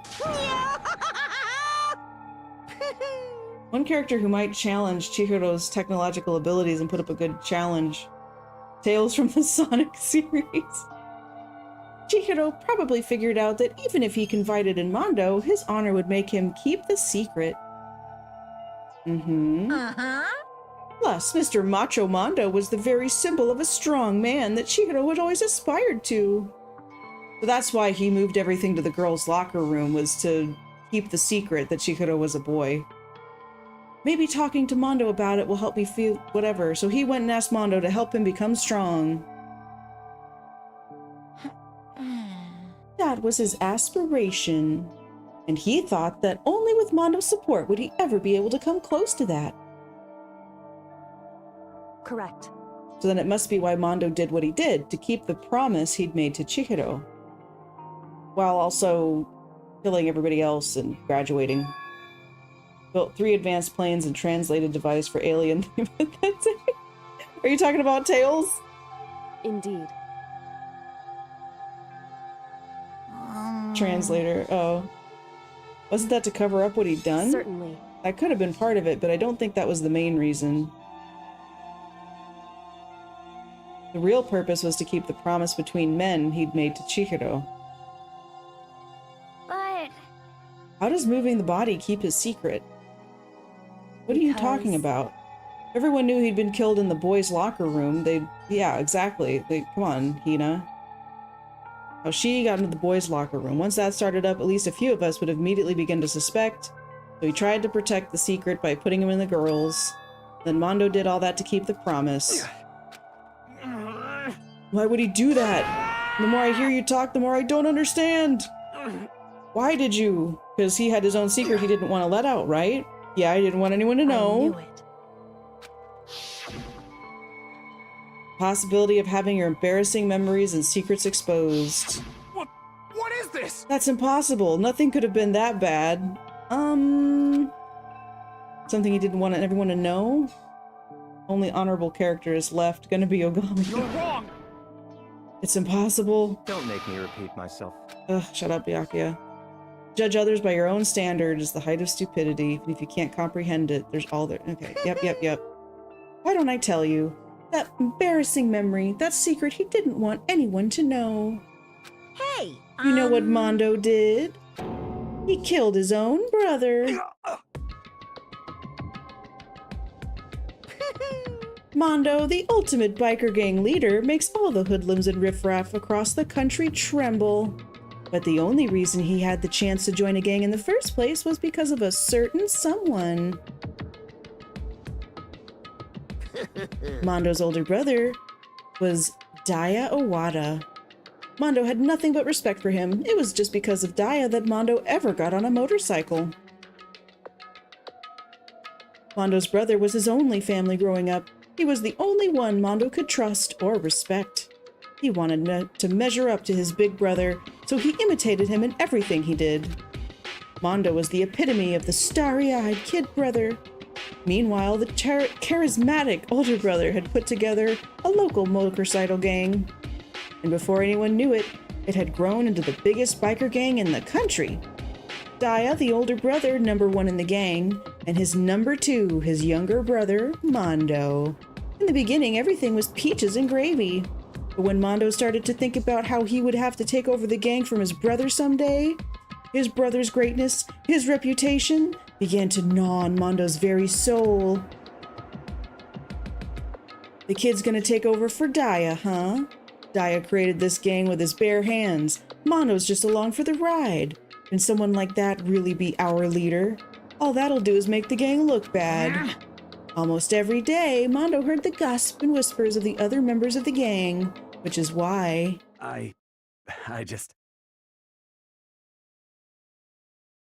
just gotta get stronger than Daya one more time. No matter what, I gotta win. with me. I don't care what it takes, I gotta come out on top. And on the night of his amazing brother's retirement ceremony, Mondo challenged him to a street race. But during the race, tragedy struck. The kid brother pushed ahead with the reckless abandon, eager for victory, and dashed into oncoming traffic. But suddenly...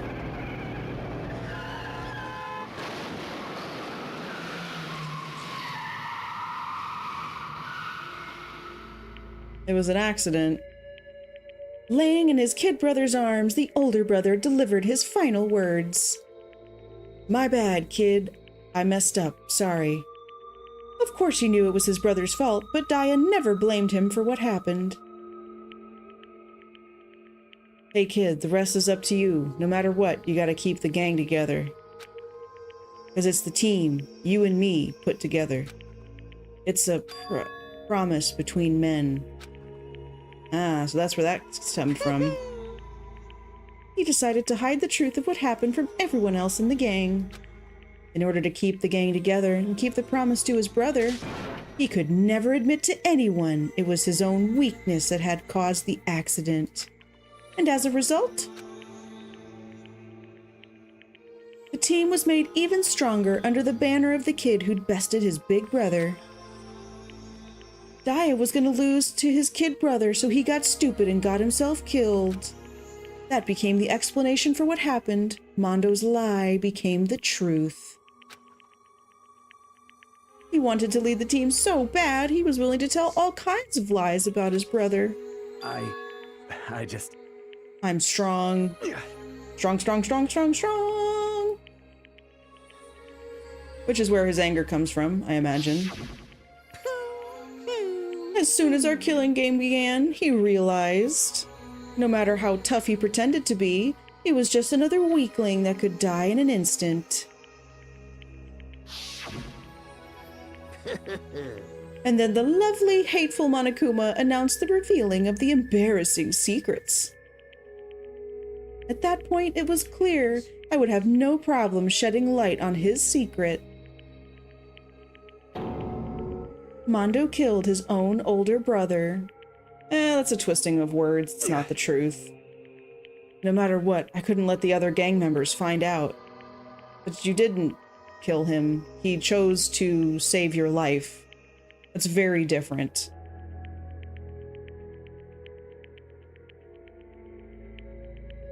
His death, all the guilt I've been carrying around, it would have been for nothing. That's why. Mondo. After I saw what Monokuma had on me, my head filled up with a kind of fuzzy uneasiness, and I just started swirling around. I'd never felt anything like it before.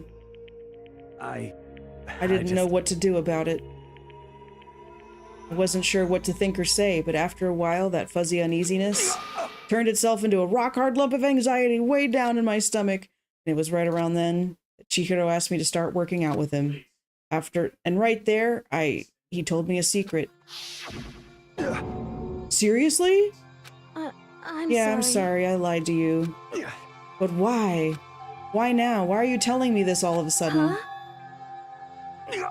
I mean, you kept that secret all this time. If anyone found out... But... You're right, but... I want to change. Oh, so brave, so strong. I wrap myself in lies. I'm weak. I want to destroy that version of me forever.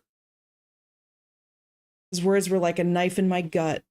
I felt like he was exposing the lie I'd been living myself. I have to change. I don't want to be weak anymore. You're so strong it can't hurt you, right? Whatever secret Monokuma might tell us. You piece of... So what? You're saying I should just say it? What? You're saying if I really am, I should just be able to tell everyone my secret? What? I was jealous. I was jealous of Chihiro's strength. He had the strength to face his own weakness to try to overcome it. It's the kind of strength I've never had. I was jealous of him, and the jealousy broke me. Are you making fun of me? Oh no. No! I'm not making fun of you. You really are strong, Mondo. Felt like I could hear something starting to creak inside my head. What did he want me to do? What was I supposed to do? I was supposed to just sit back, let my secret get revealed, and ruin everything? What's wrong? Uh-oh. Damn you! Why did you have to tell me all that? Are you trying to rub my failure in my face? I just wanted to... I really admire you. Your strength. Yeah, that's right. I am strong. I'm strong. Strong, strong, strong. Stronger than you. Son of a bitch! And stronger than Daya! I don't remember anything after that. When I woke up, I was laying at my feet, covered in blood. Or he was at my feet. I had the dumbbell in my own hand, staring at him on the ground. I killed him. I killed Chihiro.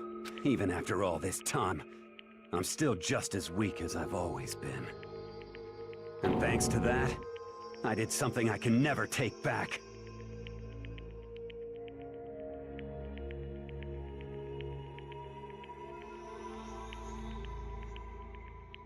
You know what? He's also stolen his brother's honor from him. Because it's one thing for people to believe that he just died recklessly, as opposed to, my brother saved my life. Like, yeah, it might make the biker gang look weak, but conversely, it makes his brother look like an idiot. You know? It's just wild. Weakness like that lived in a heart like his, and it turned him cold-blooded. Look at him, you see? You're all just like him. For a secret from the past, for a memory. For that, he killed another living human in cold blood. He couldn't cut free of his regrets from the outside world. He doesn't know what true strength is. Do you see hope anywhere in there? Because I sure don't. Just shut up. Say it again, I dare you. Okay, I'll say it as many times as I want. What I want to say, but unfortunately, I can't do that right now because the time for punishing is fast approaching. It can't be.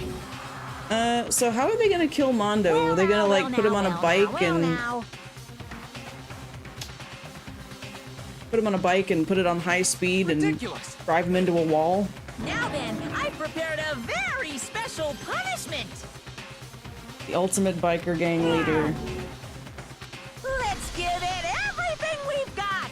It's punishment time! I said wait! Sorry, man. I couldn't keep the promise we made. From one man to another.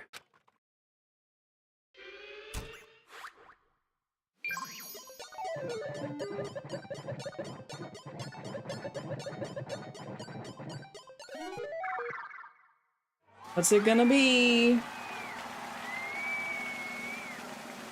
I know, it's punishment time!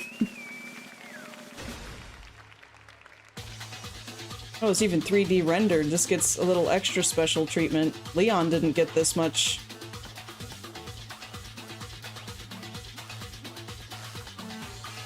Ah, it's one of those roller cage things.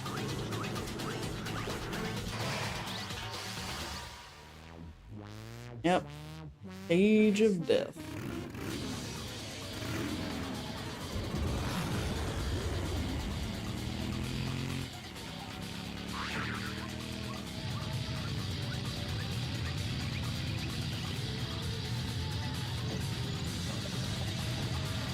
He's hula hooping.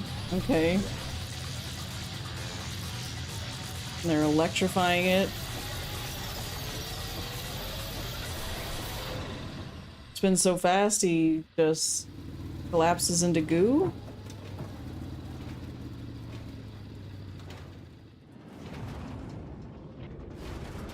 He just evaporated. Oh, the horror!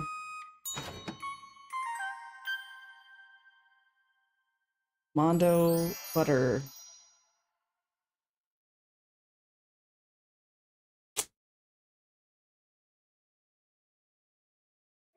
Okay.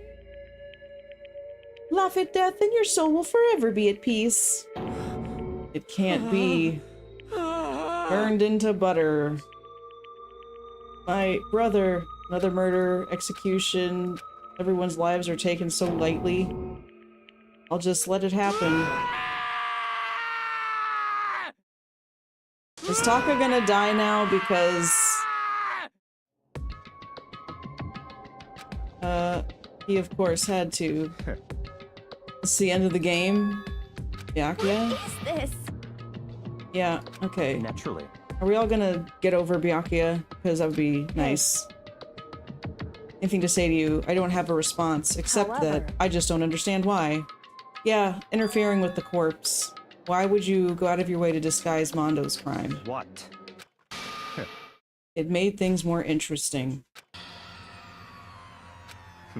Last night when the murder took place, I was in the library. Honestly. So you ignored the nighttime rule too. That rule never mattered to me. I don't recall agreeing to it. There is nothing to be done. I don't particularly care. Please continue. The night grew late. I decided to return to my room, which is when I stumbled upon him. I spotted Mondo coming out of the girls' locker room. After he'd gone, I looked inside and saw the corpse. You witnessed the murder?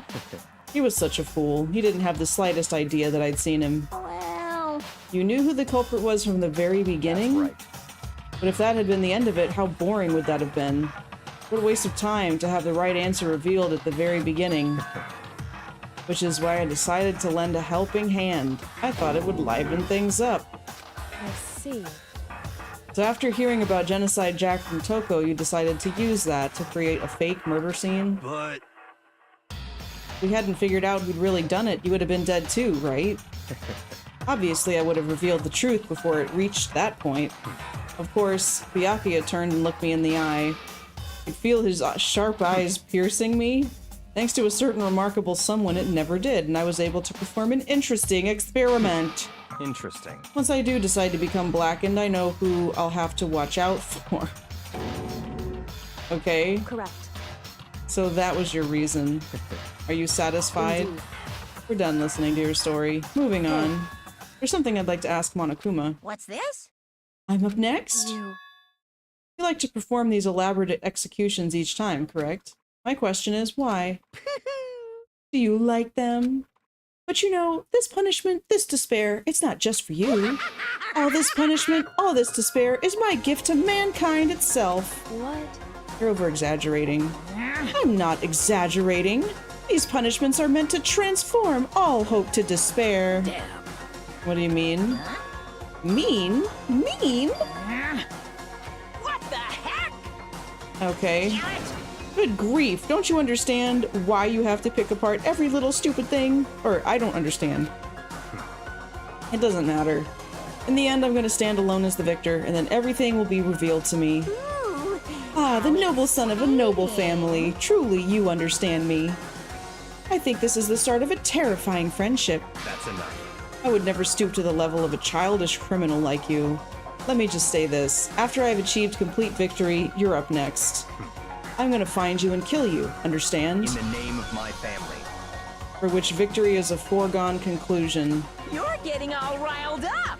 So cool. It's like you're the main character of a video game or something. No trash mob for you. Whatever it takes, I will kill you. Temper, temper. Sounds like someone needs a nap. Okay. Monokuma's laughter peeled across the courtroom and the curtain closed. I knew it wasn't the end. The main mastermind wouldn't let it end. Those of us who were still alive, our worst fear and despair kept on multiplying. Oh, yeah. Worst kind of despair. Yep, it was awful. Well, anyway, like I was saying, this is a pretty good spot. Yeah, a really good spot. Anyway, isn't it amazing how that girl went and killed someone before things even had a chance to get boring? Once things really get moving, it'll be like a roller coaster. There won't be any stopping it. Fear and despair charge forward at a speed nothing can hope to match. But I must admit, I'm disappointed. I went to all the pain and effort of making you part of the group, and you couldn't play your part. The 16th seat. You do remember you were supposed to make the first move, right? Well, no biggie. Nothing we can do about it now, so just do your best to make things more exciting from now on, okay? Yoko, maybe. After all, that's what everyone wants to see. There's one thing I'd like to ask you. As long as you don't want to know my measurements, fire away. Who is it? Ah, okay. Kyoko then. Ooh, my. You really took me by surprise there. I know I said you could ask anything, but... Super denied, ultra denied, demonic denied. Because you see, that's my ace in the hole. And nobody'd be dumb enough to reveal that, right? No matter how close they were to their friends. Hoo. Okay, I think that's Kyoko. There's a 16th person that might be deeper in the school. It's in an area that hasn't opened up yet. 10 left. To be continued. The crazy diamond present. Awesome. Yes.